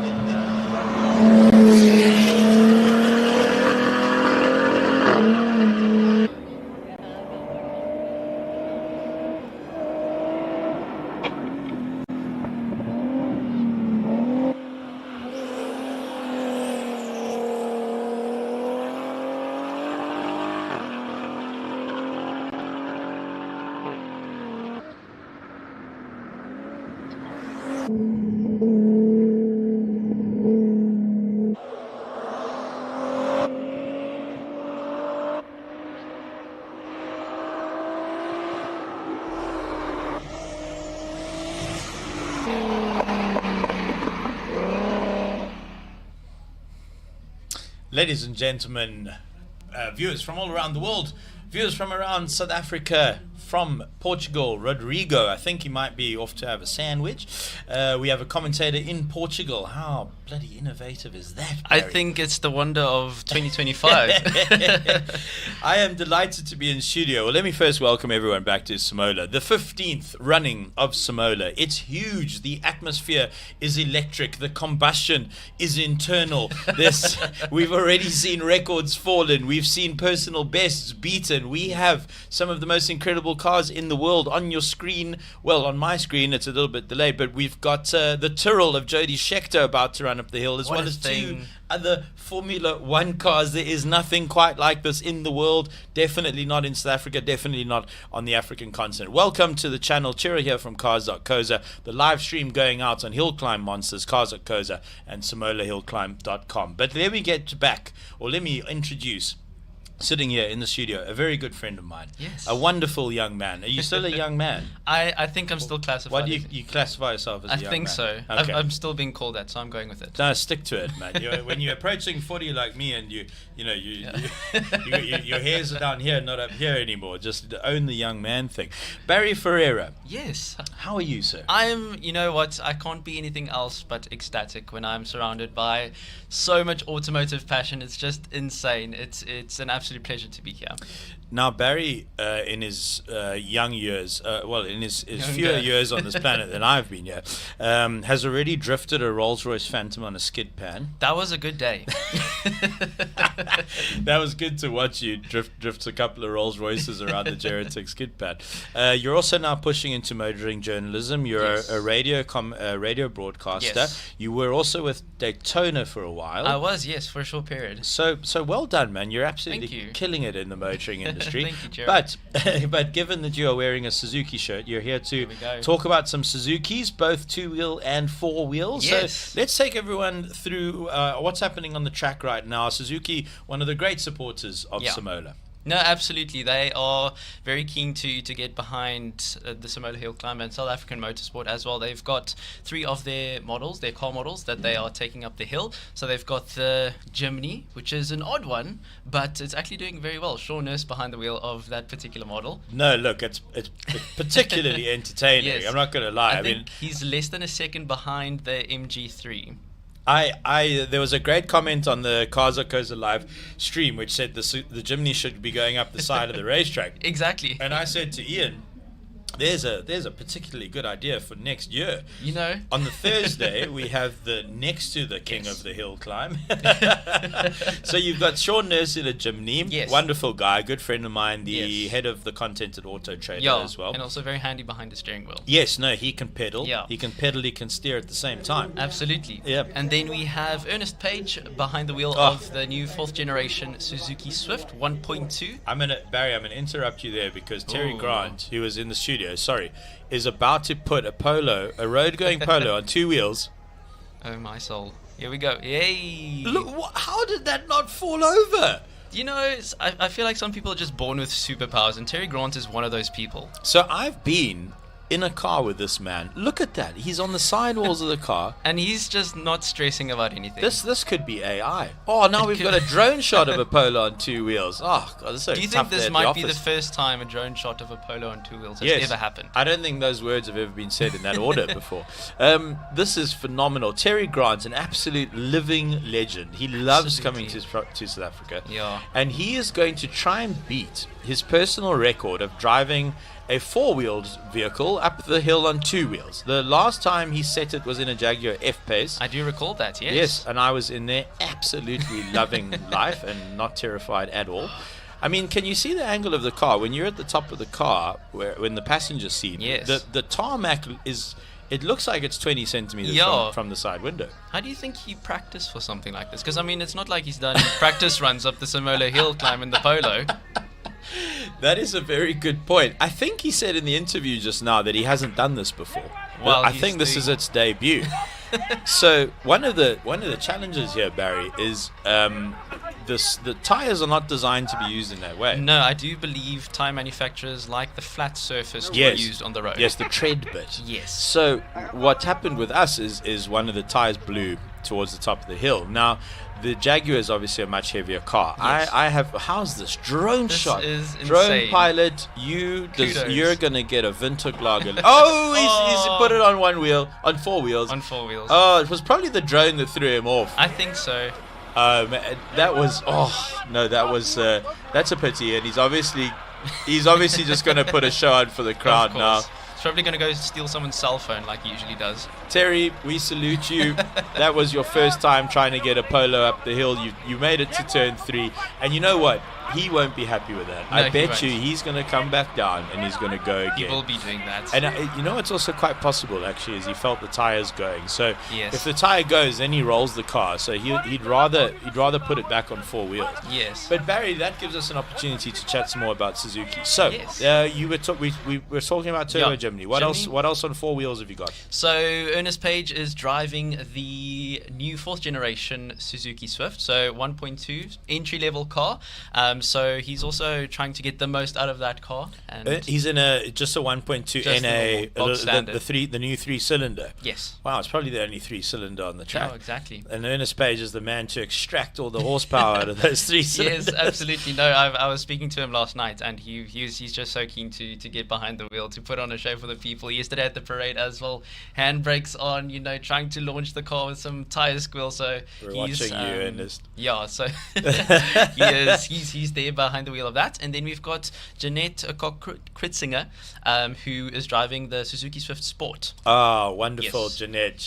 Her and her husband, wonderful people. Jeanette is actually the fastest woman in South Africa. She is indeed. 1999, I believe she set that Yeah. land speed record. No, for and women. no one's beaten it. She is the land speed record holder. holder for women in South Africa. Yes. Jeanette, we salute you as well. Absolutely, yes. So she's in the Swift Sport, the yellow one. Yes, the yellow one, and she, I believe, in the 3rd or 2nd practice session, she was in the podium positions for her class.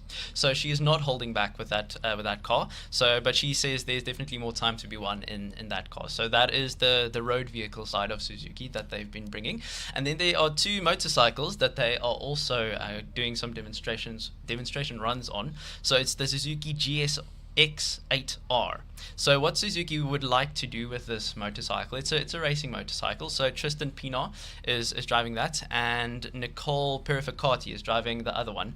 And they want to make bike racing more accessible for South Africans, because racing in any form, whether it's motorsports in terms of cars or bikes, it's quite expensive. It's pricey. The toys are not very cheap. So Suzuki really want to try and bring that entry point at a cheaper price. So I believe the GSX-8R is around 300,000 Rand, which is substantially less than anything that you can compare it with in terms of the CC output. It's an 800cc engine. Is it road legal? There is a road legal version of it, but then you Okay. also have the race version. So is the idea that because racing has become a very pricey? Yes. It's a very pricey. Is the idea that you can buy a sort of a works bike from Suzuki, pretty much, and they want put to it make, on the track? Yes, and also kind of make a one-make race series out of it. But what about now bike? I've done some bike training with one of your rival bike brands. Yes. Let's not give them any. Yeah. I'm sure my phone will ring just now. But the bike training is very important. Does Suzuki have an element like that? I don't know of any. There's I a can't gap answer in the that. market. Yes, perhaps. So yes, but I think it's Suzuki's really keen to try and support local motorsport, particularly on the bike front. Yesterday when they revealed the bikes to us, they said they bike racing has become a little bit less popular over the years in South Africa, and they want to try and change that, and to be able to train the drivers and provide them equipment to be able to go on the international front as well, to be able to compete with people from abroad too. And tell me about Nicole Purificatos. What a great surname. Yes. Italian. Must be Italian. Purificato. I'm not sure, but she is also a very talented bike racer from the FIM Women's Series, I believe. South African. Yes, she's Wow, South African. wow. So she's been racing in Portugal last year, I believe. She unfortunately broke a bone somewhere in her leg, which was not ideal, but she's thankfully recovered, and she's also keen to get behind the Suzuki project. So yes, lots of exciting things from Suzuki, and particularly from the motorcycle front, and then also from the automotive vehicles that they are taking up the hill. Rodrigo, if you're there and you've come back from your panini, just shout if you've got any questions for Barry. But we're going to quickly take a look at what's happening on track here. So we do have some demo runs. Yes, I went up in one of these demos this morning. What did you go up in? In the E53 AMG. E53. Yes. The Dark Horse. I was asked by the good people at Ford to go up in go for a demo ride in the Dark Horse. I think, is that the safety car, Barry? Is that the dark horse? That I is can't the see safety from here. car. That's the safety car. Oh yes, okay, I can see the lights now. So the safety car is a Mustang. Yes. Which is a curious choice. I'm teasing. They know I love a Mustang. I jest.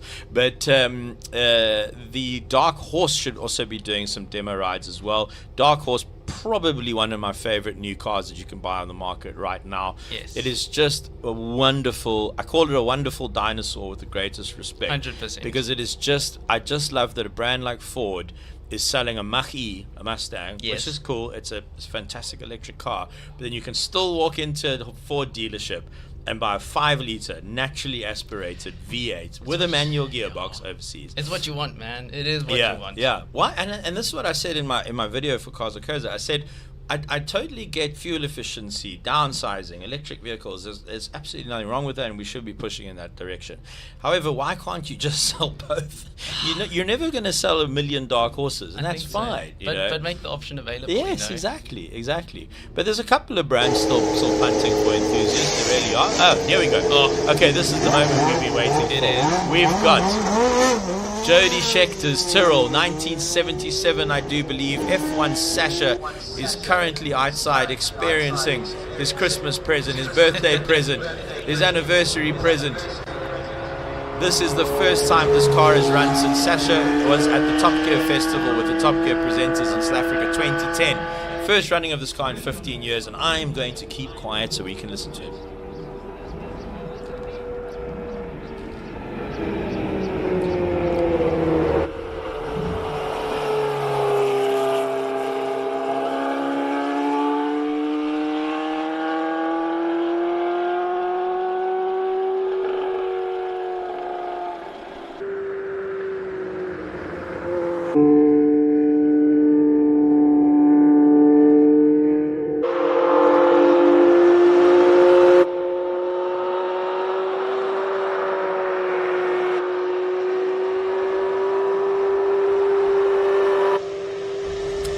That Tyrrell is probably worth quite a lot of money. I would think so, and I mean, if you compare those cars to what you see in Formula One today, it's worlds apart. It really is. I Yeah. mean, the head, like the whole top half of your body is pretty much exposed. Now it's halos and the driver's barely Yes. peeking out of the car. They can barely see their rearview mirrors. No, what I do appreciate about modern Formula One cars is how safe they are, and You have to applaud that. you cannot have another Senna, another Ratzenberger. It's just not on. It's not possible. It shouldn't be possible at all. And obviously we all want to see racing, but we want to see racing drivers go home safely as well. And that's been the hugest advancement. But do you know that the modern Formula One car has the same footprints as a Rolls-Royce Phantom? Really? 5.7 meters long by 2 meters wide. The exact same footprint as a Rolls-Royce Phantom. And what I appreciate about there goes a pool noodle. What I appreciate about these Formula One cars from not even that long ago, but especially from the 70s and 80s, just how compact they really are. And this thing, we can feel it through our bones. Skyhook drone, that sounded like a thunderstorm outside of the commentary box. We could feel it through the walls of the container. I think that's Robbie Volkin there. He drove it last time, and I still have hearing damage from being in the pit lane.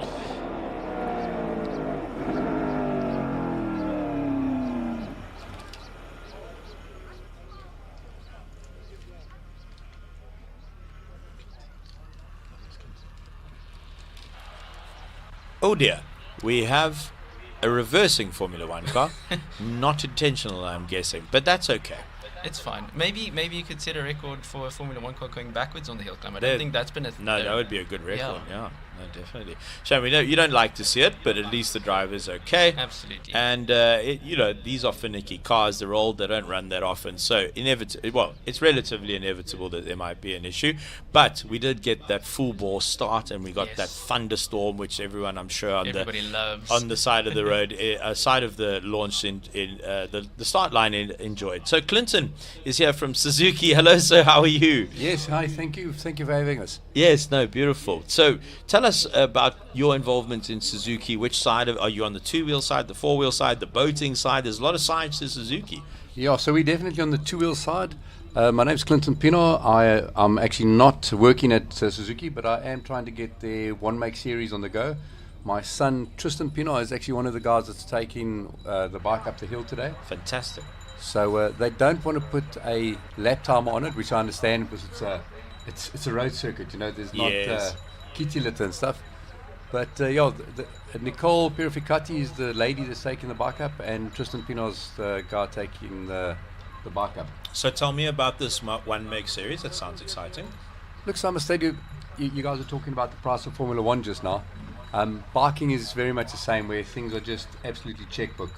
And the economy in South Africa and just the racing in general, two wheels racing, is really in an all-time low. And what we're trying to do is we're trying to get a space where all the youngsters, the up-and-coming stars can ride, but to be on a even playing field. So meaning everybody can buy a bike. Suzuki's actually helping with the price of the bike, so they're dropping the price by about 20,000 Rand. Wow. And you can go and buy it at the different dealers around the country, so you can get finance and stuff on the bike. So you can finance a track-going bike? Yeah, so you finance it as in a road bike, but then we convert it for you. Oh, wow. Into a race bike. Is it then not road legal anymore? You then it's look, debatable. you can put the Depends if you get caught or not. Yeah, but everybody's going to take the lights off, and they're going to take the indicators and everything. We put rear sets on, we put clip-ons on. No, carry on. And we take the ABS system off of the bike, and we actually change it with braided hoses. And with the body kit, we change that for a local GAR or local fiberglass kit as well. So it's a lot cheaper. If you fall, you basically replace the panel and the gear lever or whatever, and then you're good to go again. Unfortunately, we do need to run. We've got Colin and Patrick in the pit lane. I just wanted to first of all say thank you, Barry, Clinton, everyone at Suzuki for supporting Simola. And that single race series interests me on a personal and professional level. And if there's something that Cars.co.za, that my company, can do for you, we must talk. So come to Cape Town for a coffee, or I'll see you in Johannesburg. Thank you, gentlemen. And I'm sure everyone enjoyed the demo runs. Are you here tomorrow Yes, with the demo runs? Fantastic. So if you missed it today, they will be back tomorrow with the GSX-8R with Tristan Pienaar and Nicole Purificati. That's correct. Indeed. Patrick and Colin, take it away.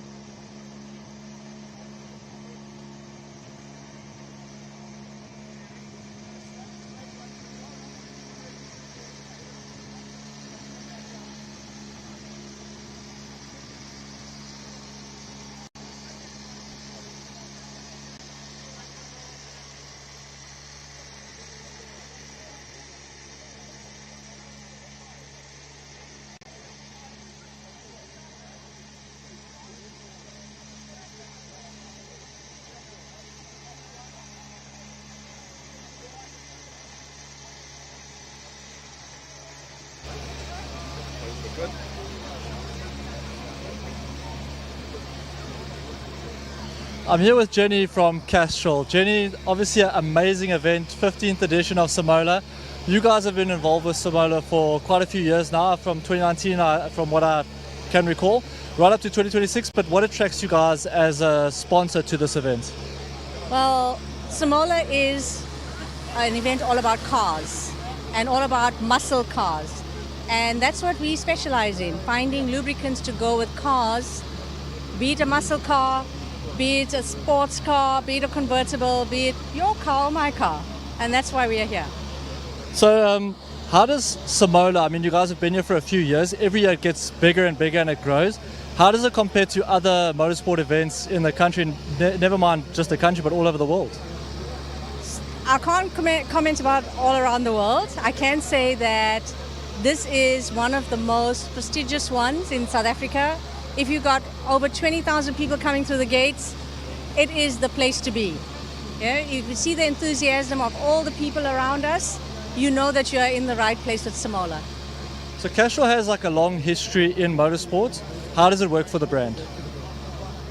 I would say that this is what makes our brand so special, because we do a lot of research around lubricants and what goes into vehicles, and we take that and we put into ordinary everyday cars. So motorsport works for us in that way, that it contributes to our research and development.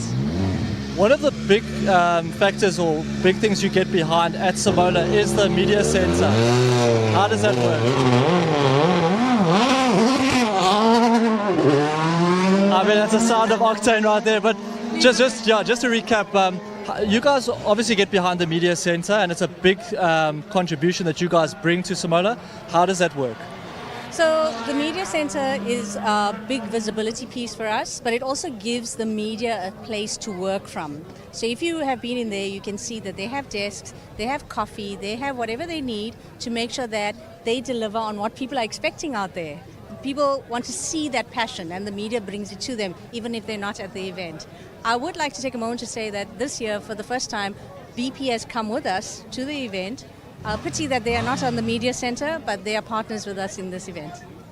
You guys obviously cater and put up a lot of stands and look after a lot of customers and partners in Simola. That who have you guys and how many people more or less have you brought with you to this event? So this year we brought the most number of people we've had at the event. We brought over 50 people, customers, partners, distributors, and it's wonderful to see all of them here. We have brought some of our OEM partners as well, and that is amazing that they actually accepted our invite and joined us this year.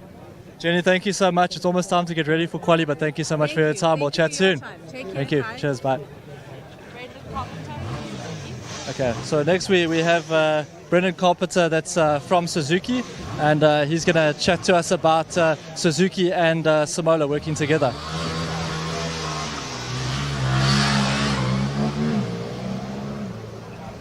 Brendan, nice to have you here, man, in the Suzuki livery.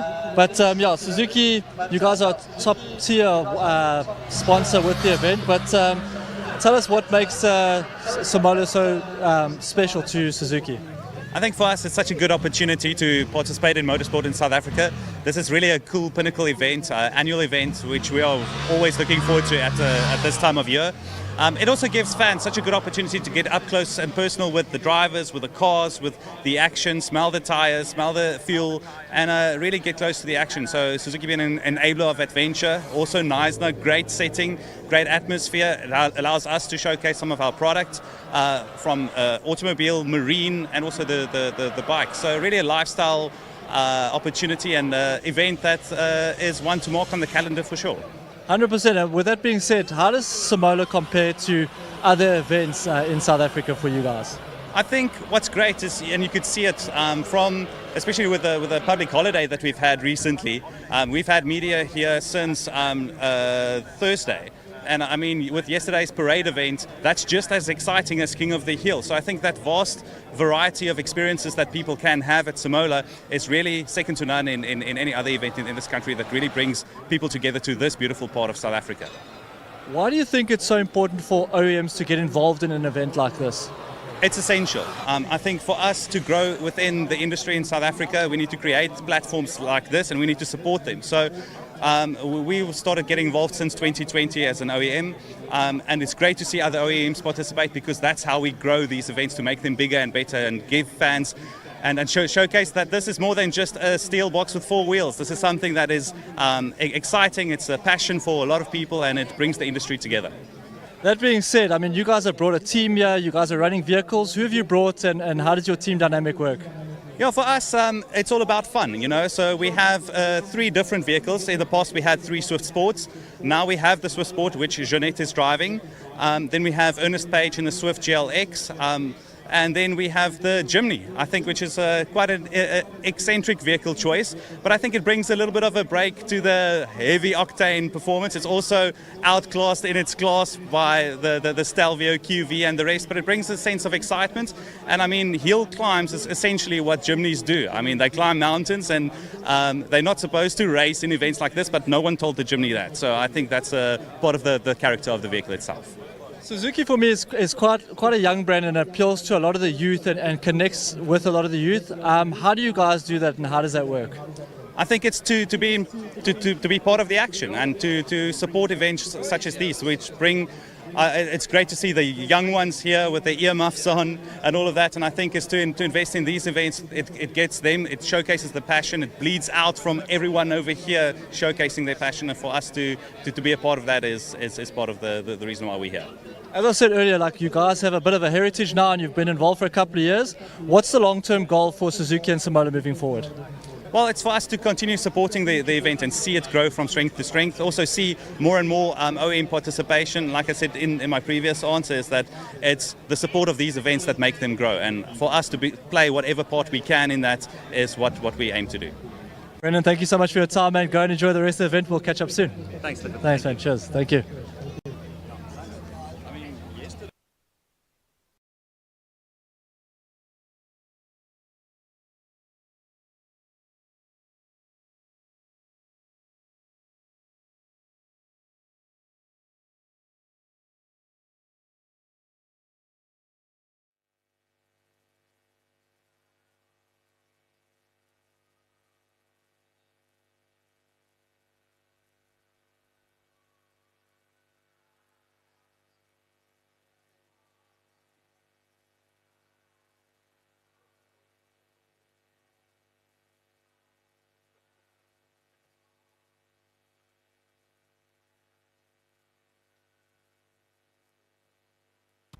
Be rewarded with every swipe.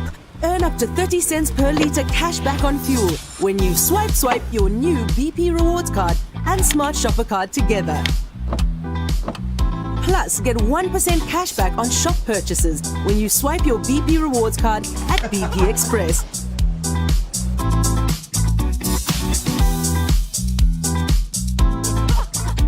Join BP Rewards quick. BP, everyday brighter. It's in our DNA to explore, to search for more. We push, we seek, we forge roads where there weren't any.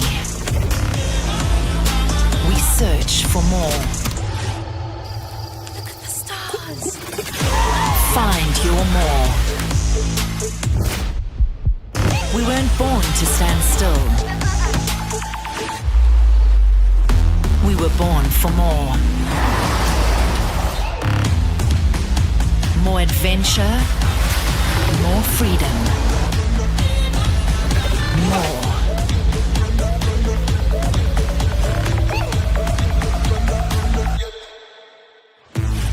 Introducing the Suzuki Jimny 5-door, born for more.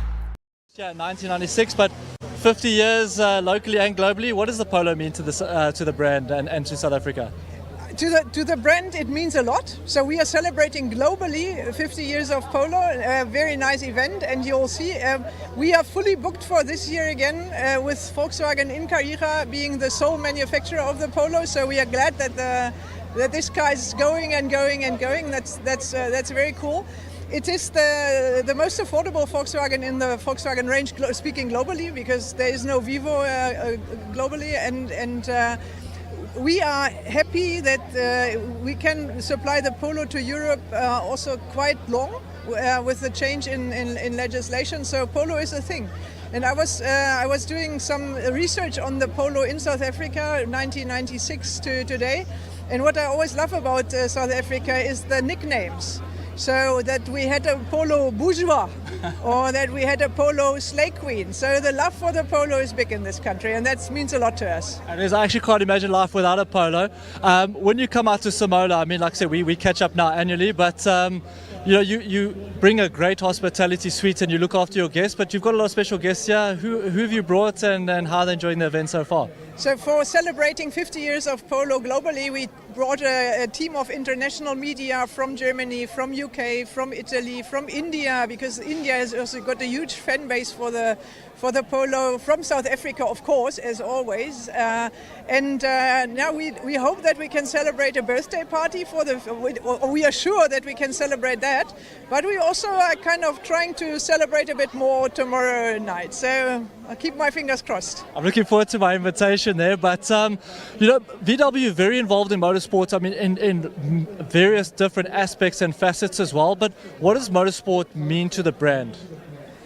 So when I came to South Africa for the first time, I was pleasantly surprised, because it means not only engineering competence, it does not mean only that we do a lot for a large motorsport community in South Africa, but like also the spill over into the normal Volkswagen South African life. That's what I also appreciate a lot, that we do a Polo Cup in South Africa with Polo GTI, so almost literally with a street car. So that we showcase the capabilities, of course, of engineering with high end, but also of like everyday cars. Of course, GTI is like rather top end of everyday, but that is for me a great platform to showcase Volkswagen at its best.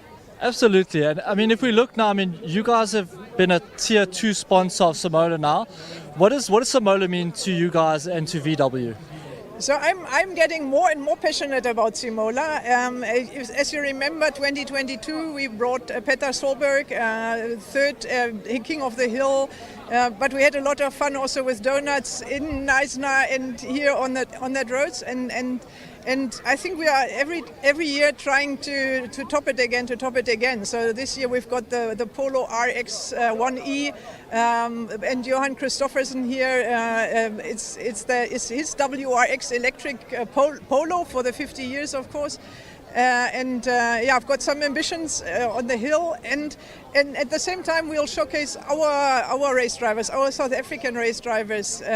We have some fun part here with going up the hill, safety car. So it's just a cool thing for every Volkswagen fan. Yeah, you definitely have your work cut out for you, because you have been pushing the envelope, and I mean, like you said, Johan Christoffersen here, what a treat to have him out here with us. I mean, there is growth and there's a lot more push now with OEMs getting involved, but why do you think it's important for OEMs to get involved with something like a Simola Hillclimb? I find it important specifically for also manufacturing OEMs in South Africa. We must showcase what can be done in South Africa. Of course, we bring also in some cars. It is, as I said, it's beyond motorsports. Simola, when you look at who's coming. And it is a great platform, growing annually. You can see that already. I think it's more people. I feel it's more people, but Ian also told me it's more people, and it's fantastic to showcase the capabilities of the brands and to showcase capabilities of South Africa and South African race driving and South African art of celebration. Martina, thank you so much for your time and giving us the rundown of what Simola means to you. It's almost time for quali. I wish you good luck and to your team. Thank you. Hope to see you tomorrow at our party. I will be there for sure. Thank you. Thanks very much, guys. That's Martina from Volkswagen. This is probably one of the biggest fan favorites of Simola. It's the 15th edition here down in Eisner of the Hill Climb. Today was Classic Car Friday. The weather was iffy, but the action on the hill was insane. Now it's time for scrutineering. The fast cars for King of the Hill have come out, and this is where the serious horsepower gets displayed. So cars are being scrutineered as we stand here right now. The fans and the crowd are starting to arrive. Cars get scrutineered, then they make their way through the street, but this is where horsepower comes alive. Tomorrow is King of the Hill, Saturday, Sunday, and this is the big one where the guys are coming out to take the all-out title of King of the Hill in Simola.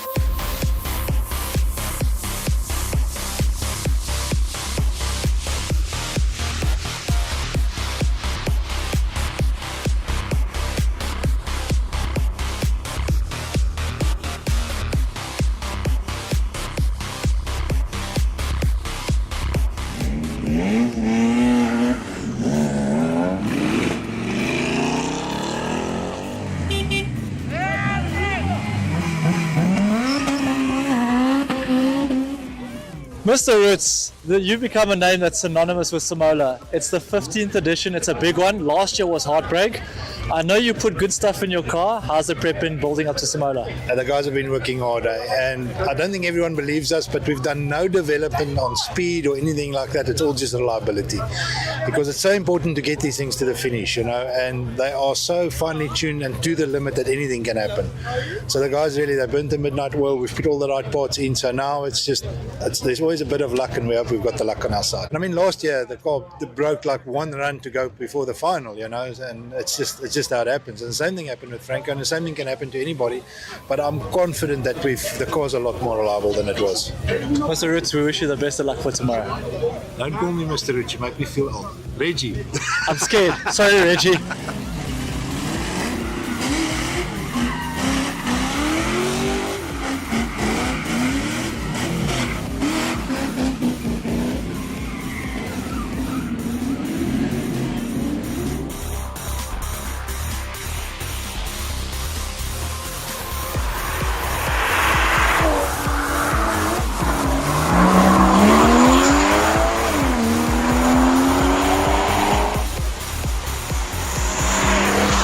Mr. Dangor, today was a good day in the seat. Had a good time on the Classic Car Friday, but tomorrow it all changes. It's serious stuff that starts tomorrow.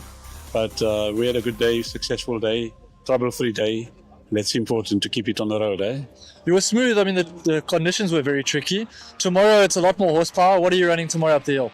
We're running the R34 GTR tomorrow. We're not making too much horsepower for reliability purposes. But I'm looking forward to it. The car should do cool to this class. When you say you're looking for reliability, obviously you still want to perform. What's the expectation, or where are you aiming for tomorrow? Well, in the top 3 in our class at least. Excited to be here. I think we're going to showcase the Harvester this year. A beautiful car. I think the lines are amazing. 375 kilowatts. Ashley Oldfield's going to be driving the Harvester, and I'm going to be in the MG3 Hybrid. I think it's going to surprise a lot of people, especially the Harvester. But yeah, excited. Third time back on the hill, so excited to be able to drive. Well, hopefully the fastest electric time up the hill with the Harvester. I think we've got a chance, especially with Ashley behind the wheel. So excited to see what happens.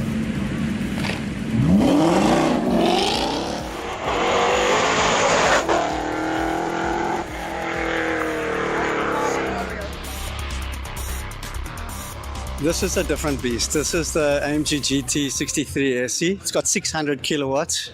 So it's a little bit of a different story this time around. So I'm going to go through the hill a little bit quicker. Not as sideways. It's a little bit more agile compared to the 4-door I had last year. It's certainly, it's going to ask me to do the work this time, because it can do the work. If you had to pinpoint one area from last year to this year where you feel you can improve to catch up with this monster, where would it be?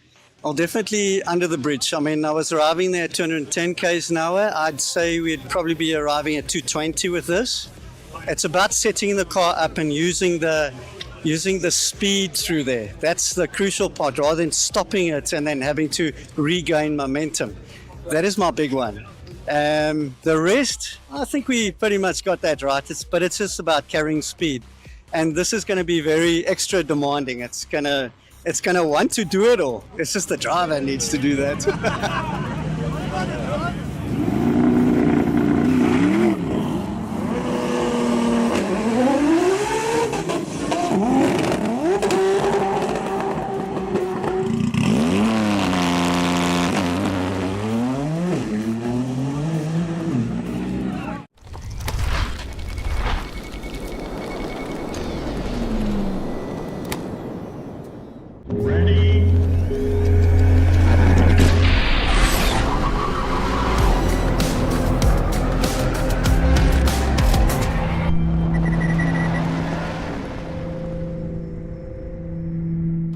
Be rewarded with every swipe.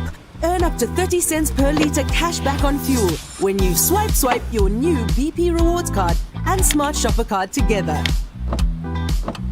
Plus, get 1% cash back on shop purchases when you swipe your BP Rewards card at BP Express.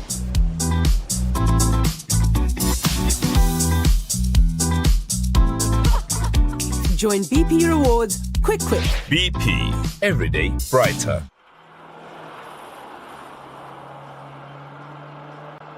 Q1.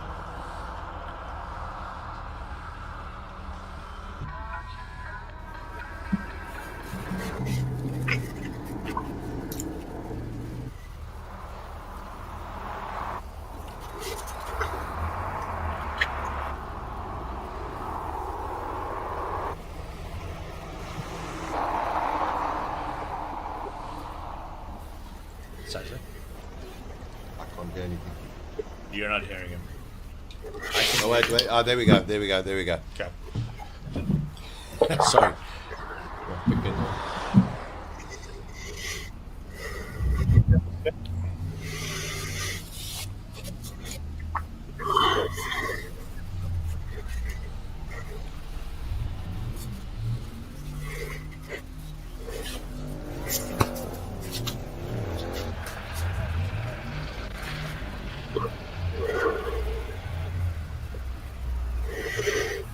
It is a very good afternoon and welcome to the 15th edition of the Simola Hillclimb, the King of the Hill, day one. We've just had a lunchtime extravaganza with 3 Formula One cars going up the hill, some motorcycles, Terry Grant doing some displays, going on 2 wheels up the hill as well. And it's time to start getting very serious. Sitting alongside me, Ciro Di Siena. Ciro, qualifying 1. It's time to put the hammer down. Do you know what my middle name is? What? Roberto. Ciro Roberto. De Siena. And I can't speak Italian. Do you know how much trouble that's gotten me into with Italian people? Well, hello. Welcome to my world. Ladies and gentlemen from around the world, around South Africa, welcome back. The 15th running of Simola. Currently, our Lumina Drift Taxi is putting down some rubber for the rest of the drivers. Thank you very much. We appreciate your contribution to the sport. We are going straight into qualifying 1 because practice 4 has been cancelled. It has been cancelled. We essentially just have to stay on schedule, really. But the practice rounds are sort of not interchangeable, but they can be dropped at the discretion of the clerk of the course. Qualifying obviously can't, so we'll move the schedule around to accommodate, or we'll always move it around to accommodate qualifying. So we're going into practice qualifying 1 with a blistering record time of 38.5. If I'm not mistaken, we've got a lot of 38s, a lot of 39s already, which is phenomenal because we are already faster than we were from the winning times in 2024. And of course, joining us from Hillclimb Monsters, Rodrigo de Oliveira, Tasboy. Lovely to have you along with the broadcast, and hopefully all of your viewers are enjoying the action from Simola. Rodrigo, it's time to get serious.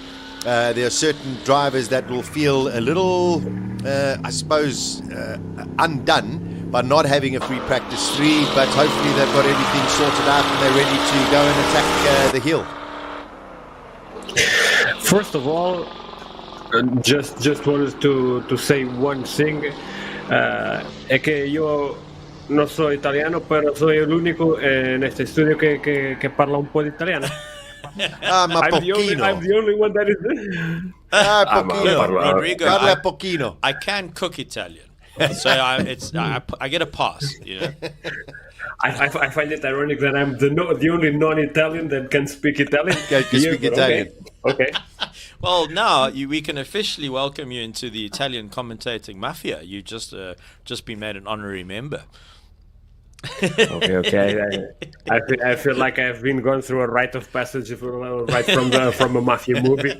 It's a very small club. You're currently looking at it. There you go. Exclusivity is very sought after, and we have it in spades here. But no, we are jumping right into the qualifying runs. Things are about to get way more serious.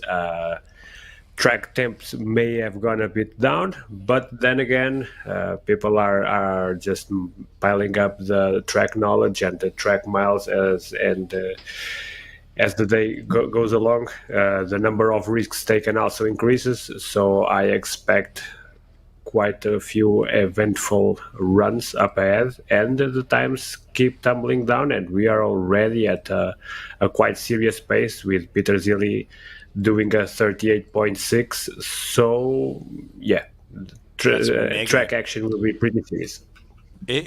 Rodrigo, you were saying his fastest time I think is a 38.5. Yeah. So he's already a 10th off of his best time ever, and we just got back from lunch on the Saturday. So, no, we're in for a real treat here for the rest of the weekend, without a doubt. It also, actually, you know what, I was about to comment on that word that starts with W. I stopped myself. So. No. Well, you know what, just looking down the pit lane, we've got an unbelievable crowd here today at Simola. So a big welcome, because they are listening to us in the PA system as well. And in our midst, we have a 7 times World Rally Cross champion, Johan Christofferson. His is the 3rd car in that row, which is the WRX electric vehicle.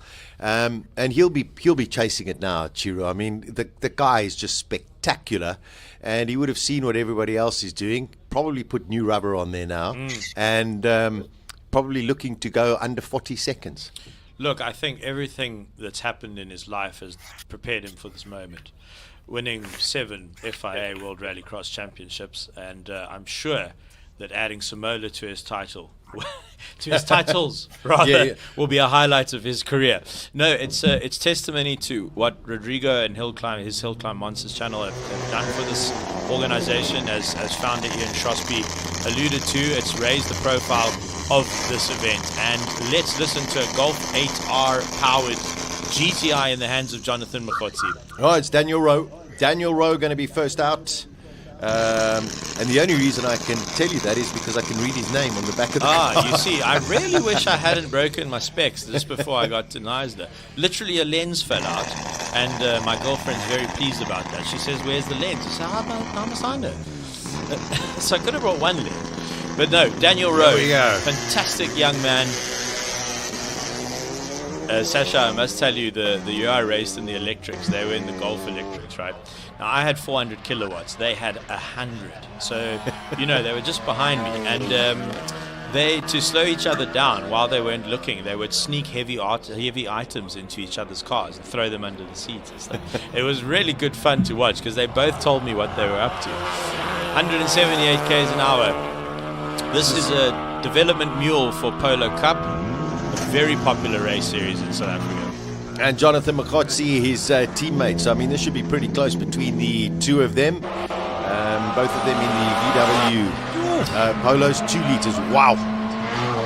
Letting it all hang out. Rodrigo, I had a thought over the lunch break, which is always dangerous. I try not to. But when a car is going past one of the pool noodles, right? Do you think? Whoa! That was close to a pool noodle. That's going to become the Mokotsi gravel there. All right, I got to interrupt. Here we go. Jonathan, Johan Christofferson. Here we go. Let's listen.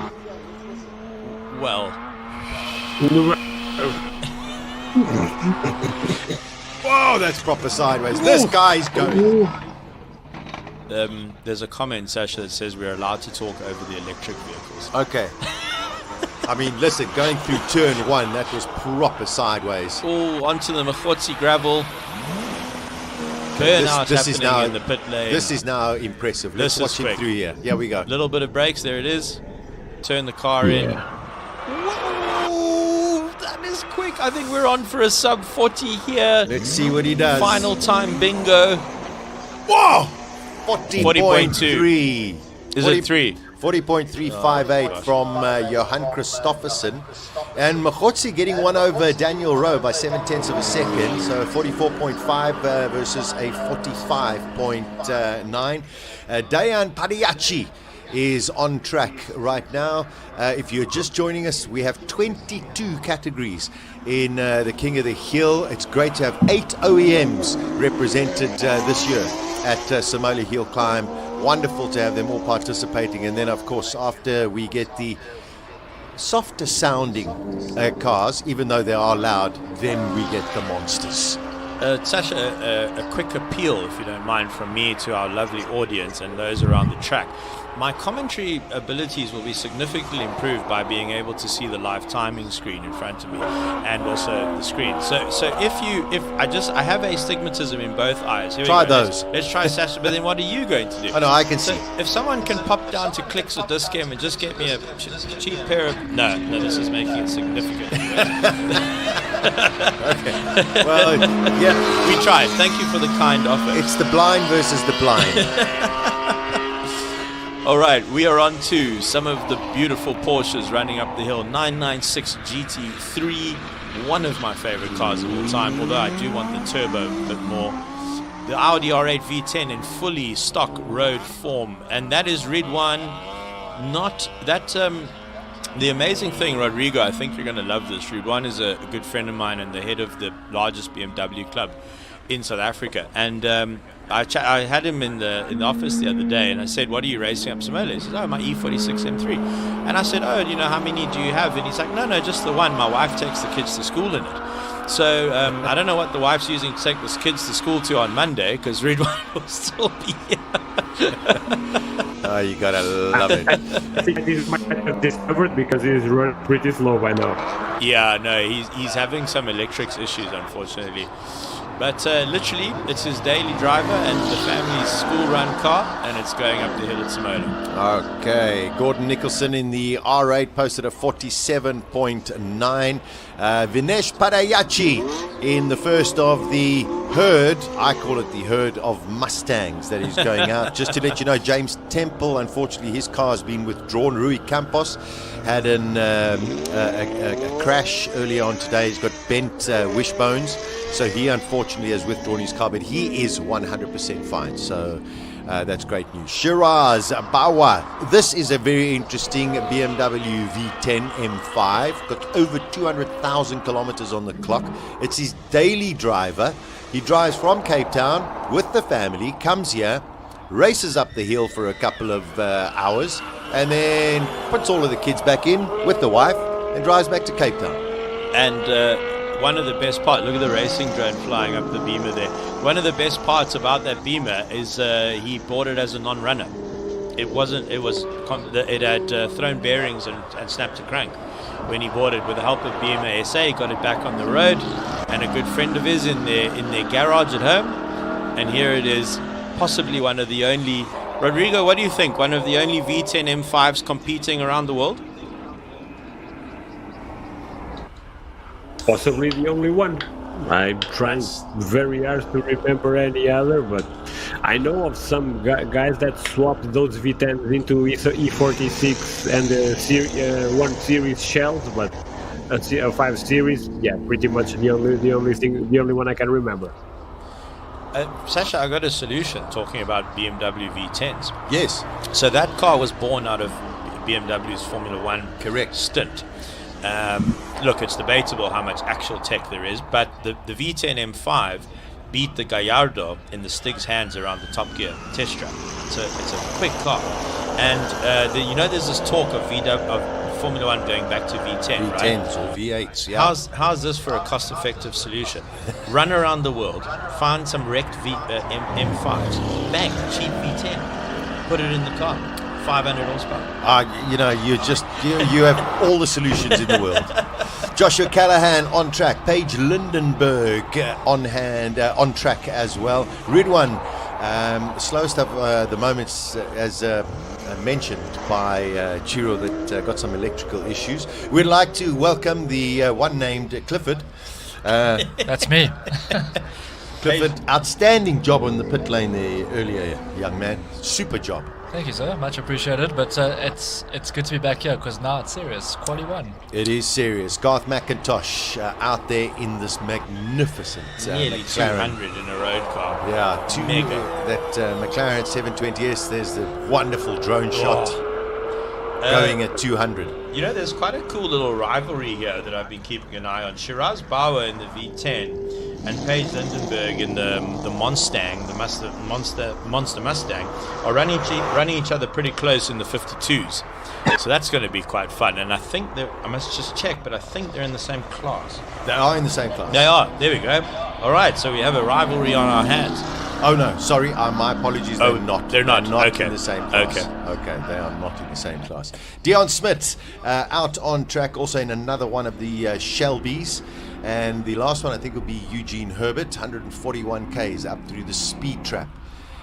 Still at fastest at the moment, Johan Christensen in the electric WRX car, just checking his time, 40.358. He's so close to breaking that 40-second barrier. I mean, that's going to be probably the next run. If everything goes according to plan, I think he'll smash it. Yeah, I think, you know what, he may have lost a little bit of time going through turn 1. But, you know, what I'm going to, you know, should I go and give him some coaching lessons? Only he will know. You know, Yeah. The thing is, we can all sit and watch from the side, but the only person who really knows what's happening is the person behind the wheel. So, yeah, we'll definitely find, if that is the case, we'll find out in the next round. More of our OEMs, the Natalie Weston Mercedes on the top of your screen, going out there 30.5 in the first sector. She goes 5th fastest with a 48.520. Eugene Herbert, the man from Master Drive, in another one of the Shelbys, Ford Mustang, actually a Rouge 5-litre GT automatic. Now, this is a car to watch.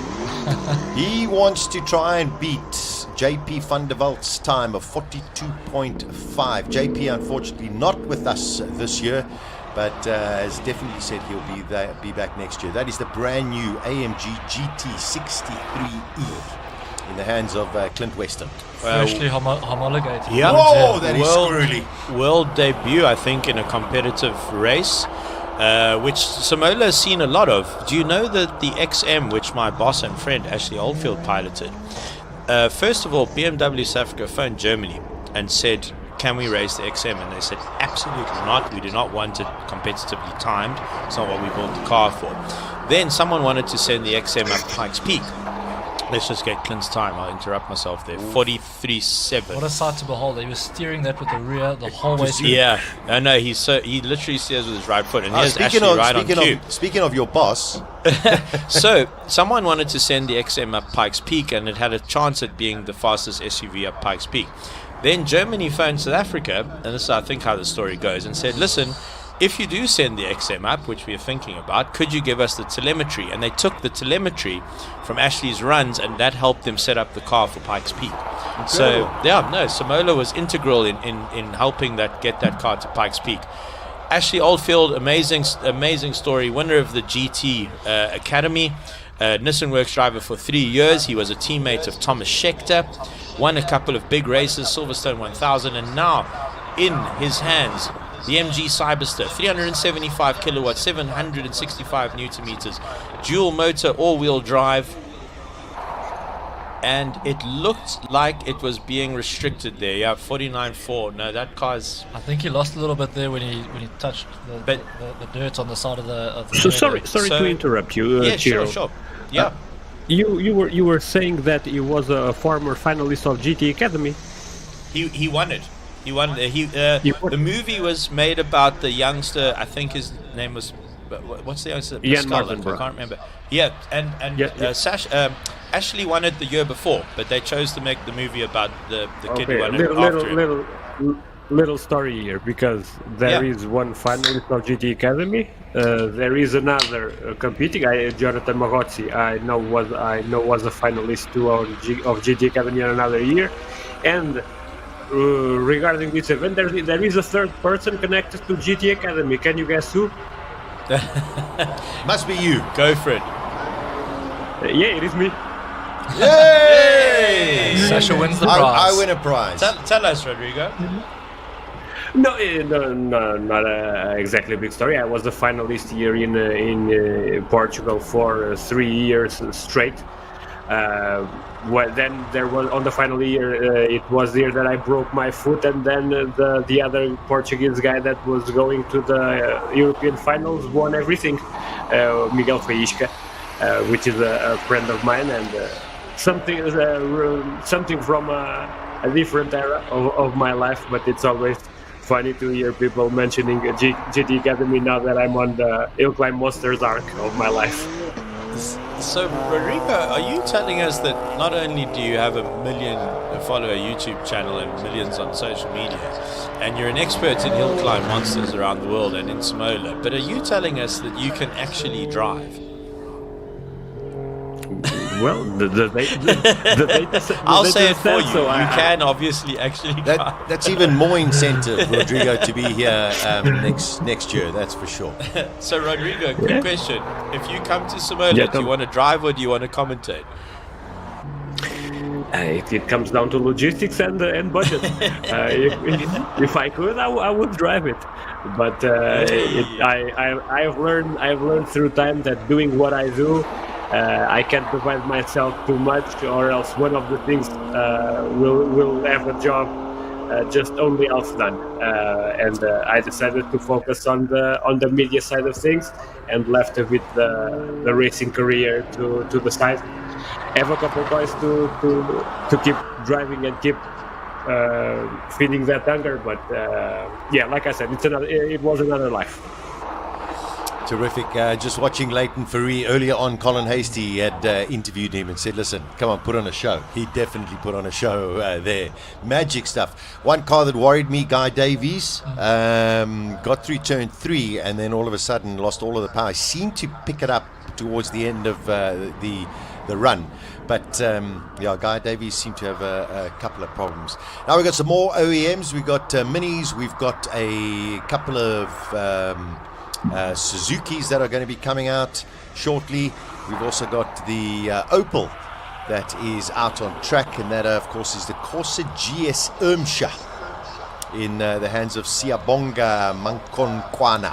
I see Bradley Bosch there finished with a 52.9 in the Mini Cooper. So wow. Yeah, it looks like it's starting to go a bit quicker. I mean, that Suzuki they're using a bit more of the track, so guys are starting to push it a little bit harder, which is exciting. It's all about Q1, and then of course it's all about your class. You want to be in the top 3 in your class for the class finals, and then of course for the King of the Hill tomorrow.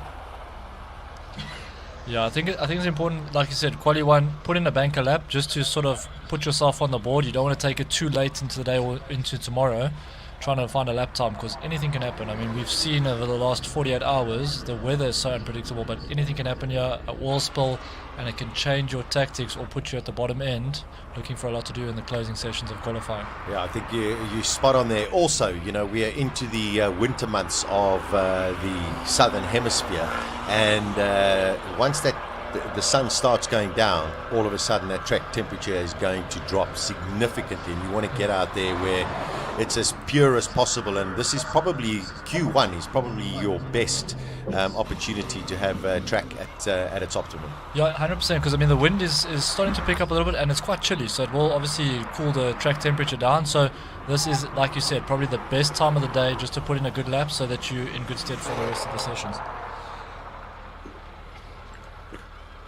Looking at our times, fastest at the moment, 40.3 for Johan Christofferson. There is the Alfa Romeo Stelvio Quattro Formaggio. Isn't that a muffin from Vida? Yes. See, now why are those lights blinking? I think the muffin from Vida is heavier. Yeah.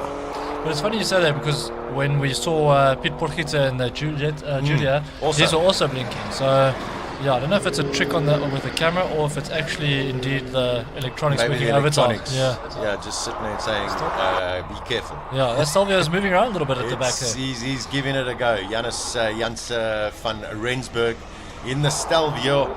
Great to see it here. Just having a look at his time. 16th position, a 50.5. Wow.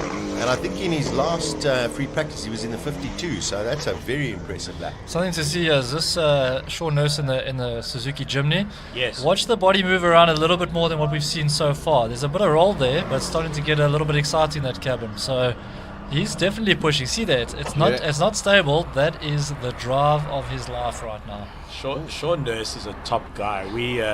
We got stuck in Munich airport together for 11 hours. That's where we bonded many years ago. And, say no more. And he just got promoted to head of content at Auto Trader. And so we're now technically rivals, but we're mates as well. So, no, good guy. He raced a 400 kilowatt Renault Megane, which he built himself, actually. So, very handy behind the wheel.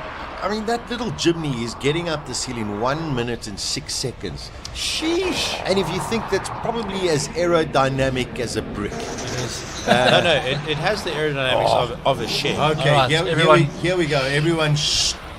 Here come the big boys. Oh, sorry, that's me.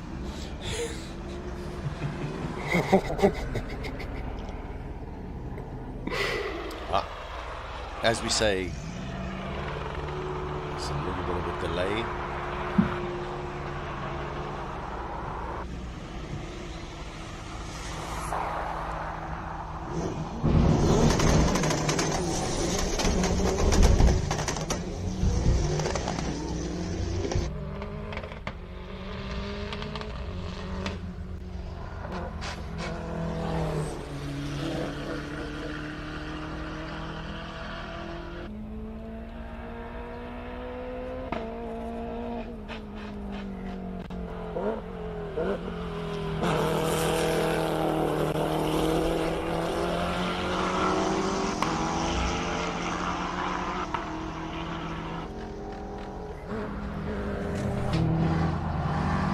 That's Anton Grenier in the Subaru.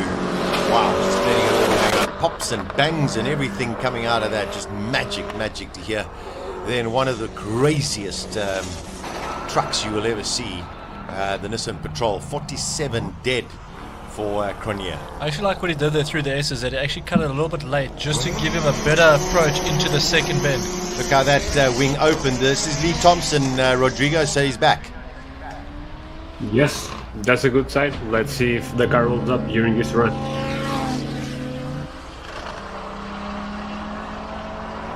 It's going well. Looks solid. Oh, yeah, great suspension over those bumps.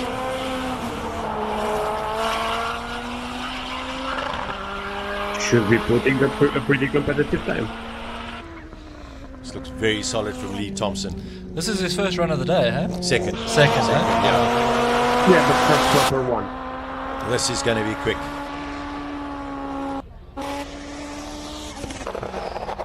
Whoa! Goes into second place with a 42.7. Rodrigo, that must make you smile a little bit over there in Portugal. Yeah. It is a good sign. It is a good sign. I think there's more to come from that car for sure. But this is the first proper run the car has done during the whole day. So only one way upwards.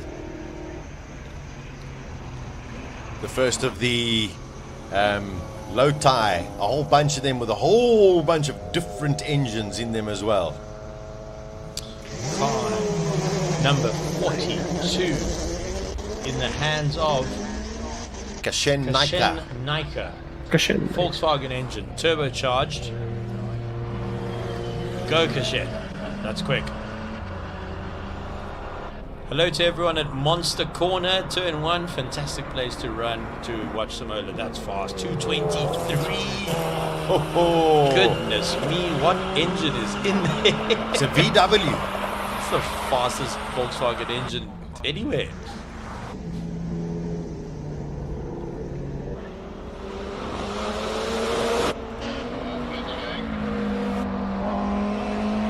Come on. 42.3. 42.5, sorry. Wow, that's incredible. Still looking for specs if anyone can help. Should be EA 888 engine, I will guess. Sorry, Rodrigo, we lost you a little bit there. Were you commenting on that engine? Yeah, I was saying that it should be a EA 888 engine, probably. Either that or the 1.8 turbo 20 valve. Is EA the two? Is EA 888 Evo 4 the Golf 8R engine? Yes, that is the Golf R engine, yes. And Evo 3 is, I think, the GTI engine. It's a sort of state of tune, really, or maybe a different head. Look at that Beetle. Pretty much the same block. Yeah. So Owen Bridger gave it a good go in that Honda, hey? Running it at 46. Phenomenal. So this is the Beetle with a Scooby engine. Go Scooby Beetle. Should we call it Scooby-Doo? that a dad joke? It is. It is a dad joke. Yeah. Sorry. Another one to add to my At list. strike 2, I owe you 2 glasses of Cabernet Sauvignon later. I'll go for Merlot. Oh, there we go. You drive a tough bargain. I do. Martin Van Zumeren on track at the moment. Bit of smoke coming out of the back of that Skyline there, if we call it a Skyline or GTR. I don't know if there's certain parts of the track that seem dustier than others, but it's still quite a long way off ideal conditions right now. But yeah, there's a lot of haze behind some of the cars in certain parts of the track. So I'm hoping it's not smoke and it's just dust. But either way, it affects the lap time. Yeah, Farouk Dangor, the legend in the blue Skyline, at the top of your screen, 184 through the speed trap, goes under the bridge.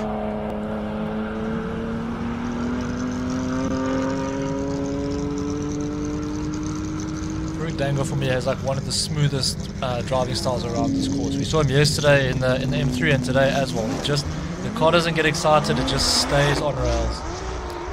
Legend of South African motor selling, motorsport, and motoring. This is a GT3R in the hands of Charles Ranjis. Oh, that GT3R is special, and this is a cup. Two of the most. I mean, Rodrigo, to see these two Porsches right behind each other must be quite special on the world stage. It is. Although this is one of the strong suits of European hill climbing, it's that we have a fantastic roster of Porsche units. I am surprised now that we are starting to see them also here in South Africa, especially this GT3R, given how rare and how unique it is.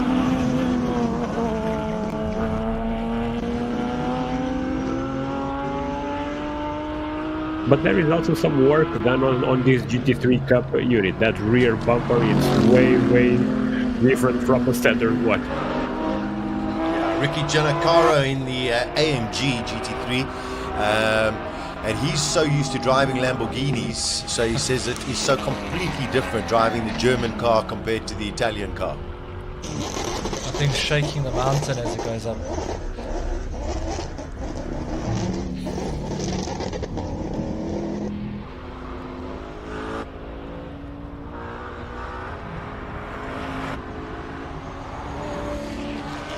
Gianni Giannacaro in the NASCAR Hendricks Howard Z4, which just cannot get off the line. Just cannot. It just cannot get off the line. I think once it's going, it's like a rocket. It just doesn't have the traction to get off the line.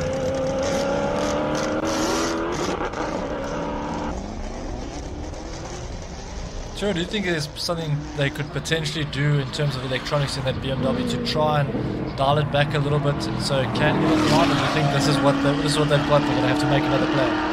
So I worked recently with an incredible team of custom BMW builders. So BMW 135i with OEM flared wheel arches to look like a 1M, with the V8 from the E92 with the independent throttle bodies and all the rest of it, the gearbox from an E92, the MDCT, and supercharged.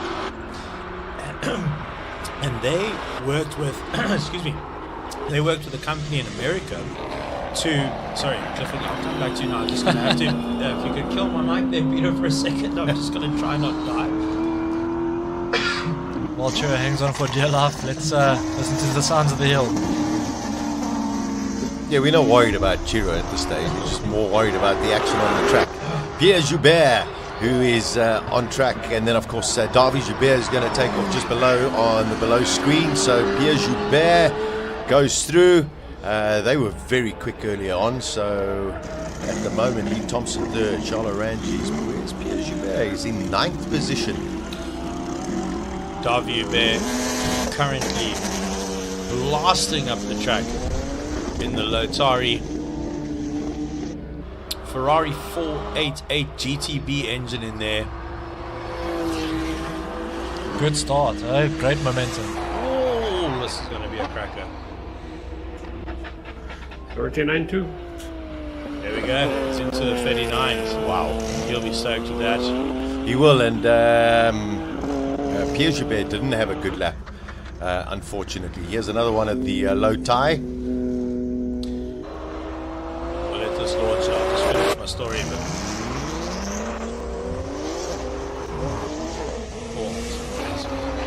Zank 40 0.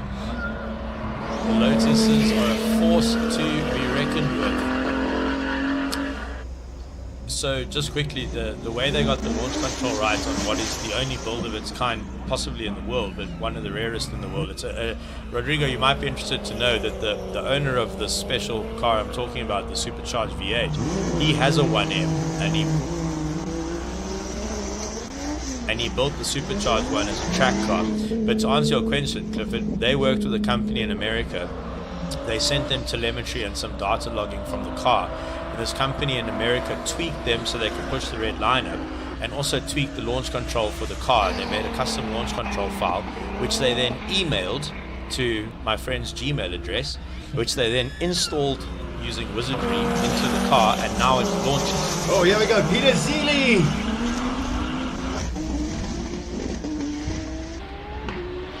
So I'll put them in touch with the Z4 guys. Peter Seeley in the world's most advanced Toyota MR2 with possibly the world's largest wing as well on any road car or any track car fitted in the world. Look at those bumps. He lost the boost pipe last year going over those bumps. Hopefully it won't happen again. 222 through the speed trap for Peter Seeley. He's currently quickest on a 38.5. He's definitely on it. No brakes there, hey? Sparks coming off the bottom of the chassis. It's also the world's lowest MR2 without a doubt. 38.4. So 10th faster as well, Rodrigo. He's definitely upping the ante. Oh yeah, he has beaten his own personal record here in Simola by 1/10. That's incredible. That's his fastest ever time. This time would put him in second last year on the top 10 shootout. Wow. Incredible. So super from Peter Seeley, and the others will be watching that very, very closely. The likes of Richard Rutz, the likes of Franco Scribante, Butte Krause, out on track at the moment. Really enjoying his livery on his vehicle, Super. Oh, that noble. Built in South Africa. Okay, here we go. Silence. This is loud.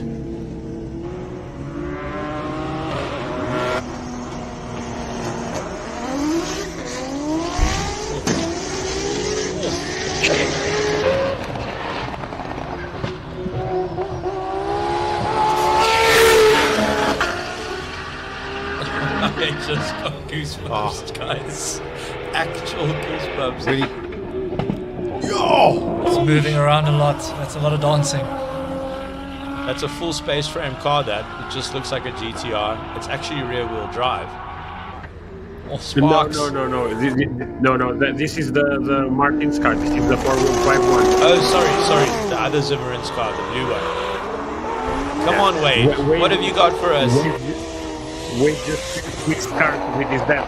His dad is now on another class, and now he is running the 4-wheel drive yellow car instead of the rear-wheel drive blue one that he crashed. Okay. Wade Van Zoomer at 41.8. Nice. The blue car, Rodrigo, the blue one's not here this year. I haven't seen it. No, it is not. It is not here. No, the third Van Zoomer we have, it's Joey that is driving the blue and red that we are seeing now on track. So Jody Van Zoomer on top of your screen, bottom of your screen, Aldo Scribante in the S4. Didn't have a great free practice 3, so hopefully he's sorted out any kinds of gremlins. 48.1 for Jody Van Zoomeren. And bottom top of your screen, Silvio Scribante. Bogged down completely. Oh, Hillclimb Racing is so fantastic. It's so the Stuart Grant said it well yesterday. The BMT of the big match temperament of Hillclimb versus any other motorsport is that every single element of your run has to be perfect, or you are just not competitive. So this now becomes a sort of a practice lap. practice your lines, maybe try some new lines because you've got nothing to lose if the car bogged on the launch. Yeah, that wasn't the best launch from Silvio, but Aldo puts himself into fifth position with 41.5. Reggie Roots off the line. Oh, Reggie, absolute crowd favorite. Silvio across the line. Oh, no! Oh, what a save! Yeah, I can't wait to hear Reggie's one-liner about that. That's going to cost him a lot of time. He hasn't backed off though. No, Reggie never does. Now it's an R&D run.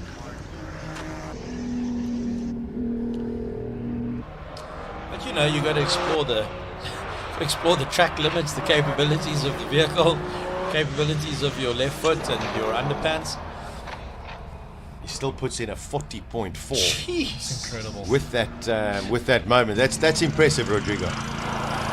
Oh yeah, it is. But nothing less is expected from Raham, to be honest. Rodrigo, would you say this is the world's fast hill climb, diesel-powered hill climb car in the hands of Gary Martin right now on the top of your screen?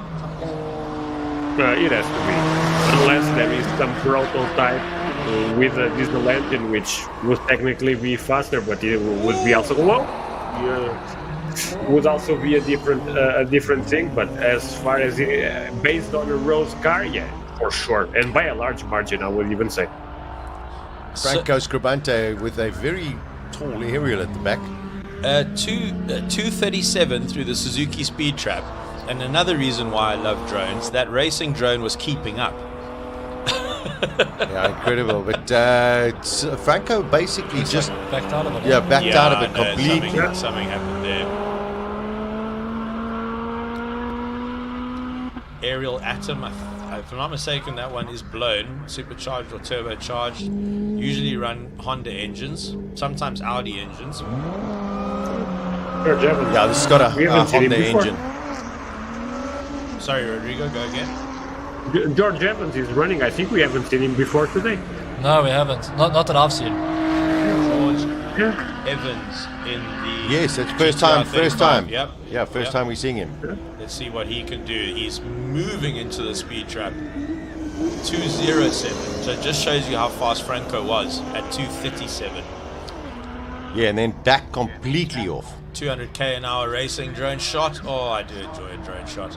Sorry, I will stop saying it at some point, maybe on Monday. Let's see what Evans can do. His first time out up the track, cooling track temperatures as well. 43. Not bad. That's not bad at all, his first run. This is Stefan Wintershoven in the Corvette 6 litre. Guys, lovely message from a good friend of mine, Shane, who runs the business Luxury Time. Live stream is awesome. You guys doing a great job. Been watching for a good couple of hours now. Very kind. Thank you.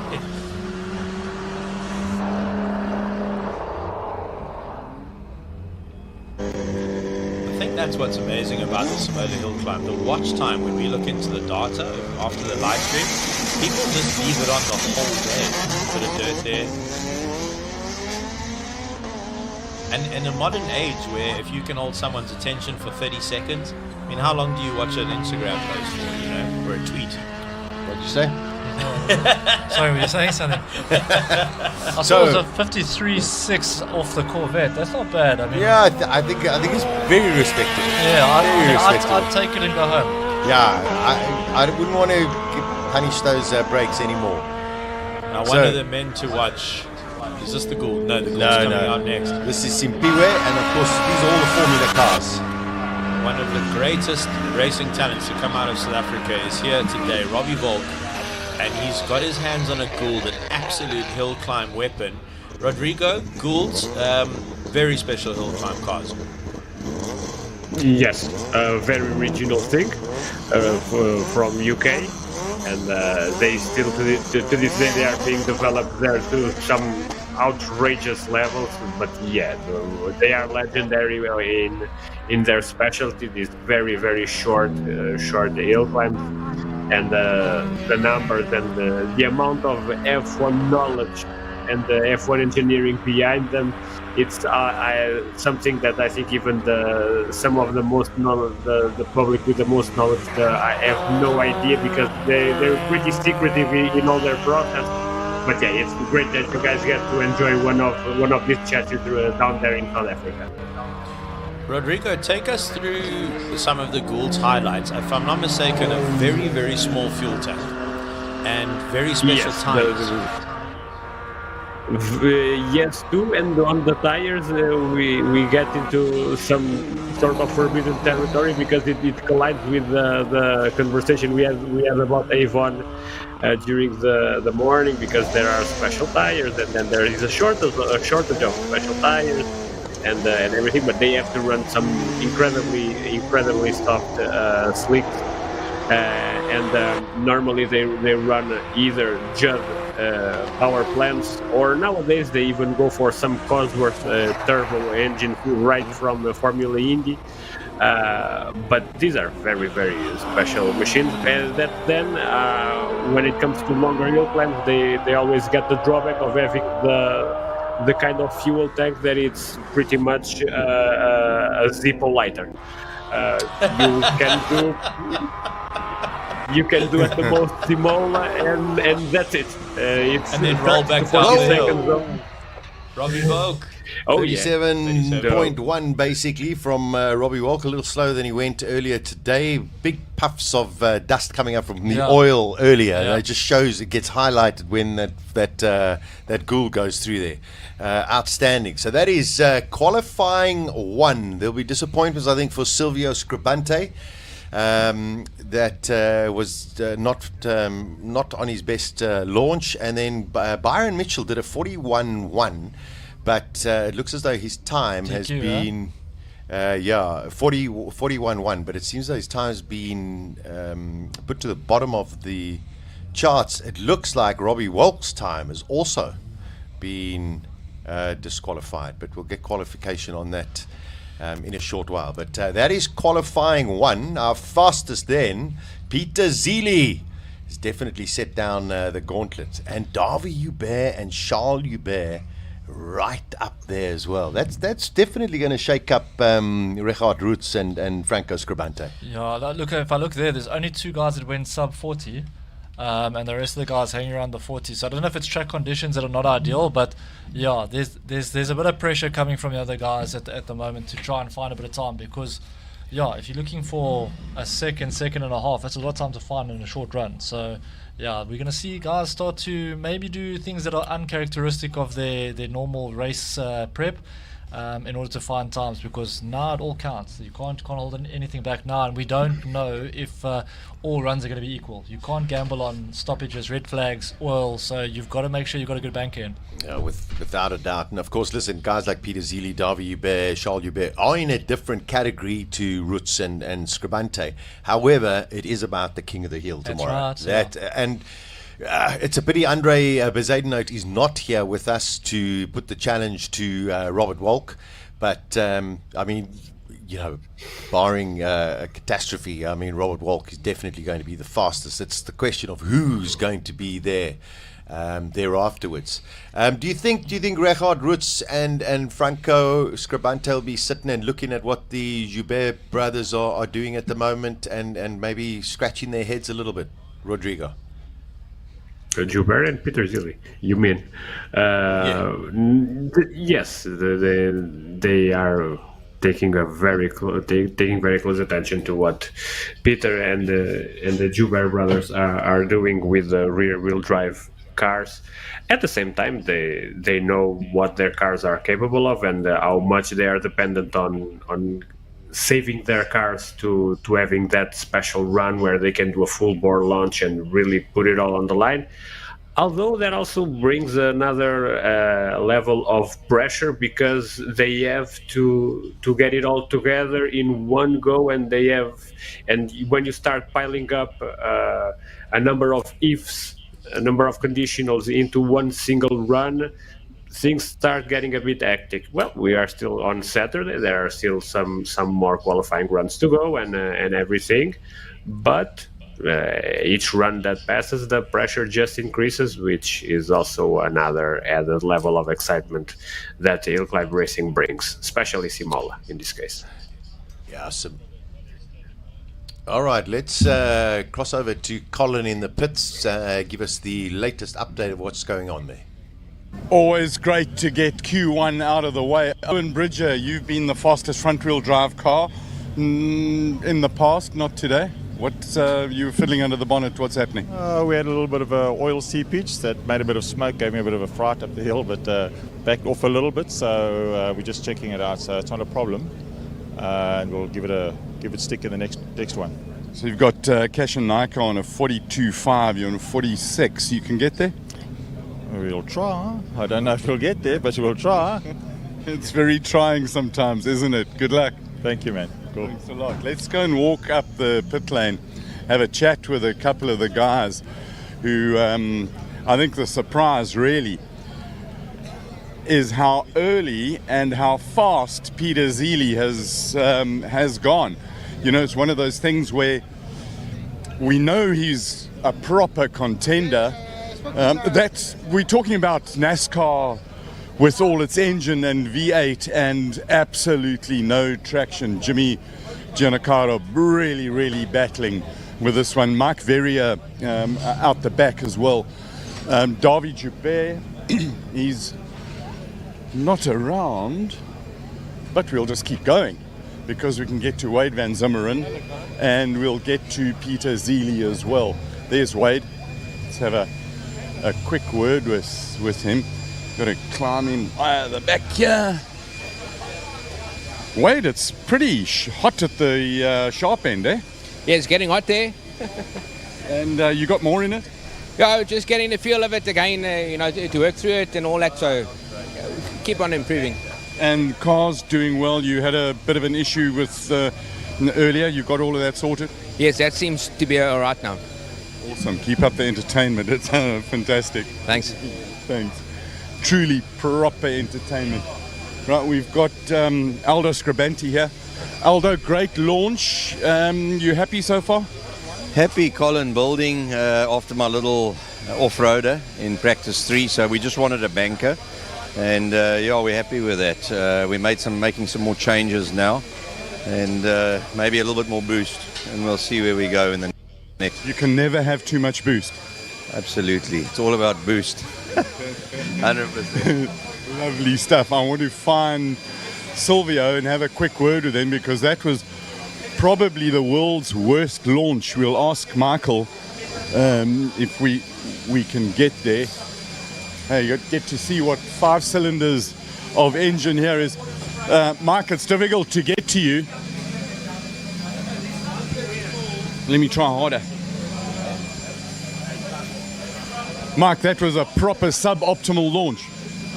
Yeah, unfortunately we fouled up a plug waiting to go out. So it was only launching with 4 cylinders, but we'll sort it out for the next one. Awesome, thanks a lot. Have a look at this Volkswagen's finest 5 cylinders. And just to give you an idea of the size of the turbo on this thing, it's rather massive, completely large. New set of plugs coming in there. Reggie Roots over here. All the computers doing computer things. Oh, that's a bit squished, trying to get in and out of here. Let's see where Reggie's disappeared for a minute. But we'll find him, and we certainly will find Franco. Franco, you said earlier it was go time, and I see you've done some changes with the launch sequence and all of that. But you did back off hugely in that run. Totally different problem now, Colin. I think we sorted our gremlins on and that felt very fast. I don't know what it was like sort of up to the bridge, but we were going. Yeah. I don't know what the times were. Did you see the splits? No, I didn't. I didn't have access to that. But it was quick. And then what happened? Misfire. Totally new problem. So I backed off. Because you never know what misfire. You can blow the engine like that. You know what I mean? So I thought, should I put a time on the board? Because I'll probably get a 42 or something just to get in the thing. But then I thought that rather save it. There's plenty qualifying sorts to go. Totally new problem. We've got to figure this out now. Yeah. Yeah, but Marco will find it on the laptop. The thing will the electronics will tell you. We should do, yeah. But the handling feeling good? You happy with the car over the bumps? Yes, we sorted that out now, yeah. Yeah. Good stuff. Thanks for chatting. Always great to have that. Peter Zeely just having a look. Earlier, Rui Campos went off. He's now having a few cool drinks. He's admits it was basically driver error, and he didn't want to bring the car in and do a half-assed repair. So they've actually left it, and they'll take it back to workshop and sort it out properly and come back fighting again. We're still trying to find Peter Zeely. And there, let's go back here. I know Patrick, I know. There he is. Just zip down here. Having deep in discussion with Freddie. We'll try and interrupt him and get his thoughts. Peter, sorry to interrupt. You've fastest time you've ever been up here. Freddie's done some magic with the car. Yeah, he's a wizard. And you've done it. Yeah, you've done. I was about to say he's done the magic with the car. You've done the magic with the driver. Talk us that run. It just worked. Everything proper.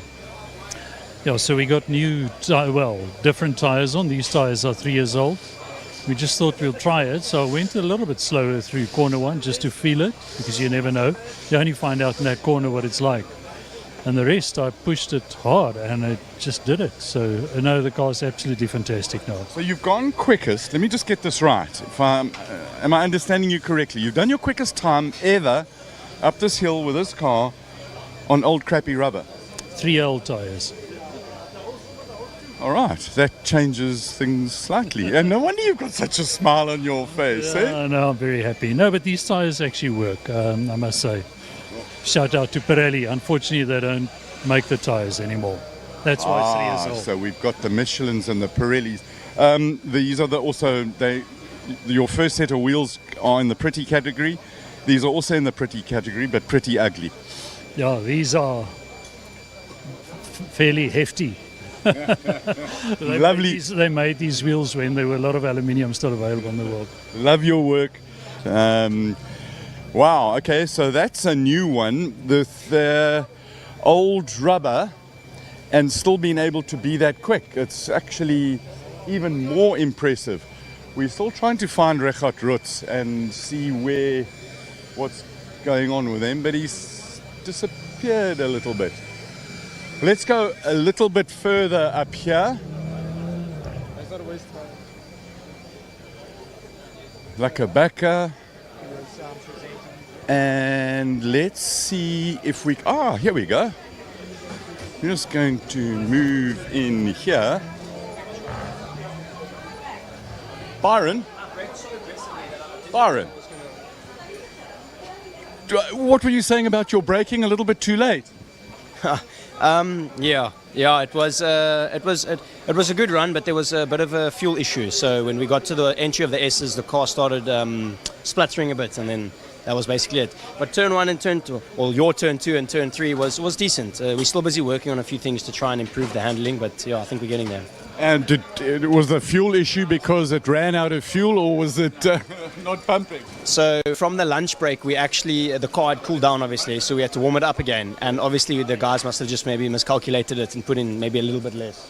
Just a touch less of fuel, and we just idled for a bit long and maybe just used an extra 500 miles or something idling. I guess a litre extra is going in for the next run. That's what they've done already, yeah. Good stuff. You can almost... So... You changing anti-roll bar stiffness? Yes, we're shortening the roll bar. Going a bit stiffer. Going softer, sorry. Softer. Should understeer a bit less then, hopefully. Right, let's get out here as well. Let's find some peeware. Also not here. Casey Enzer Smith, 16 years old. Let's see if we can have a chat with him. Casey, 16 years old. How was your run? No, it was really good. Our wheel spun a little bit off the start, but I managed to get it. It's a completely different experience to racing around a track. It's amazing. I really do love it. You've got a good history in go-karting and Formula Fords or Formula 1600 and now the MSA 4s. Yet a hill climb, 1.9 kilometers, 40 odd seconds, it's a completely different mindset. No, it's really completely different. You don't know how the road's going to be. It's just you drive and you just guess how it's going to feel. And then you drive. It's really understeery, but I can feel it's getting a little bit better now as I keep going. Awesome. Thanks a lot for chatting to us. Good luck. Have fun, eh? Thank you. So what, this kid in a cart is proper quick. Alan, it looks like you've got, are we just draining fuel? Yeah, we're just draining fuel. We put 10 and we've done all those other runs on this one, and we just want to see how much we're using. Are you happy with the car so far? Yeah, no, the car's excellent. The driver's not so, he's crappy, but the car's very good. I'm still, you're learning. Each time you go up the hill, you learn something new, or you make a boo-boo somewhere else, you know what I mean? So, but we're getting there, Colin, we're getting there. Lovely stuff. Thanks, Alan. Oh, awesome stuff. Right, let's go next door to the first pit, and let's see if Rob Walk will have a word with us. Stuart's there. Rob is chilling at the back. Let's see if we can hijack him.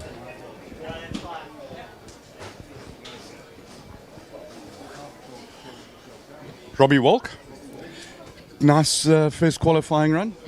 Not really. Hit a cone, ran wide in turn 2, so no, scruffy. Not really good at all. What are you going to do to fix it? I guess look in the mirror and try and improve. I mean, the car was good. I just made mistakes, so I guess only second time we've run it, so just trying to get used to it. Hell of a place to be. You don't have launch control. You've got a bit of traction control, and it's quite an art, isn't it, to keep it out of the traction control while getting the thing moving? Yeah, I mean, we sort of dialed it in for the altitude, but I think we're struggling down to the coast. You obviously have to lower the revs, but then it sort of doesn't idle correctly. So, yeah, it's not ideal at the moment. We've just got to fine-tune it, but we'll get there. We've got time. Awesome. Thanks, Rob. Cheers.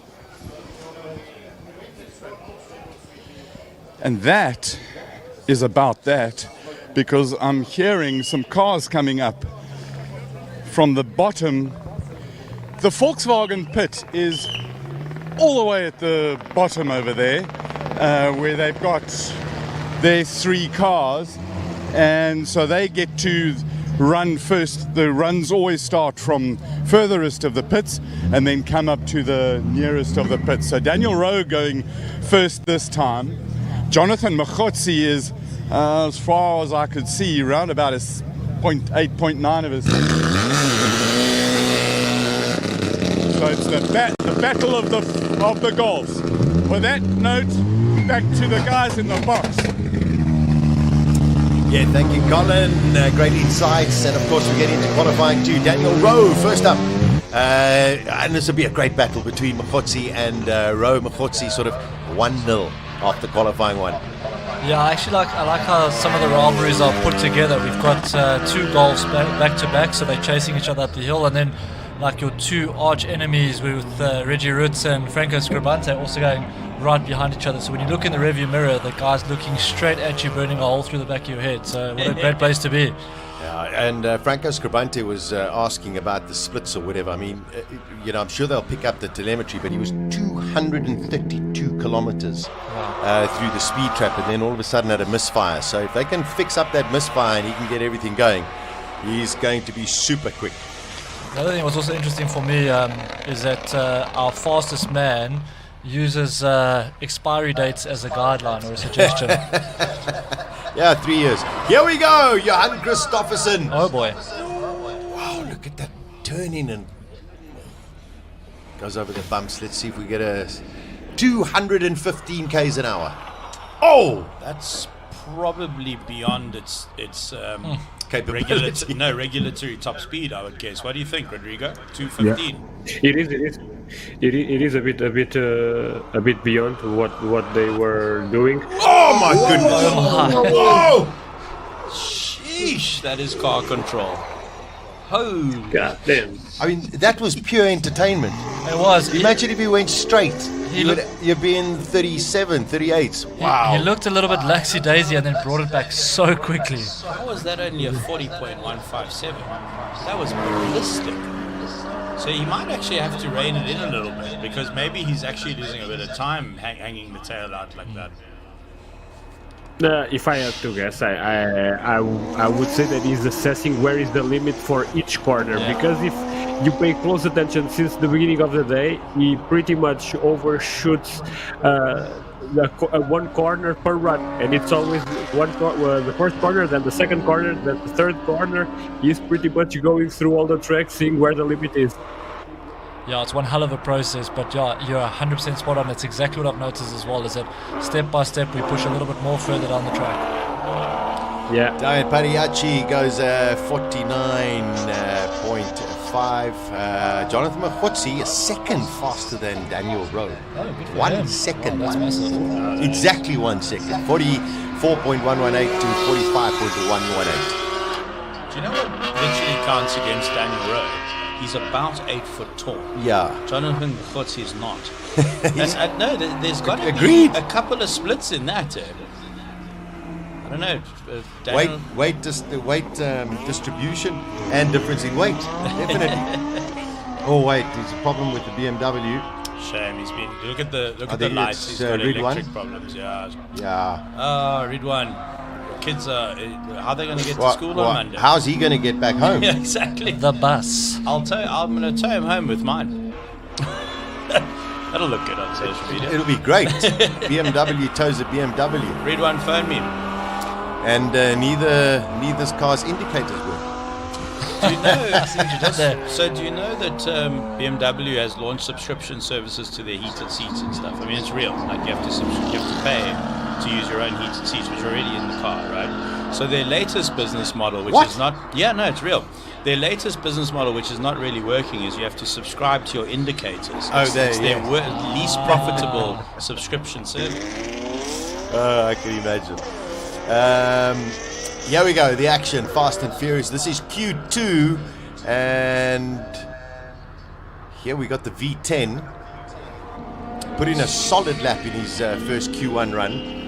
Oh, look at that. And Shiraz I think he just has the most amount of fun out of anybody going up this run. It's probably the first good launch we've seen from a BMW in the last 3 runs, Like every BM struggled, so he's doing something right so far.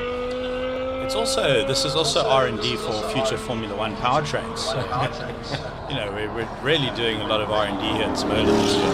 Paul Malachi in one of the Shelbys on your bottom screen.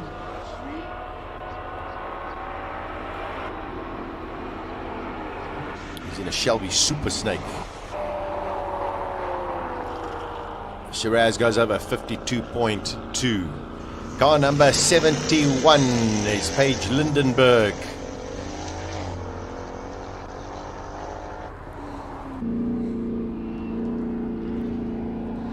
Like, this is my favorite part of the runs. There's just something about Mustangs that does it for me. If I could just own half a Mustang, I'd be so happy. You get a Ford ST. Yeah, 100%. A friend of mine, Paige Lindenberg, 167 with a 750 horsepower convertible Mustang. A friend of mine who just sold his Mustang said he loved his Mustang. It was the best place to keep an engine ever. Let's see what Paige Lindenberg can do. 33 on the first split, 33 dead.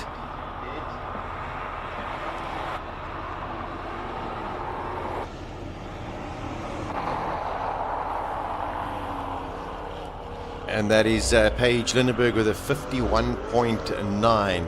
So the 720S McLaren coming out, going into turn 1. We'll show you exactly where the first split is so that you get an indication of the 2 sectors on the run up the hill. The 720S is going to keep my eyes on that.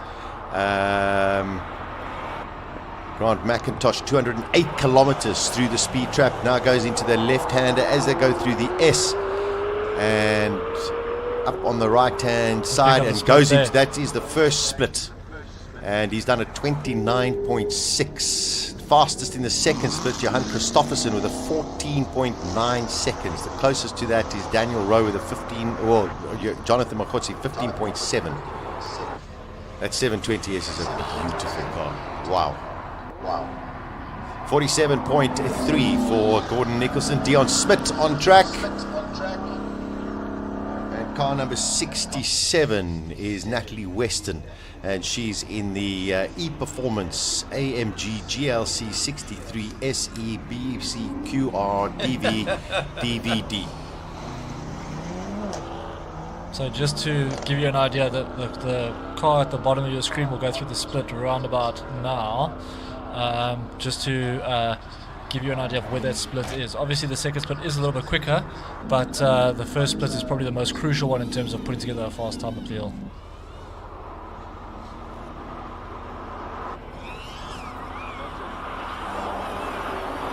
That Mercedes 183 kilometers, and that's a very heavy car. I was going to say, what do you think the weight is on that car, Chiro? Because that's a tank moving up the hill. The Mercedes. Yes. 2.1. Easy. That GLC. That's a very heavy car. Oh, is that a GLC? Sorry, I thought it was a GLE. No, it's a 1.9 probably.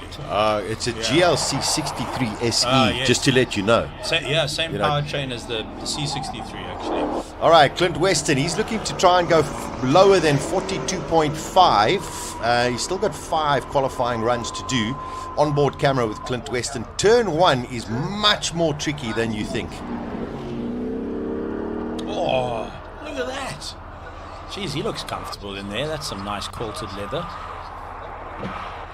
That is a prop Great car. shot. Under the bridge. Oh, this is fantastic. This is like all the racing games I played as a kid. It's amazing. He's going to go, gone through Sector 1 at 27.2. That's 2 seconds off Johan Christofferson's time. Coming up into the right-hander. Left-hander, then a little bit of negative camber going up here. Across the line. Clint Weston, a 43.4. So he's 1 second behind the time he needs. Chipping away. It's funny for me, like if you normally look at the car, from the outside it looks calm, and then inside it's a bit frantic. With Clint Weston, it's the complete opposite, because we're looking at the car going forward and it looks very calm, but if we could see the tail end of that car, completely different story. All right, Chiro's boss is on screen. Hey! Say good Ashton things. Oldfield. So I got an update from Ash. I've invited him into the commentary box. He keeps ignoring me. But I suppose I can't tell him what to do, can I? So they are struggling with battery heat. By the time he gets to the S's, he's got his foot buried. And the car is limiting itself to 135, and he probably wants to go 155, 160. You can see it through the S's. So he says he's getting to corner 1 really quickly and then just slowing down the rest of the hill. So, and he's still doing 49s. Careful there. On a car that's not running properly. Yeah. So hopefully they can email an ECU tune from China, install it with a flash stick, and we'll be good to go. Timu. Do you know in America, in the Mercedes EQE range, so it comes out, it's fully electric, right? A motor, battery, and 2 motors, whatever the case is. If you bought the car, they locked off about 100 kilowatts behind a paywall, and you had to go into the car and subscribe to more power. It's called pay as you go. You had to buy airtime bundles for your car. And unsurprisingly, the EQE range has completely failed. They've pulled it off the market. Really? Yeah. I'm so surprised. Why? I'm surprised that you're surprised. Now the good people at Merck South Africa thought that was a terrible idea, and it's never been brought to South Africa. So good on you.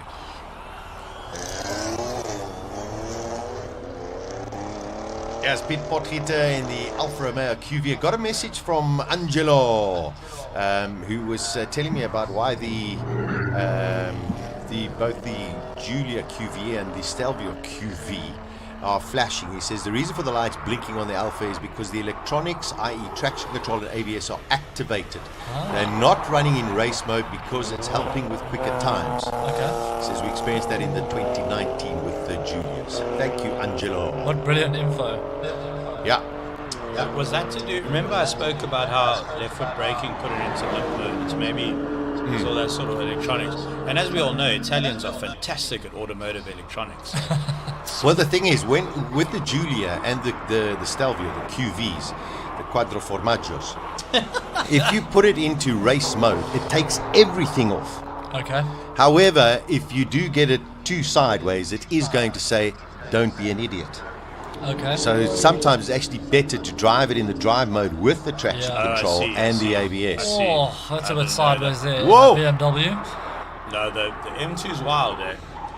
That is a oversteer, understeer, all the steers. I think we're getting quite a display here right now. Both Everyone's screens. pushing. Everyone's pushing. Oh, he got his money's worth in that run. Used all the tarmac. Suzuki in town. Very cool. We've got Bradley Boshoff. No, sorry, that's the Mini.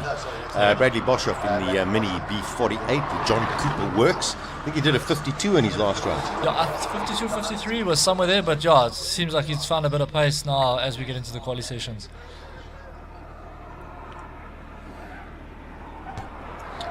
Got the Opel Corsa GS Ermsha, Siabonga, Mankonkwana. Also, that's the Opel going up. Interesting car that. It's a Stellantis car. They developed one chassis, one engine, one gearbox basically. Sold as a Peugeot, an Opel, a Lancia, an Alfa, a Citroen, a Dodge, a Buick, if I'm not mistaken. No, not a Buick. But essentially, that is possibly the most well-used drivetrain and chassis in the entire history of the world. But it means that if you walk into a showroom and buy a Lancia, you're also buying an Opel or a Citroen or a Peugeot. So Bradley Boshoff now 52.2. So yeah, starting to come down, starting to turn the screws a little bit. Ooh, that Opel Well was done. well hung out. Well done.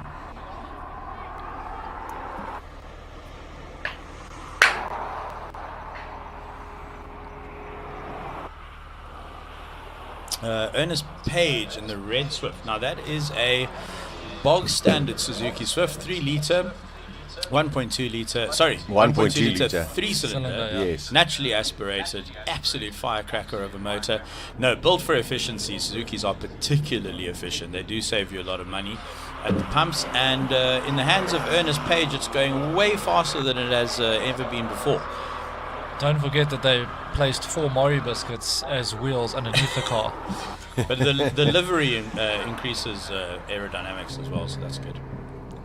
Little Fiat Abarth, Francis Cousins, resident of Neisner. That's working hard, huh? Yeah, that's... Oh, it's a little pocket rocket, this.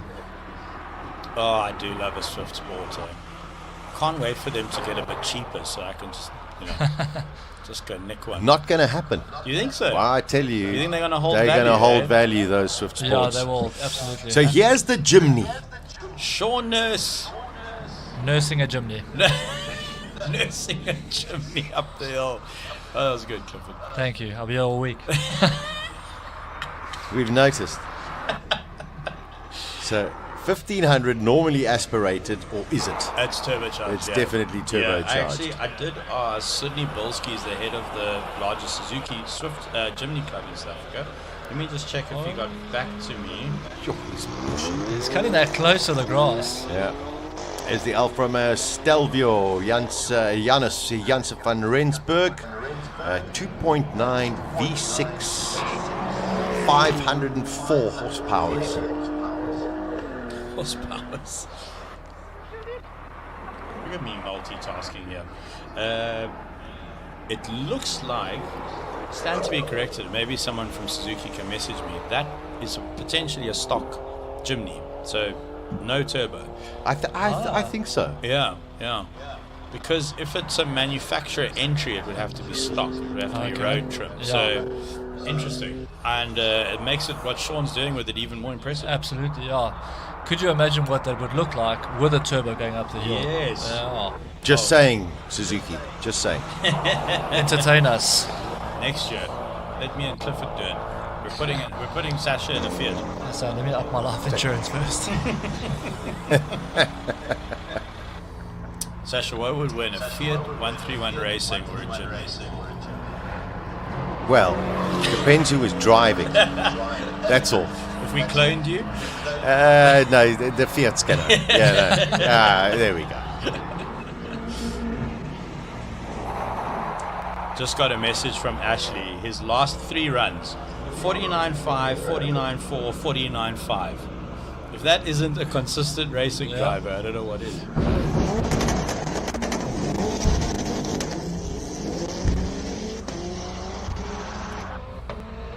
Rodrigo, for those who are just joining us, fill us in a bit on this very special Subaru. This is Anton Subaru Impreza WRX STI. It is powered by a 2.5 liter boxer engine, if I'm not mistaken, probably producing around 600 horsepower for now, but still some boost in reserve, which could see it go upwards to 750, 800 when everything is said and done, and he really needs to push for a top 10 placing to reach that final shootout. Did I hear you right? Did you say he's got some boost in reserve? Yeah, so to say. That's what he said, that while tuning the car, they had found some more horsepower to explore, but they had to go to the upper echelons of boost when it came to turbo settings. So they should be still running in some more conservative tune by now to preserve the life of the engine and the turbo. But there's more to be seen from that car. Fantastic news. Super impressive. Lee Thompson definitely seems to have fixed whatever issue they had in Q1 or in free practice 1. Bit of smoke on the line there. I think it might have been a burnout. And he's passed the start line. Has he gone past? So a little burnout there, a little over-enthusiasm. 41.1, just sorry to interrupt, 41.1 for Lee Thompson. That is unbelievably. That is only a second off Johan Christoffersen's time. It's incredible. Sheesh. And it's his second real run of the day only. Yeah, that is super impressive from Lee Thompson. So we must have the world's fastest chartered accountant and the world's fastest polo at Simola. It's got to be, and the world's fastest diesel as well. Incredible. What I think I am. Sorry to interrupt. What I think I am envisioning now. What I think I'm envisioning now. It's a video for my channel where I put head to head both Christoffersen's EV unit against Lee Thompson's K24 turbo unit, because it gets for a proper combustion versus electric video. Just to stir up the emotions of the crowds and to see what will go on the comment section. I think that would be astonishing. Rodrigo, obviously with a hill climb, you're fighting gravity more than you are in, say, a flat circuit with minimum elevation change. The electric car obviously very heavy. Do you think that weight penalty is what's allowing Lee Thompson to get close to Johan Christoffersen? Yes, but ultimately I think the raw power figures also allow Lee Thompson to be that much quicker on a straight line, I believe, because at the end of the day the WRX car could be even quicker on a straight line, but it is bound to the rallycross rulebook, so we can't really go above the 500 kW kilowatt mark, and Lee Thompson, it's pretty much as much power he can pack on that thing, and I'm fairly sure. What are the outputs on Lee Thompson's car?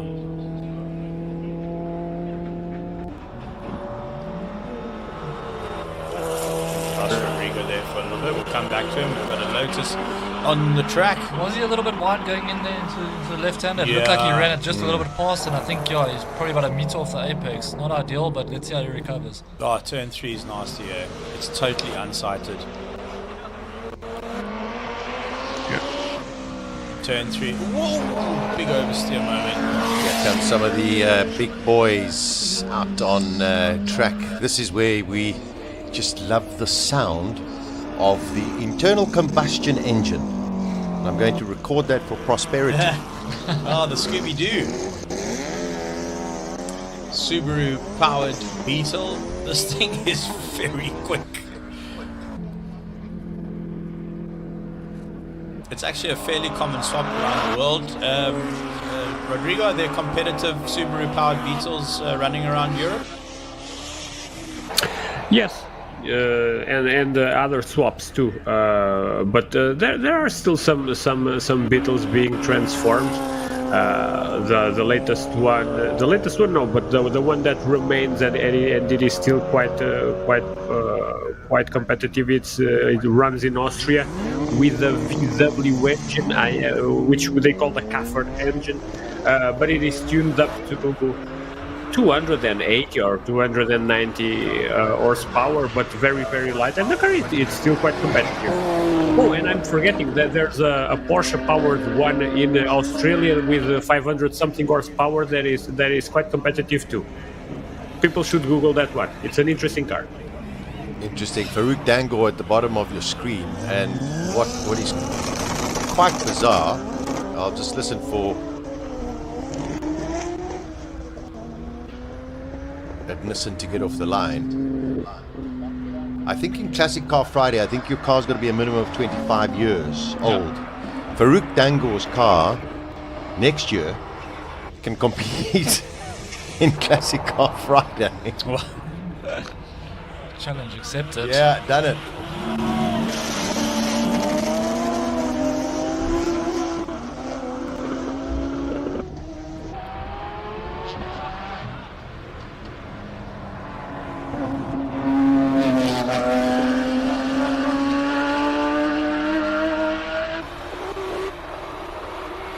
Sounds incredible. Vinny de Beer.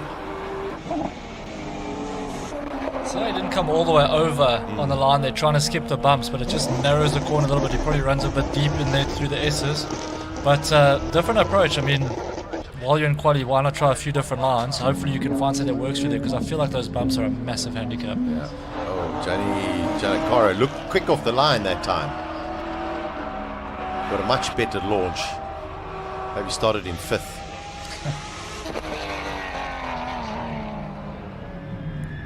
You're also choosing the other side of the track.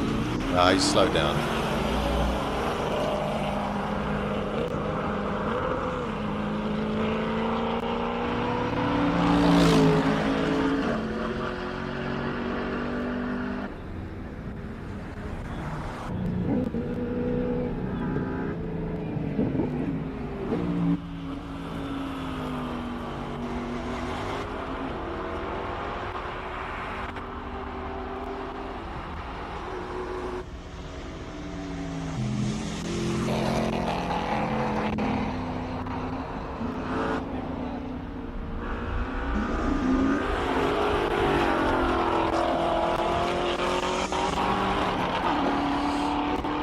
Ricky Giannaccaro putting a 44.8 in his car. I'm just trying to see where Gianni was. He definitely backed off significantly. 1 minute. So I love those boys, but every single year they had the same problem with that Hendrix engine in that Z4. It's like, come on, guys.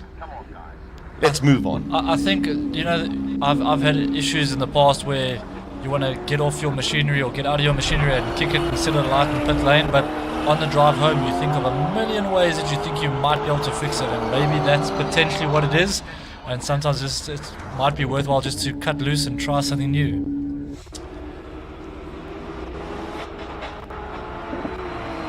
Christopherson from Thompson, that's how it looks at the moment. The low tie coming across. Let's see what Darby Hubert, 39.5. Nice. 236 through the speed trap. Craig Zank out on track as well now. Whoa, the wick has been lit. Goodness me. I mean, Craig Zank going through 39.5. Just got a 39.5 that's coming now as well. So yeah, Darby Hubert, Charles Hubert did a 39.7. So Darby 39.5. So now we're dropping on Ooh.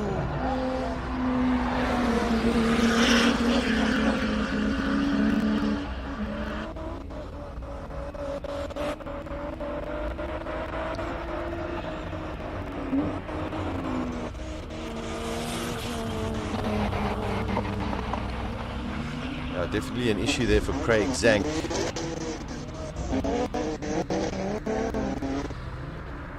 Yeah, I did a 49.5. I mean, a full 10 seconds, so there's definitely an issue. Look at me multitasking here, gents. Software protection on the battery is killing my vibe. Ashley Oldfield, they are trying really hard to override that MG's software limitations and the battery protection systems that it has. Obviously built for road use. It's its first competitive outing that we know of in the world. And I hope that someone can get on the blower to China and get them to email an updated file. Wade van Zimmeren, do we get a speed trap time for him there? No. Didn't see. The big guns are coming out. Let's see what Wade van Zimmeren can do. Spectacular driver, spectacular sounding car. Always back right off. Back off the place, yeah. Oh, that's not... oh, dear. He seems to have lost all drive. Oh, no, you hate to see it. One of the most crowd-pleasing cars and one of the most crowd-pleasing drivers. And just an absolute hoot to hang around with, Wade van Zimmeren. And... Don't we look at the car standing there through those S's? Okay, must have been a yellow flag. Thank goodness. As you look at the size of those aero wings on the front of the car, and that probably adds or takes away a meter from your apex, just trying not to hit one of the pull noodles. Yeah, so it changes things a lot. You wouldn't think of it, but you can't get as close as you'd like to because you've got to take the aero into consideration, and that sticks out quite a bit. So how technology and aerodynamics can change your driving style is quite interesting for me, because you've got to keep adapting to make sure that you keep up with aero and the technology in the car. So driving is an ever evolving game.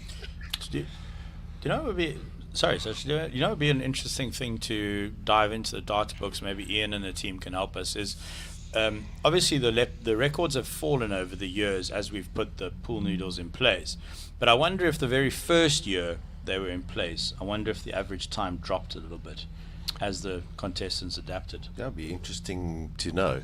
So now all of a sudden you've got the two Scribante brothers sitting over there, and our tyres are going to get cold. And hopefully Jody van Zimmeren gets another run, because his was definitely spoiled.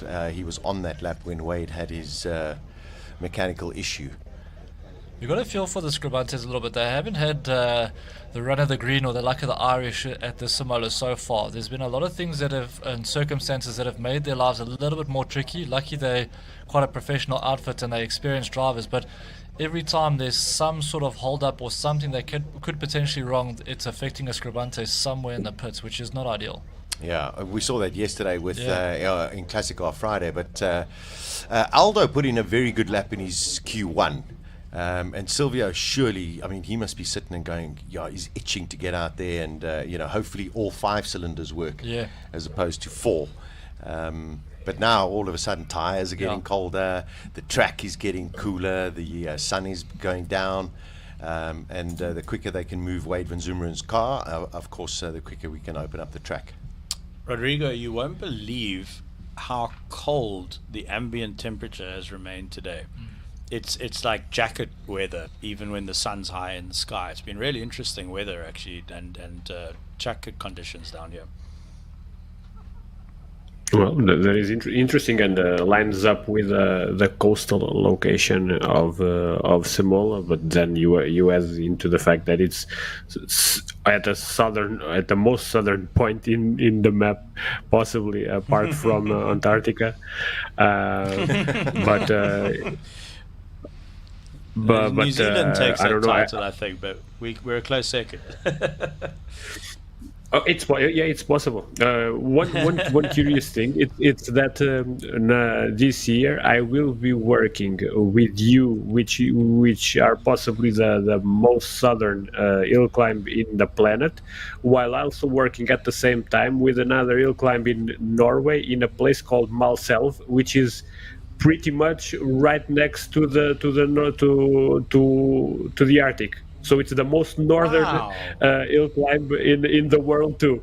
If you guys check on the map, that place, Malselv, it's so up top. It's crazy, because it's for me to take a plane from Lisbon to Oslo in Norway, it's faster than for me to take a plane from Oslo to that place is still inside Norway. No way.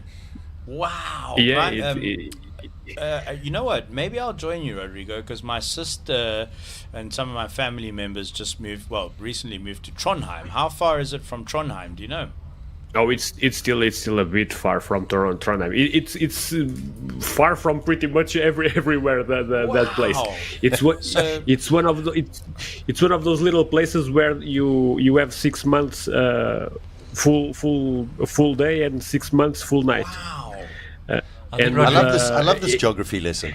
I was just saying, I like how Rodrigo's trying to make sure you don't invite yourself to the trip. Quickly make sure it's difficult for him to get there. There is a reason I am going this far, and there's a tie-in for all this, because one of the main cars racing on that hill climb has a plan to come to Simola next year. There we go. That's what we like to hear. Method to your madness. Okay, Wade van Zumeren's car is getting towed off. I think we're going to cross over quickly to Colin. Just give us a little update what's happening down in pit lane. Leighton Fourie, BMW M2, one of my favorite things. The body really looks good. You leading the class. How's it feel? Yeah, I mean, it's going really good, especially class-wise. We got quite a big jump on everyone else so far. Not showing all our cards yet, but as BMW, we want to push it a little bit further and step out of our looking class-wise and look more overall and try to just hunt the guys in front. So we're just pushing and trying to dig at that time. That new M2 Racing could be the ideal one. Yeah, 100%. I mean, that's a new class that's coming in. We're looking to maybe bring it into South Africa, which is awesome. And yeah, it's just good for beginners to start stepping into racing where they should be and giving them the opportunity. Where are the indicators on the BMW? At the back somewhere. You're learning. They teach them young. No, they teach us young already how to not use them. So Thanks for chatting to us. No stress, man. Enjoy. While we've got some cars here, Craig Zank, it looks nice and hot in the car. How was your run? Yeah, it was nice. Nice and smooth. Well, very bumpy, but nice and smooth run. All good, yeah. Awesome, no problems? No, nothing. It's getting used to the hill in this car is a challenge. It's lovely. Awesome, thanks for chatting to us. Well, we may as well just keep going down the line here. We haven't spoken to Leonard. Leonard, that pull away of yours is absolutely fantastic. Lots of wheel spin and noise. How was your run? No, it was all right. It's just like you see say now, the wheel spin on the start. We're battling with a launch control. So we're going to do some settings again. Maybe we can get it right. But otherwise, it's a lacquer. Awesome. Thanks a lot. It looks like we're got some action back on the track. So back to the boys in the box.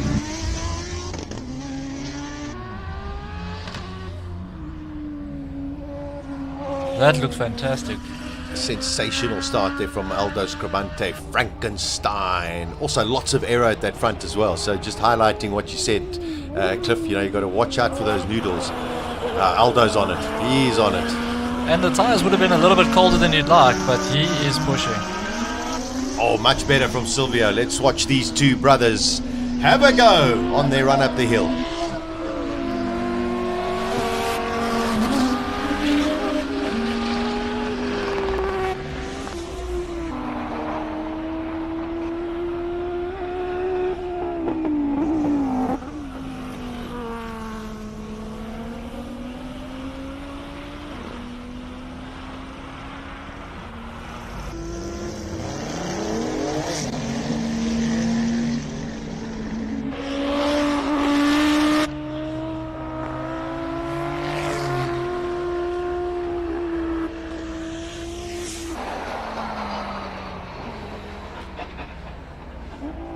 Richard Roots.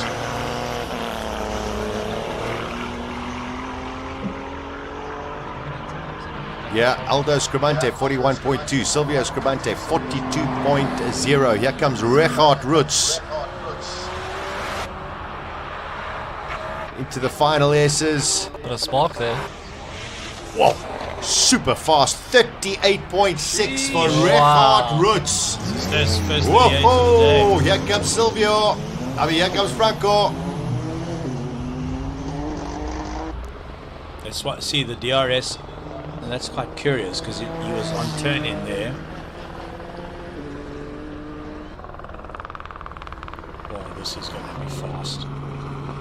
2:34. Just a reminder, 250 k's an hour. The world is going past at 75 meters a second. Love that aero shot. Here we're following BMW goes across. This is Franco Scribante. Looks like his first proper run without any issues. He's absolutely on it. Sub 40 for Franco, come on! 40.1. Oh! 40.1 for Franco Scribante. So Richard Roots setting the marker, 38.6. Davi Hubert, 39.5. That's a super lap from Richard Roots. I can see the smile on Rodrigo's face from here. George Evans could be a threat to that time as well. Yes, it's only his second run today, but he has potential to put himself into top 10 contention, and we are seeing the bar fall lower and lower and lower. And on this run, we won't see Peter Zilli. He just sent me a message telling me he was keeping this one to prepare thoroughly for an all-out assault on the next one. So plenty more to expect. Oh, Rodrigo, you got a direct line to Peter Zilli. That's fantastic. Updates you won't hear anywhere else on the internet. Straight from Portugal. From the pits 10 meters away to Portugal and into our ears in the commentary box. I love it.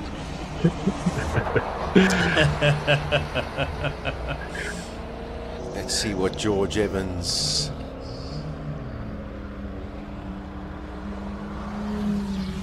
only 10th, the 43.0. The Formula One cars coming out. The Corvette having its time of its life.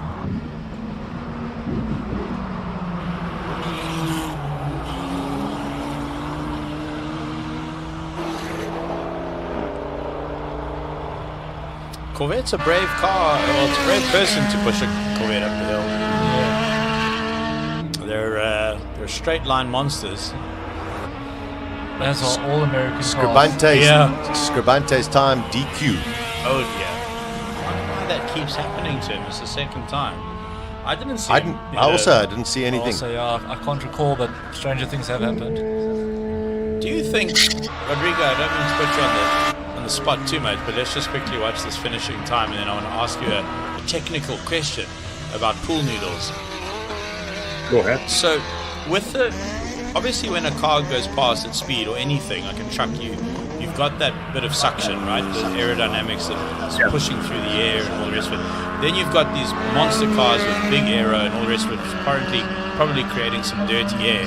Do you think it's possible that if you're a millimeter away from a pool noodle, you haven't physically hit it with your car, do you think the aerodynamics could potentially pull the noodle, even though they do have they are metal in the center?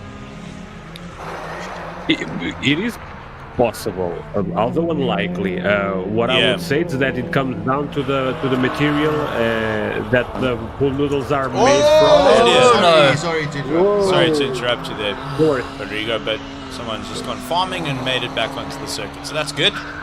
We'll take that. Yeah. Sorry, Rodrigo. I was saying it depends on the material the pool noodles are made from and how resistant they have made them. And I would, in my opinion, I would give a suggestion that to make them to a certain standard of the they should have they should not be too fragile, I would say.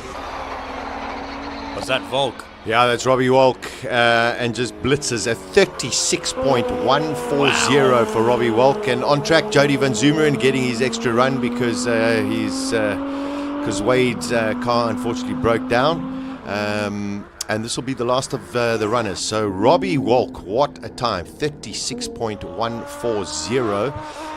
Whoa, nice and sideways coming through the fire, and again. He's having a little bit of fun, he's Jody Van Zumeren. Rodrigo, on my entry sheet, I can't see if that R32 is all-wheel drive or converted to rear-wheel drive. Do you know what its drivetrain is? From what I'm seeing, I would say it is rear-wheel drive, but I would have to check. And I saw on the entry list that there is an R32 on the rear-wheel drive classes, so it should line up here with Jody's car. But given it is a GTR, maybe there could be some transmission issues, and the front diff could be disconnected in some way or for some reason, and it wouldn't be the first GTR we would be seeing just using the rear wheel drives to be powered. Because I suppose that the trade-off of all-wheel drive is that it does add weight and complexity to the front of the car. Yes. Yeah, but the GTRs are it's one of the defining features of that platform, and they are sort of built around that reality. And although their all-wheel drive nature, it's rear as a very implicit rear bias, they still need that little bit at the front, because given how heavy they are, when you get them only with rear wheel drive, they get very, very, very tricky to drive, especially on the medium to lower speed corners. Thanks, Rodrigo. And on your screen right now, the beautiful Neisner heads, which, if I'm not mistaken, is one of the only two places in the world where your maritime insurance will not cover you in an incident, because it is such a dangerous entry and exit point out into the open water from the lagoon. It's a fascinating place. You can join, you can jump on boats, demo rides, really thrilling stuff, jumping waves, huge boats, which take you out through the head safely and back in. It's a thrilling experience, which I shall thoroughly not be doing at any point. Just having a look at some of the times, I think Farouk Dangor and Wade van Zumeren are split by less than a tenth of a second in their class. So that's definitely a very interesting combination to watch. But Rodrigo Lee Thompson definitely stepped up to the plate. Phenomenal time from him, and great to see that they fixed whatever gremlins they had earlier on today. Yes, and it has been very positive to see some of the builds that were prepared very, very late in all this process up to Simola, because with this 41.1 that Lee Thompson posted on this run, maybe he hasn't 100% guaranteed his place in the top 10 shootout, but he's very close. Silvio Scrivante with the RS3 is also getting faster and faster, and we saw a proper clean run from him. It was a 42-second run, I believe. So we are starting to see some of these newer builds materialize some of their potential, which is fantastic news. But the reality also is that at the very top, things are getting very hectic, and we already have 4 cars below the 40-second mark, and we know for sure that Christopherson posted a 40 with the track knowledge and experimenting some stuff and going very, very sideways, so you will dip below the 40-second mark for sure too. So yeah, at the very top, things will get very, very tight, and we will see what will be the cutoff point for a top 10 place. But as was said earlier in the day, we might be seeing the first year where a time above 40 seconds won't be enough for a top 10 shootout spot.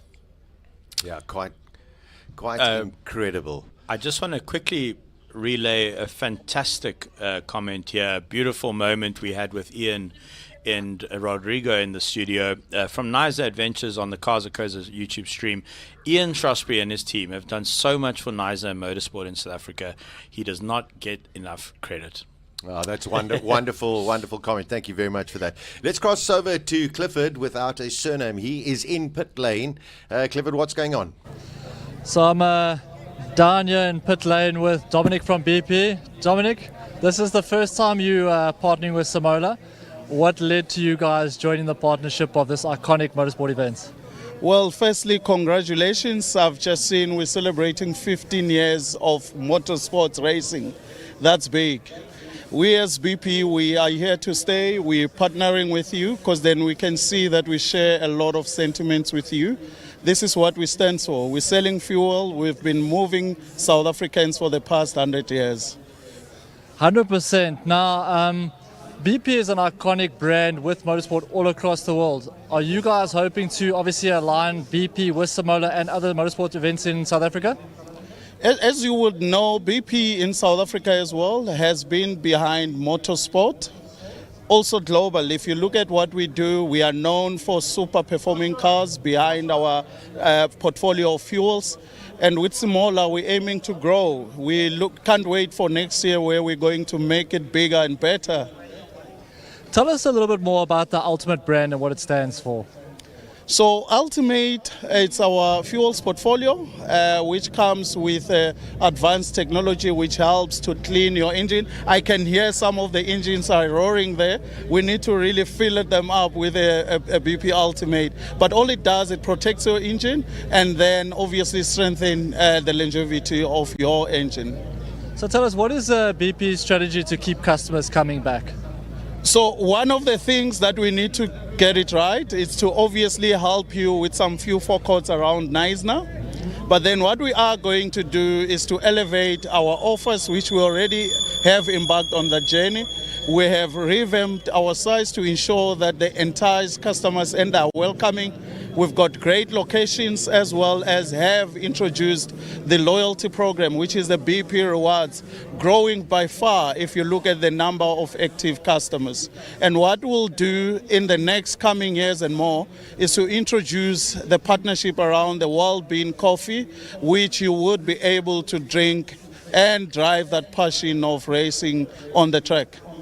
Dominic, thank you so much for your time. We wish you the best of luck for the weekend. Thank you so much, and I wish you the best of luck too, and stay safe on track. Thanks, man. We need it. Thank you.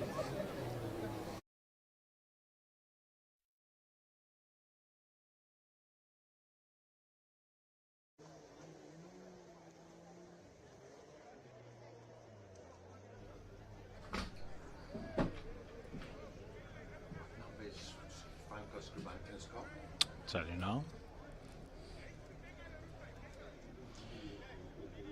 13. Lucky number. Number 13.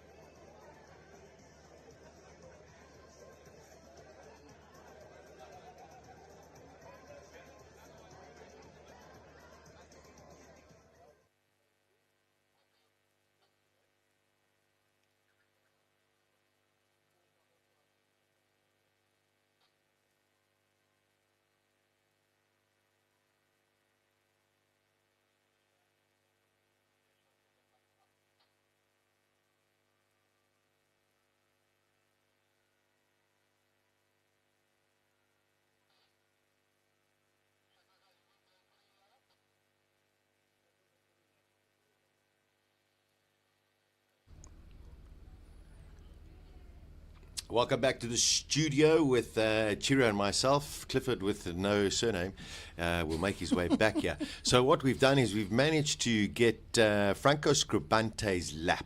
He was DQ'd in qualifying 2, and neither of us managed to pick up where the error came. So let's watch this lap again. Well, Clifford was here too at the time. Yeah, it was all three of us. And Rodrigo, of course, sorry. Watching from Portugal. Well, there, everything looks... I mean, that's a super fast through the speed trap. That's mega. Nothing on the inside. Oh, what a shot. Nothing there. Or did he touch it? But I think If you touch it, is it the same as knocking it over? I don't know, but it could have been a touch just before the S's. Oh, was there something on that final corner? Maybe It if was the last one, yeah. Last corner. Could we rewind there slightly, tech team, and just go? Let's go frame by frame. We're doing some forensic detective work here. Oh, there we go. We're going in backwards. Okay. Oh, this is some serious technology here happening. All right, So let's it's see. there. And I No, no. is it that? No, let's see. I think so. He's safe there. Ooh, no, he's safe there as well. So it's further up. Wait, did you should we run forward? Yeah. Okay. Let's Yeah, Pause. not forward. There we go. Okay, frame by so frame. let's go frame by frame here. There he goes through. Okay, so we are now Keep it getting through going. the S's, and safe there. Yeah. All right. Now Franco's gonna go us some below later for this detective work, Sasha. Yeah. So there. Safe I mean, there. do you have to knock it over or just touch it? That's what I'm not. I'm gonna go That's ask what I'm not sure of. Sparky just now. No, that was just the air disturbance, the moving Yeah, that's the what pool I noodle. think too. Yeah. Okay, so safe. Final corner now. This is Rodrigo. You said something that you maybe saw something here, but let's see. Yeah, this is the very last one, I think, or the one that right is before. Okay. Oh, that's tight there. Oh, and we just don't have the best angle on that, unfortunately. No. Well, Doesn't I mean, look like that's he's a- touched it. it's a fantastic camera angle, but just for forensic pool In my noodle opinion, searches. and not that it matters here because the rule books are written right before this event, but I would like it. I would like it to be a rule where you would have to really knock the pool noodle or I thrash don't it think he in some touched way. it. I don't think he touched it. There was our director and the tech team did an amazing job there. If you can just go back a few frames, gents, there's just backwards a few frames.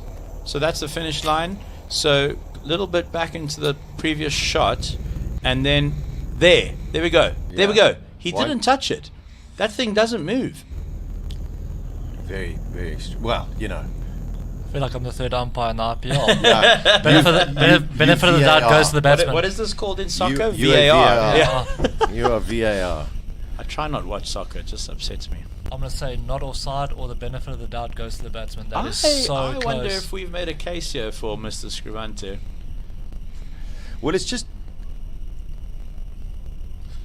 I mean, that's one of the things. Honestly, I'm not sure. Is it if you just touch it? I can still see 4 noodles there. Yeah, exactly. So is it if you just touch it or if you knock it over? So that's something we'll definitely check out with the clerk of the course in a short while. Otherwise, maybe Colin in the pits can do some investigative work. Colin might know. And find out what the ruling is in terms of the pool noodle.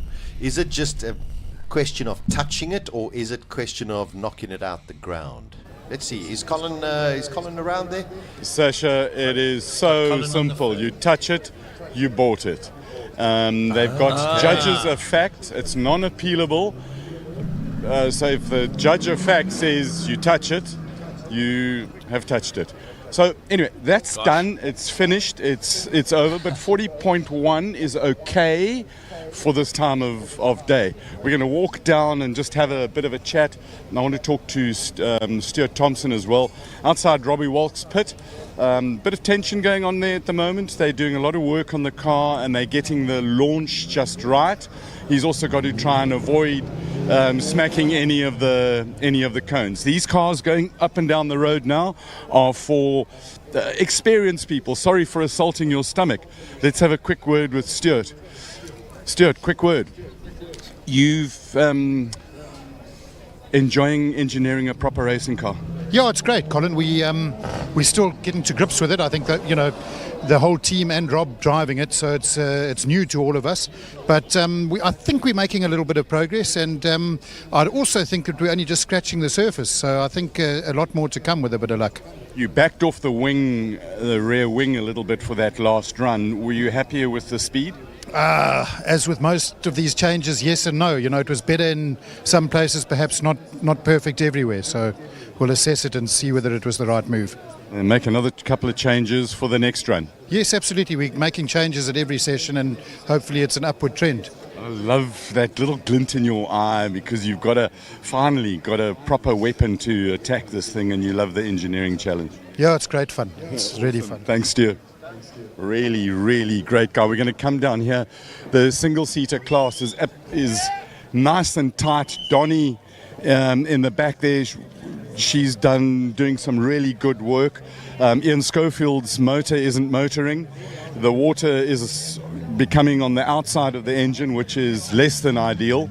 And we've got the Volkswagens from way down the bottom coming up. Daniel Rowe first. There's a lovely bit of rivalry here where essentially they're mostly the same spec cars, but Daniel's got the bigger wing and more downforce, and there's a bucket load of dust here, which is not so very nice. Jonathan is really on top of this car. Golf motor in a polo body. Got to just share a little. The temperature of the air is dropping. The track is moving into shade. It's going to be different. Rowe is about to go. I'm going to go and give it to the boys in the box.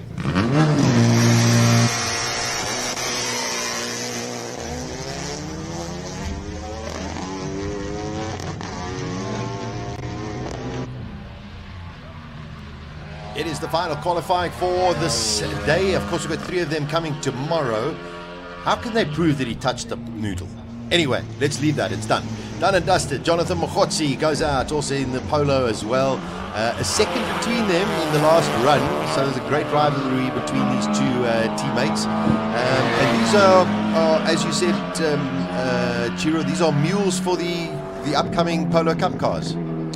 Yes, I don't know if they'll ever get the Golf 8R engine into the Polo Cup, because I think Polo Cup has to be, if I'm not mistaken, it has to be homologated in some way to the road cars. 0.4 of a second between Jonathan Mokotsi and Daniel Rowe in split number 1. Johan Christofferson at the bottom of the screen. Let's see if he can put it together, get under 40 seconds.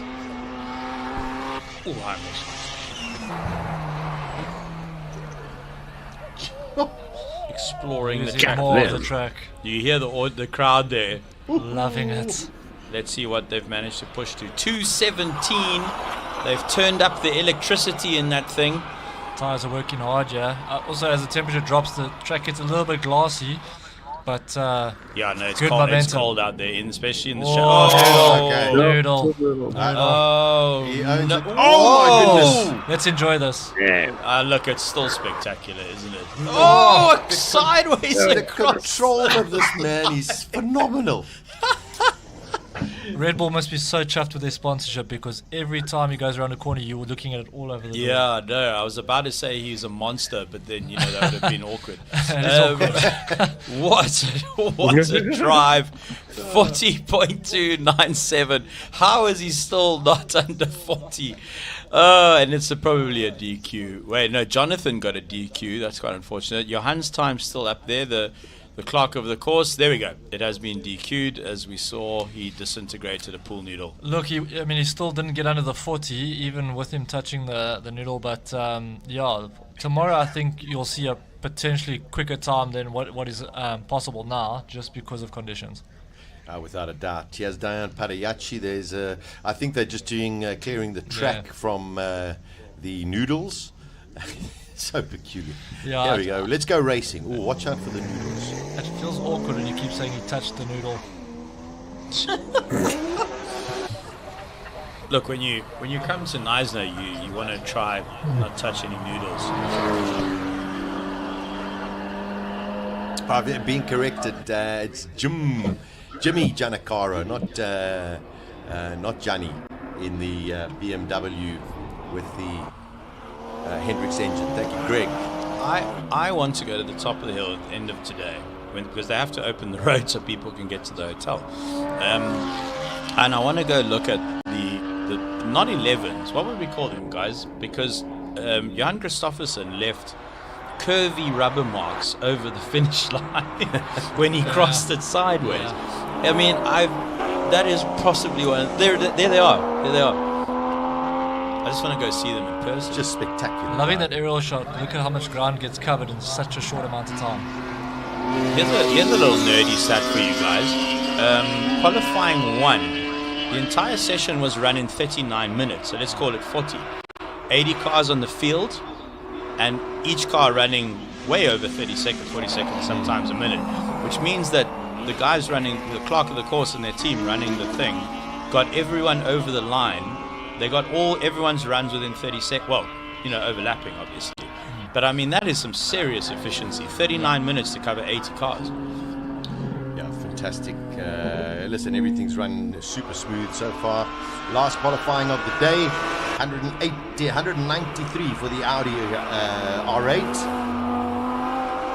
Rodrigo, is the setup of Simola quite curious in A, that it's 2 days, and B, that you get so many runs per car, per driver? The fact that it is 2 days, it's quite normal. That's how most hill climbs in the world are run. But the amount of runs and the fact that it ends in a top 10 shootout, those are the unique things to Simola. Wow. Only a couple more are done with a top 10 shootout, but then you add on top the fact that you guys have a pretty limited entry list where around 80 cars are allowed at the most, which then allows for the cars to have these 6-7 runs per day, which are pretty much unheard of here in Europe, where we are struggling to get three runs per day. Wow. So you really get your money's worth at Simola. And how much would a typical short course in Europe hill climb, how many entrants per race, per event? It depends, but to give you a very direct comparison... Stop. Well done. What a save. Wow. That is the save of the day. Whoa. Jeez, did you see it leave the ground? That's incredible. Oh my Let's hope the word. yellow flags get out in time. Could be just a little bit we've got breathing. How's that drone footage for you? We've got to see that in slow-mo. That was phenomenal. And then Page being slowed down. Okay, the red flag. Again, great marshalling. That Mustang literally took off. That was a wild prancing horse for a moment. Oh, no, prancing horse is another brand. Sorry, just kidding. Allegedly. Either way, it left the ground. Bucking Mustang. Wow. You know what I think might be making it a little bit tricky, because the last few cars we've seen go out and they've run wide in certain parts of the track, and it seems to be the same sector, is that change from light... The shadows. In and out of the shade, because your eyes have to adjust. I don't think any of these drivers are driving with tinted visors, etc. So, you're going to have to keep making an adjustment, but that adjustment to speed at a certain moment when you're going from shadow to light or vice versa makes it tricky on the eye. That can play tricks on you. I think that's what we're seeing right now, which is a bit hairy. So I think my strategy for the day would be get through the session, obviously run a decent time just to make sure everything is still intact, and then attack it tomorrow, because you can throw it away so easily now. We've just seen that in the last few runs, a couple of guys getting a bit hairy out in the course. Yeah, very, very good point. The shadows are very, very difficult to navigate at this time of the day. Also, the shadows drop the track temp significantly when there's no direct sunlight. I think that Mustang that went off is not a Shelby, which means it's probably on standard road brakes. So she went into the braking point here, outbraked herself.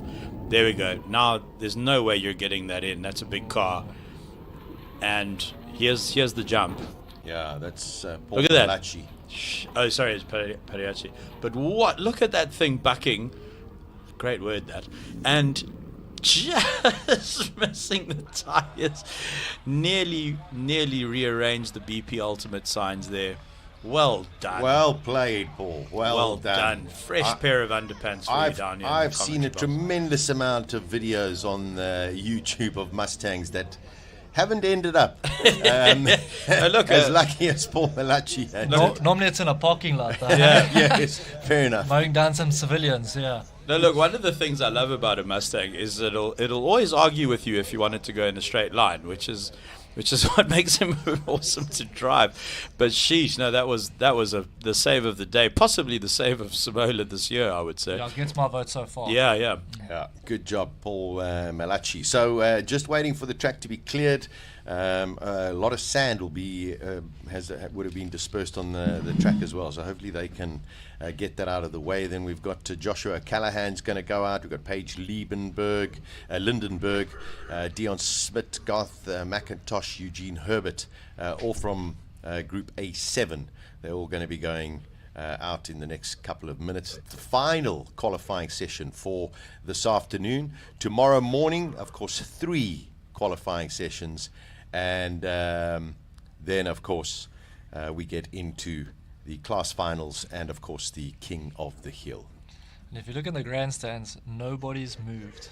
Everyone is still there because it's been a complete and full day of action, and yeah, I think everyone wants to see how it plays out. But we've got action on track now. Yep, here we go. That was quick. Very efficient marshalling. Here we got Joshua O'Callaghan, car number 72 in the Shelby Mustang Coyote 5-litre, the Super Snake. Also sort of hanging it in on the other side to try and miss the rolling bumps. That's apparently the right line. I like it. For me, that looks clean. The line before that maybe a little bit untidy. Who knows?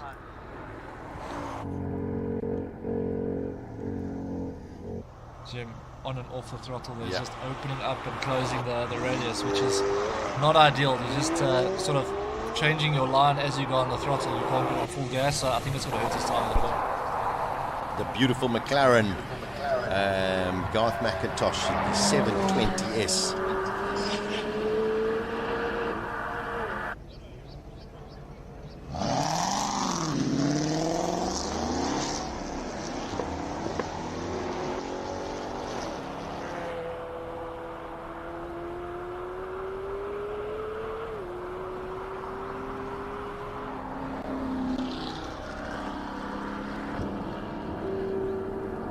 McIntosh coming towards the end of his lap. He'll be looking to better a 54.2. Let's see what... it's got to be pretty close. It looks fast. It looks very, very quick.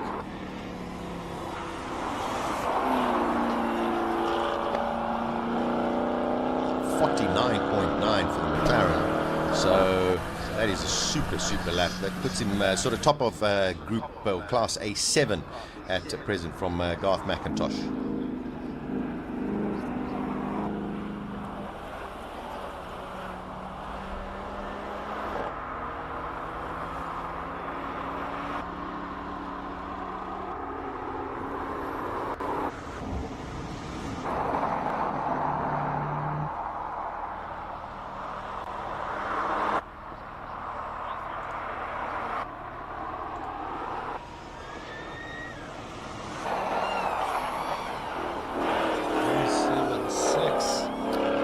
That's going for Natalie Weston, 47.6. Here's a chap will make things exciting for the end of the day. Here comes Clint Weston. His target time for the whole of this weekend will to try and beat JP van der Walt's existing record of 42.5, 201 k's through the speed trap, hard on the brakes, into the left-hander. Clint Weston hanging it out. Ooh. Oh, it's a tight line. Carrying the drive out the corner.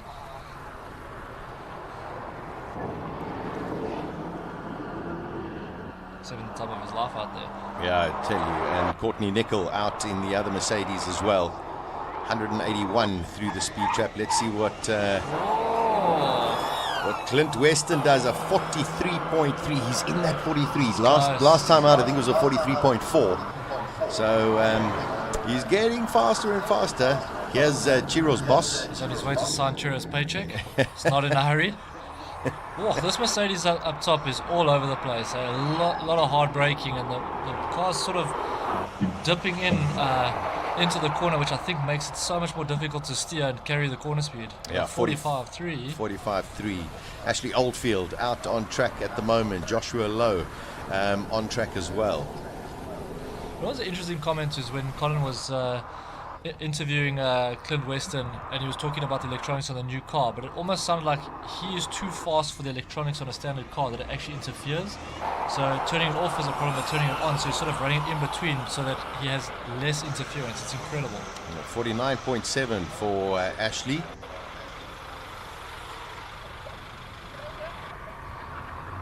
Guy Davies on the bottom of your screen didn't have a tidy run the last time out. Seemed to have some kind of gremlin going through turn 4, but this one seems a lot smoother. His lights were flashing when he came up to the speed trap in the last run, so this looks pretty good from Guy Davies. It's looking pretty smooth. I'm pretty sure he will take a bit of heat from wife and son about the lines, but this definitely looks better than the last run. Hopefully the time is gonna show that.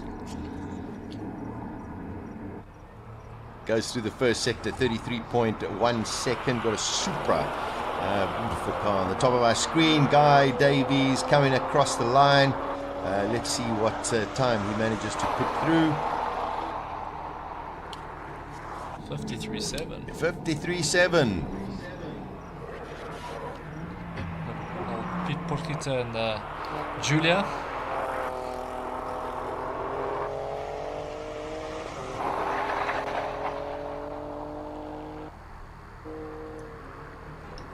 Got the Toyota Supra, I think, is just come across the line already. 48, I think. 48. Pete Porchita in the Julia, and then on the top of our screen we have got Cristiano Verolini.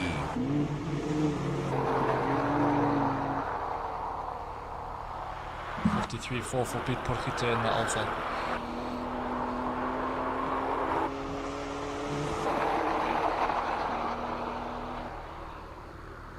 Leighton Fourie seems to be having a tremendous amount of fun in that M2.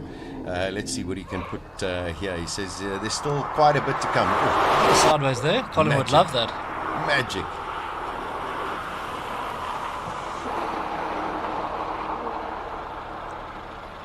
John Wooker, John Wooker, the John Cooper Warriors. So that's a Temu Mini. Out on track there. Oh, I didn't count. Oh, Verolini looked very, very strong. And we've got Bradley Borsov out in the Mini. He's had a pretty much under the radar day, but I mean that's the best way to get through practice and qualifying. I think tomorrow he's going to throw it all out. Yeah, 53.6. We saw him do a 52 earlier. Yeah, Verolini doing a 44 dead. Wow. So super lap ahead of Leighton Fourie is in a 46.4. So super lap from Cristiano Verolini.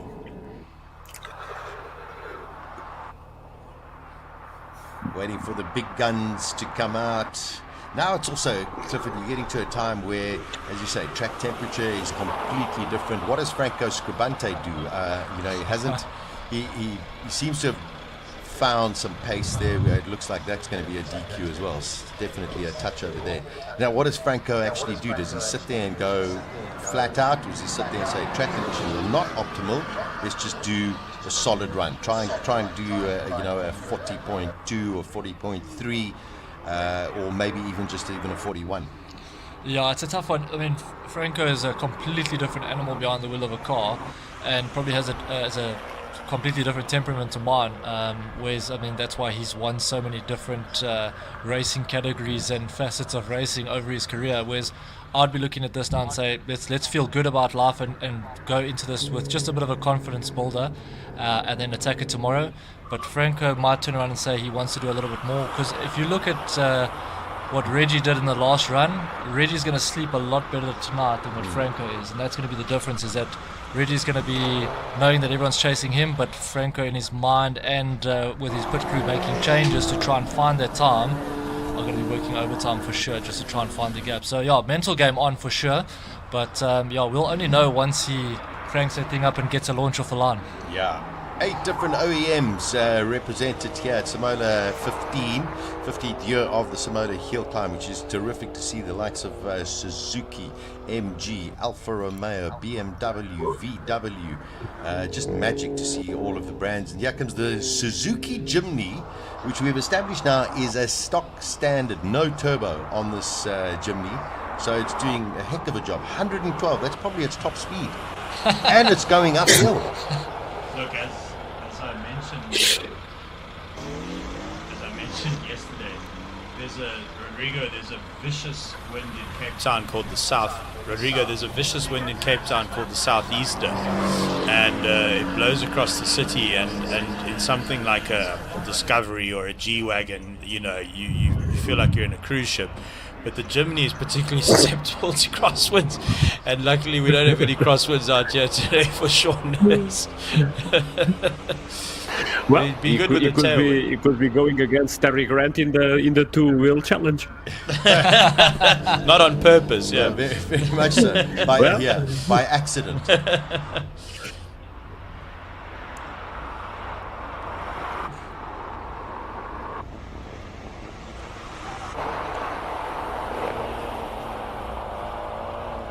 Ford ST,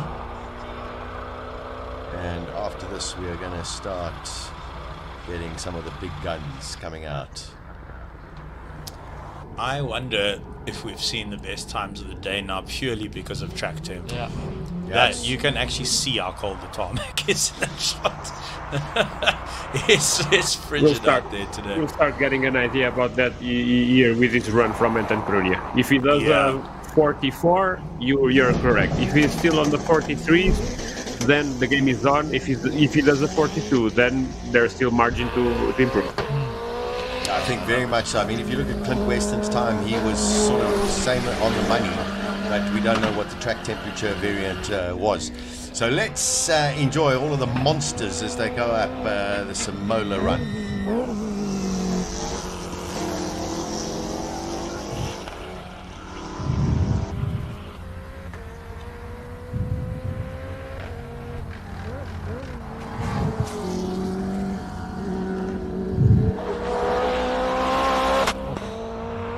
What's in it for the Darth Vader Subaru?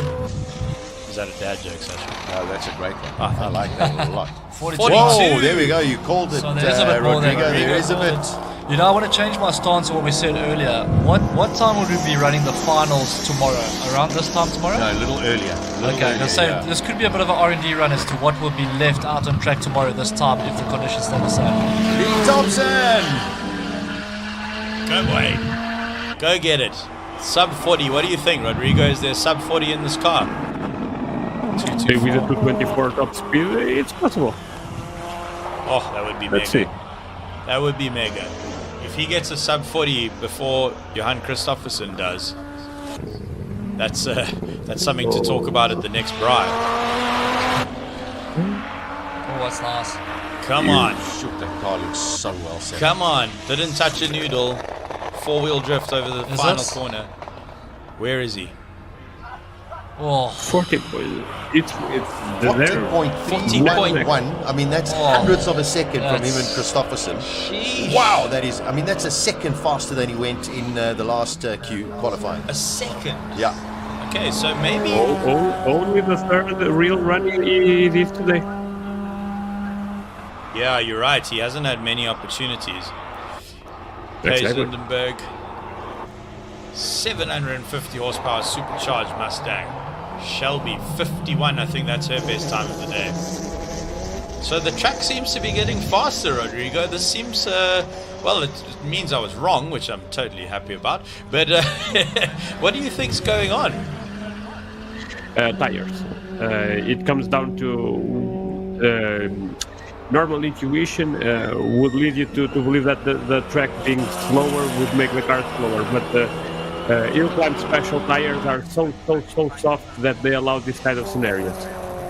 Okay.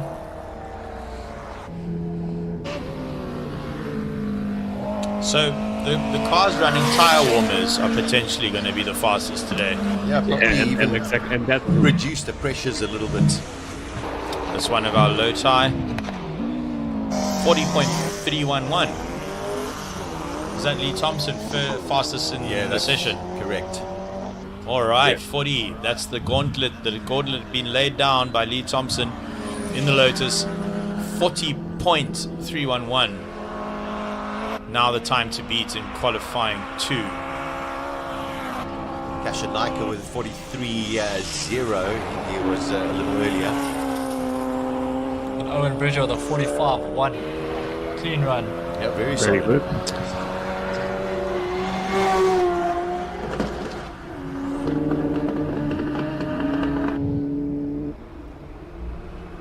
What can Scooby-Doo do?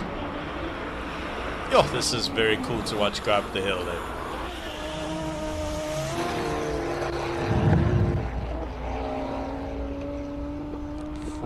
Respectable 48. Yeah. 48 is actually what Ashley's running in the MG. So apparently the MG guys, they can't help locally. Someone is on the phone to China to try get this sorted out. Ashley on his next run is going to try and not use launch control to save some battery temperature. To try and get through the S's at the top. So let's see what he can do, because currently he's behind Dion Hubert's road car electric record. Right, Charles Oranges in the Porsche GT3R. Coming up to the final parts. Let's see what he can post. What a machine!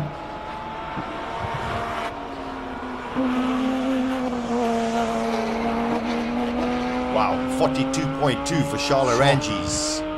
Rodrigo, up the wick there. That GT3R, is that a factory car? Can you buy that from Porsche as is? Yes, you can. It will cost you some real money, but yes, you can. And not only that, it is the only way you can get one, pretty much. No, you won't see for you to see a private one being sold between people. It has to be between someone with very close ties to Porsche itself. And how many euros are we talking for something like that? Just a ballpark, if you have one. At the minimum, 400k. 400,000 euros. 8 bar. 8 euros, million RONs. Just to jump back in there, what an amazing drone shot of Giancarlo. They're using all of the track. It came down to millimeters on the exit there. But did he touch something there? Did he touch something? I don't know. My eyes haven't checked something before. I wonder what Budget's insurance gave him a premium on for that 8 million rand Porsche. That was a cracking lap. So Ricky Giancarlo 44.5. Puts him 7th. This is, I think, the first run of the NASCAR Z4, or the first proper run. Look at that. I don't think he set a time, or a competitive time at least. 44. 44. So it's capable. It's just got to get off the line. Not bad.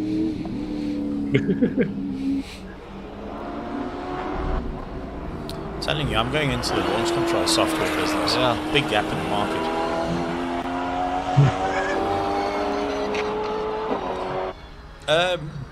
Do you guys remember that Desi Goodsight's insane skyline?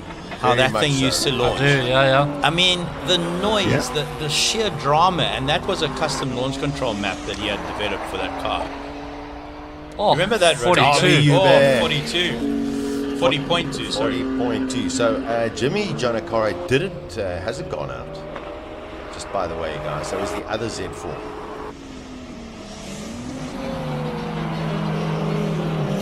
Craig Zank at 176 k's through the Suzuki Speed Trap. 39.7 for Charlie Hubert. Wow, that's incredible. 39.7 for Charles Joubert. I feel like it's almost like a time attack frenzy at the moment. The times are just dropping as the guys drop them in. It's incredible. No, the competition this year, I mean, if this is Saturday. But it's almost like everyone decided to go in this session right now. Yeah, no, this is get it done and then off to dinner. Yeah, it was Mike Verrier in the other Z4. He did the 44.0. So Jimmy Giancarlo didn't go out, or hasn't gone out thus far.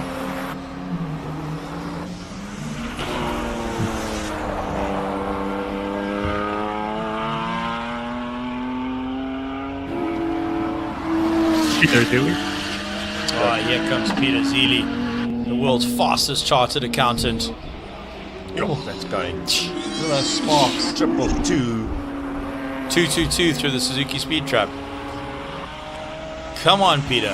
What have you got in there? There's going to be some sparks flying into the braking zone before the S's. No brakes on this. Whoa! Oh, that's fast. Come on, Mr. Zeely. 38.2. Yes! Getting faster. 3/10. This time would win last year's King of the Hill. Yeah, it would have. 100%. All right, so we've just gone faster. Rodrigo's just confirmed that we've just gone faster than the winning time in 2024 in the King of the Hill shootout. So that means that if everything lines up tomorrow and the stars align and the engines are engineing, we should see some records tomorrow for. I tell you, Aldo. Oh yeah. Aldo Scavante looks pretty decent on this one. Fifth fastest, so 41.1. Sylvia a little bit slower through the speed trap, only 202 kilometers. Coming towards the end of his run in the S3. Rechard Roots at the bottom of your screen. Let's listen to this launch. Oh, gosh, one of the most entertaining drivers anywhere on the African continent. Sylvia 43.0. Here we go. Full war launch. Guys, you remember that TV show? Yeah, I was like you, Rodrigo. When I saw that smoke, I thought, please, something hasn't broken, but it hasn't. Exactly. Whoa, that This is man's on a mission. blistering. This man's on a mission. 244, that is the record of the day. That is ludicrous. That is mental. Traveling at 75 meters a second into the braking zone. He's already at the S's. He's gone purple. What has he got for us? Reggie's Rush. Big finish, big finish. Come on. Go Sub on, 40. Reggie. Whoa, 38.3. Yes. Tenth of a second behind Peter Zeely. That is Love to see phenomenal. It. Love to see it. Okay, that is that Gary Martin's BMW doesn't look healthy. Please don't drop any diesel. Oh, that's not good. That is the world's most stressed diesel engine. Oh, this is going to be this could be a problem for Franco. Oh, this could be a problem. Are they going to have to flag Franco? Let's see. It's still green. It's still green. No, I think He's not going to get through. Gary Yeah. can get it. Come on, Gary. Well, we could see Franco right at the back of I think they're going to have to yellow Franco. Oh, that's a pity. He'll get another. Ooh, He's not backing off he's there, not guys. backing off. Whoa, this is going to be. Come on, boy. Close. I think he's through. Yeah. Whoa. Sheesh. Whoa. That was 50-50. Woo. He probably lost a little bit there, having to climb on the brakes through the finish line. I'm sure. But good driving, though. I think his brake lights went on after the finish line. 40.1. That camera angle. 40 point. Here we go. Franco's fastest time of the day. Yeah. All right. So it didn't affect his race, and everyone's going home in one piece. All right. Wow. I don't know if you guys. I was just stopped close. breathing there. For that was close. I've lost a few years of my life right there. I've lost a few hairs. Actually, the one on the right. Rodrigo. So hopefully it's back here. Rodrigo, take us through what you thought of Reggie's run there, Reggie's rush. I don't know.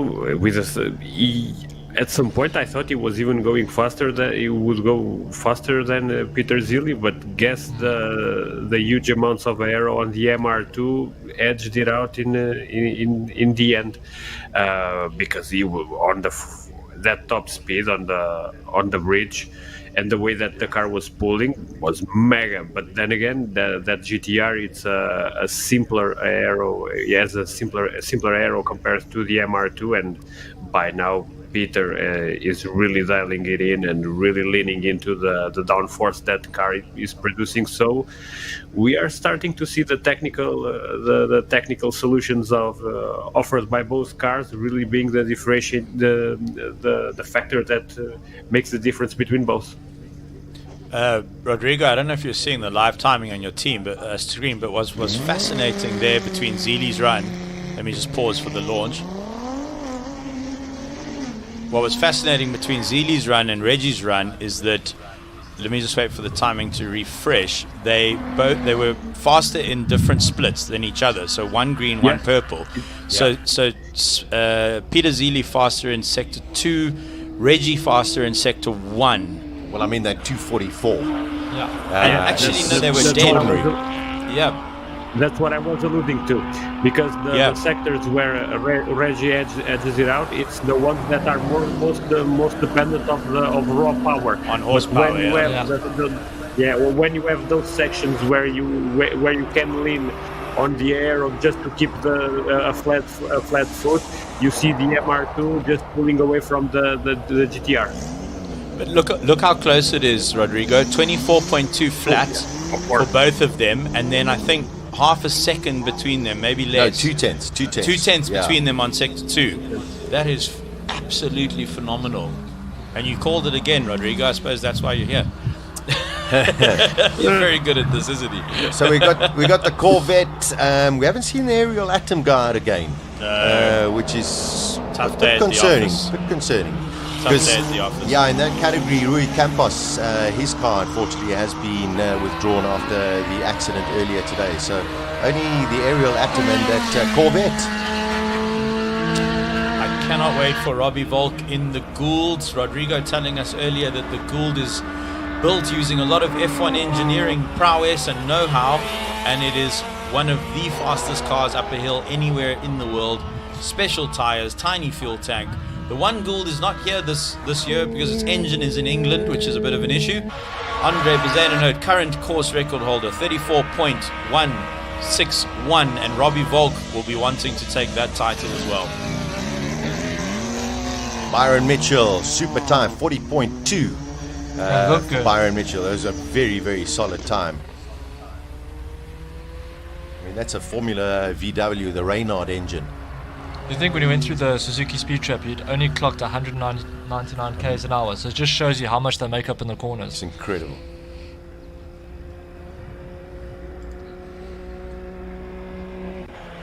This is the little 16-year-old, Clayton Cole Enzer Smith.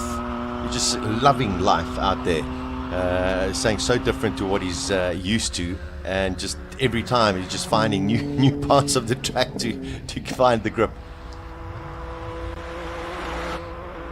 If you give him a few more years and a few more cracks at Simola, imagine where he'll be in a couple of years from now once he's figured out a few more things and worked a bit more on the hill. Of course. So the Simola Hill is 1.9 kilometers long, 160 meters of elevation change. The cameras are doing an amazing job, but you struggle to capture how steep this really is.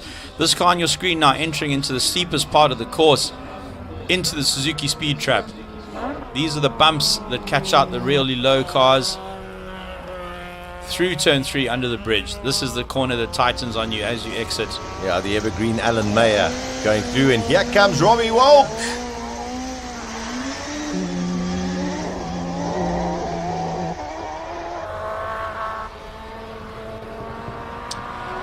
It's like glue on the ground. Just phenomenal. If Robbie Volk posts a 36, he will have averaged 190 kilometers an hour up the course. Did we get the Suzuki speed cam there? I don't think we did. I didn't. Yeah. Is he on it? Has the track gone too cold? He's backed off. off. He's backed off. Yeah, he's backed off. Oh, that's a pity. Oh no. Well, I hope that. Oh no, that doesn't sound like it wants to run anymore. Oh, he's parking it. Hopefully that's not terminal. I wonder if he just went into car preservation mode and just pressed the off button. Yeah, you'd think if he had a slight issue, he would try to finish the run. But here sitting on the course. Yeah, it's a bit of stop immediately is sometimes. That's why I think he might have killed the engine, hopefully deliberately there, and known that he's got to get it off the course. So, sheesh! Oh, I hope. What a day! What a day. Peter Zeele with a 38.2. He's been so consistent. Rechard Roots, 38.386. Charles Joubert, 39.761. And then the times that were deleted, Johan Christofferson with a 40.297.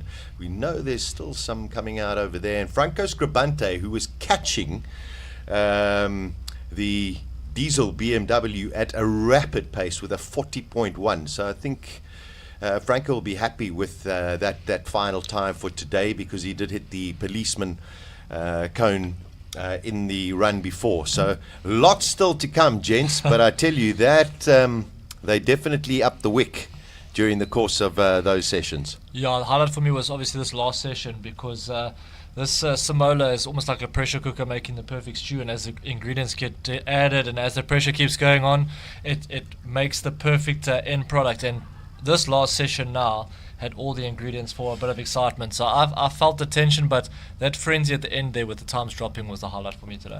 I tell you what the highlight for me, Christopherson, even though his time was not qualified at 40.297, Rodrigo and the very impressive Lee Thompson with a 40.311.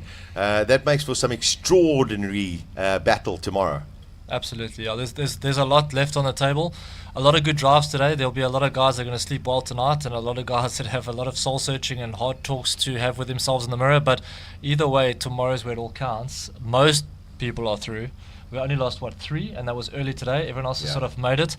So yeah, tomorrow most of the competitors are going through, and then tomorrow it turns up big time. So, as Rodrigo pointed out, Peter Zealy in the world's most outrageous Toyota MR2 has now beaten his best time, which he set last year at 38.505. He's now down into the 38.220. So he would have won last year with that lap. Incredible. And I'd love to know, he did change tyres. He went on the 3-year-old Pirelli tyres. I wonder what he really? ran. For that run? Well, I don't, the run before. Oh, right. Yeah. So I wonder if he stayed on those same tyres. Rodrigo, do you have any confirmation? Because, you're closer to him than we are. Extraordinary. No, he was on newer tires on this last run. Although that 3-year-old tire remark, it's sort of fallacious in a way, because they are 3-year-olds, yes, but those Pirelli 3-year-old tires are tires that were made here in Europe 3 years ago and were outlawed because they were massively soft, and people were going very, very fast, but they disintegrated at an incredible rate. But they only were on the market. They were on the market for around one year, and then go ahead, Shiro. Sorry, I just wanted to. Sorry, I didn't mean to interrupt you. There was a lot going on in my ears that I couldn't actually hear you. But do you know what Peter Zealy's outputs are compared to, say, like a Lee Thompson or a Reggie or a inputs? How do you mean inputs? Sorry, in outputs. This case? Sorry, power output. Sorry. The power output. Oh, okay. I know that Peter Zealy right now it's pretty much a 1-to-1 power to weight ratio. It's around 1040 to 1040. Yes, if not, and probably conservative here. The Lee Thompson, it's depending on boost, but it's around 800 and 1,200 kilos, I would say. Who else did you ask about? So I can. No, it's okay. We'll pick up the conversation just now, Sasha. Yeah, let's just cross over to Colin. He's in the pits, I think, with Franco Scribante. I'd love to know what Franco thought when he came around the final bend, Colin. Well, we're not going to find out yet, because just when you thought it was over, it's not over. Franco's coming through, getting through the traffic jam here, which is absolutely massive, and he's going for another run to go and do it properly. Interesting thing, both he and Reggie had proper full fat launches as they left the line here. And to answer your other question, Zealy was back on the Michelin tires, the super sticky Michelins, and not the rock hard Pirellis, which indicate to me that the Pirellis are a little bit quicker than the Michelins. But anyway, they can't get more Pirellis because they don't exist. And Franco's still stuck in a traffic jam down the road there. Got to be worried about the temperatures lurking in that thing, because it hasn't got fans or anything. Got to be moving forward to cool it down. So he's Quibus was trying to get them to open the pit lane. Here he comes. And here he comes. The question is, Grover said he's going to go and do another run, but he's parking. So we can maybe answer your question and find out what he thought when he came around the corner and he found a car in the way. That's Margaret from yesterday with her cookies. Colin's it cold out there? Let's just see if he's going again. I think he is going again in the car. They're just adding some more Go Foster juice and meth and crack and all the other stuff that they put inside it. I called this car the Kraken. They call it the Sheriff. The Kraken being that mythical Scandinavian beast that looks ugly as sin. He is going again. He is. Yeah, he is going again. It's a proper Kraken car. Anyway, that's my name. Right, they filled it up with meth. They're putting some more juice in it. That's just how on edge they run these cars with, and it chews a lot of juice when it's going absolutely flat out. If you have a look at Franco's eyes, they're properly wired and he's completely focused. Yeah, incredible. And Colin, you've got Gary Martins behind you. I don't know if there's time, but it'd be quite amazing to find out he's had a whole host of problems during the course of today. Yeah, okay, so he had a diesel pipe come off and it sprayed diesel all over the road. Then they had an electronic problem and then he had some issues with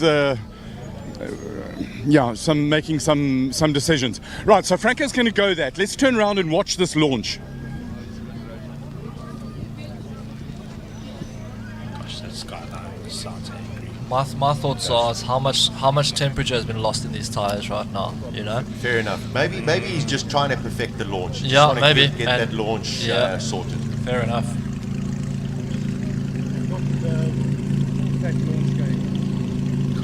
Stop GTR 35. Yeah, come standard with that wing. And the dining room table on the front. No, it's factory. There's those new pistons for the DRS. You can actually see them. Yeah, that's fascinating. And that's that gooseneck, swan neck. I can never remember which one, but see how the struts connect to the top of the wing rather.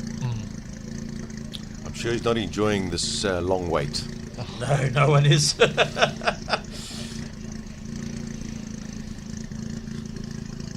Come on, Franco. A good glass of Vino Verde at the end of this run. I think there could have been some marshals or people up right at the top who thought the session was over, so they've got to ensure that it is fully clean. Yeah, just make sure that everyone is safe and sound before we take a run.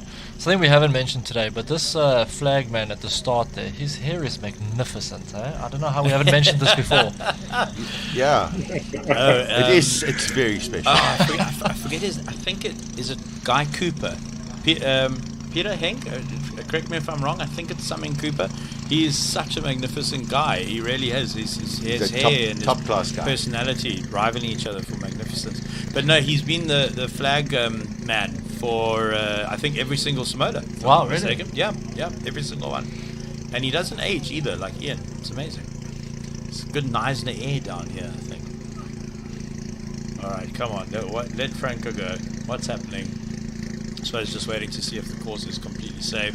Got to make sure all the marshals are in their posts as well.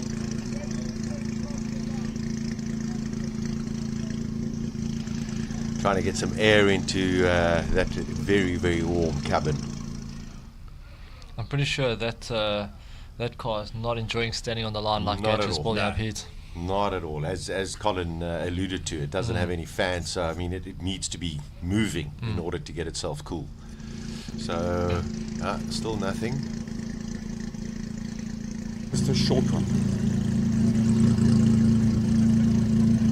Just a very quick update on Gary Martins. He had a fuel rail issue and it dropped all the pressure going with a diesel, so he had to slow down and stop. Wasn't able to talk to Franco. They've got a little issue with a misfire that he's not completely happy with. They're running proper, reasonable launch now. We'll see that now. The temperatures sitting idling like this, not ideal. They're not really worried about the tire temperatures because it's on the super soft Michelin. Let's see what it does. So this run is probably just to have a look at that misfire. Perhaps. R&D. All right. Time to shine. Final run of the day right here at Simola 15. Tomorrow, don't forget, we've got 3 more qualifying sessions, and then, of course, we get into the finals. Oh, 4 wheels spinning there. I've heard whispers that this is in full tune, about a 1600 horsepower car. Rodrigo might know, but he won't tell us. Don't worry, we won't break your confidence there. Significantly slower. I had to disclose the car has a 1600 horsepower before. That was the name. That was the number that was revealed. Yeah, that was revealed to the press, and I really can't go against that. Here we go. What's Franco got for us? Well, I'm not sure if are we gonna get it? Oh, there we go. 39. He's in the 39. 39.6. There we go. He's just said to Reggie, "I'm here." I think it makes him feel a lot better as to how the day's gone. Yeah, I think he'll sleep better tonight. Yeah, absolutely, because it's been a tough couple of days, but today hasn't been the easiest with how circumstances have played out, but that's going to make him feel a whole lot better. And you know, the thing is with racing for me is that one of the biggest joys of racing is the relief after. You know, you build up, it's nerves, it's tension, it's adrenaline, that, but the relief after is probably where all the endorphins and joy come from. So he's going to feel so much better after that run. Yeah, brilliant. Rodrigo, I think, you know, to finish off a fascinating day here at Simola, that's probably a little bit of icing on the cake. It is an unexpected one too, at that. Although I was getting a bit worried to see the car standing on the line for so long. I know how those things really don't like to stand still, and those transmissions have a tendency to overheat under stress. But sorry guys, still recovering, but it was a pretty fantastic day, and I think for anyone who hasn't watched any of Simola before, I think the ramping up of events throughout the day and how nerve-wracking it got even on a qualifying day, I think it's a fantastic way to display the potential of hill climbing, and more specifically of Simola here in this case, and probably the best ticket to invite anyone for the live stream tomorrow, because it isn't getting any less hardcore.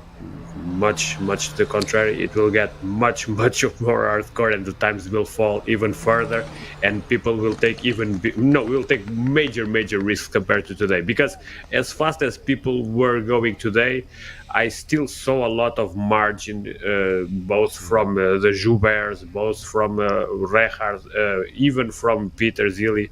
I know how he drives when he starts going for the limit, and as fast as that 38.2 was, there's still a bit of margin there, even from the driver, from the car. Only he will be able to tell. At the end of the day, it will also come down to the track and the weather to play a part on all of this. But for so far, so good. The weather has been playing along. We have seen throughout the day that the weather may get a bit colder, but the times keep falling. That's something I was keeping my mouth shut, but I know how these super soft hill climb tires work, and I wasn't too surprised about the times keep falling. But I let it all play for you guys to see how it went. But it was a fantastic day. Fantastic, Rodrigo. And listen, always your insights are invaluable. We can't wait for you to join us tomorrow for the culmination of Simola 15. Thank you for your time. Have a good rest. And we'll catch up with Rodrigo tomorrow from Hillclimb Monsters. Sasha, just before we wrap up, I want to throw forward to tomorrow by just looking at Class B4 and B5 quickly. So B4 currently led by Peter Zilli with a 38.2. Charles Hubert right behind him with a 38.97, but that means he's 1.5 off. Darview Bear with a 40.2, so only 0.5 between them. And then it sort of starts to fall off from there with the 47s, 48s. But then if we go to B5, leading B5 into Sunday, Richard Rutz with a 38.386. Franco with a 39, so he's about 1.2 off of Richard there, which is not an impossible gap to close, of course, but Richard, as Rodrigo said, will be going faster. Aldo tomorrow, Aldo with a 41, Silvio with a 43, George Evans with a 44, and then Jody with a 51, and Gary Martins hasn't had a great day. He wraps up his best time of the day with a 106. But the time to beat tomorrow with a 13 minutes, 6 seconds, and 0.054 is Robert Volk. Took him 13 minutes to get up the hill. To get over the finish I think I could do that. Guys, listen, it's been a phenomenal day. We trust that you've enjoyed the live stream from Simola for Simola 15. And we will be back with you tomorrow nice and early. I just want to check if Colin's got any final thoughts from the pit lane. He's been a Trojan. I'm sure he will love a very cold soda water. I think that'll be good. So I think we're going to leave Colin and the whole team, but on behalf of the whole team right here at Simola, thank you so much for joining us. Outstanding job, Clifford, with no surname, and Chiro Di Siena. Guys, it's been amazing. To Peter and our whole team, thanks so much for joining us, and make sure you join us tomorrow for Simola 15, the King of the Hill. Good night. My last thoughts of today is what a day, how hot is the competition, and Rogero, I agree 100% with you. There's margin. Tomorrow is when it really counts, and the guys are going to come out fighting hard. I think we're going to see some really good times. 2 impressive drives for me today. The way Peter Zeely got into the fast times as quickly as he does and did today tells me that there's a fair, probably 3/4 of a second still to come at least out of Zeely. The 2 big GTRs, they still have a whole lot of things to do. It's a beautiful evening. To make sure that you watch tomorrow, it is going to be so exciting. It's a big fight. From me and Patrick and all of the crew, thanks for watching. Good night.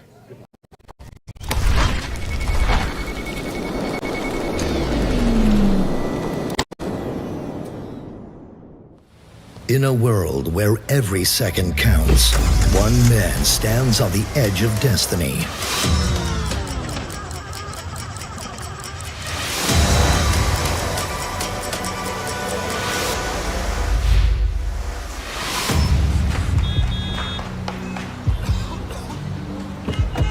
Will he make it on time? Out here on the streets, anything can happen.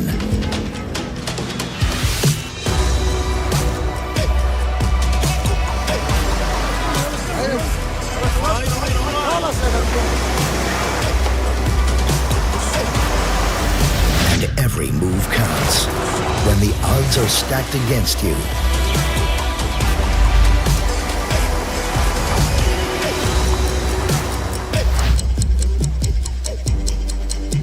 one man finds the will, the drive, the passion to steer his path to destiny.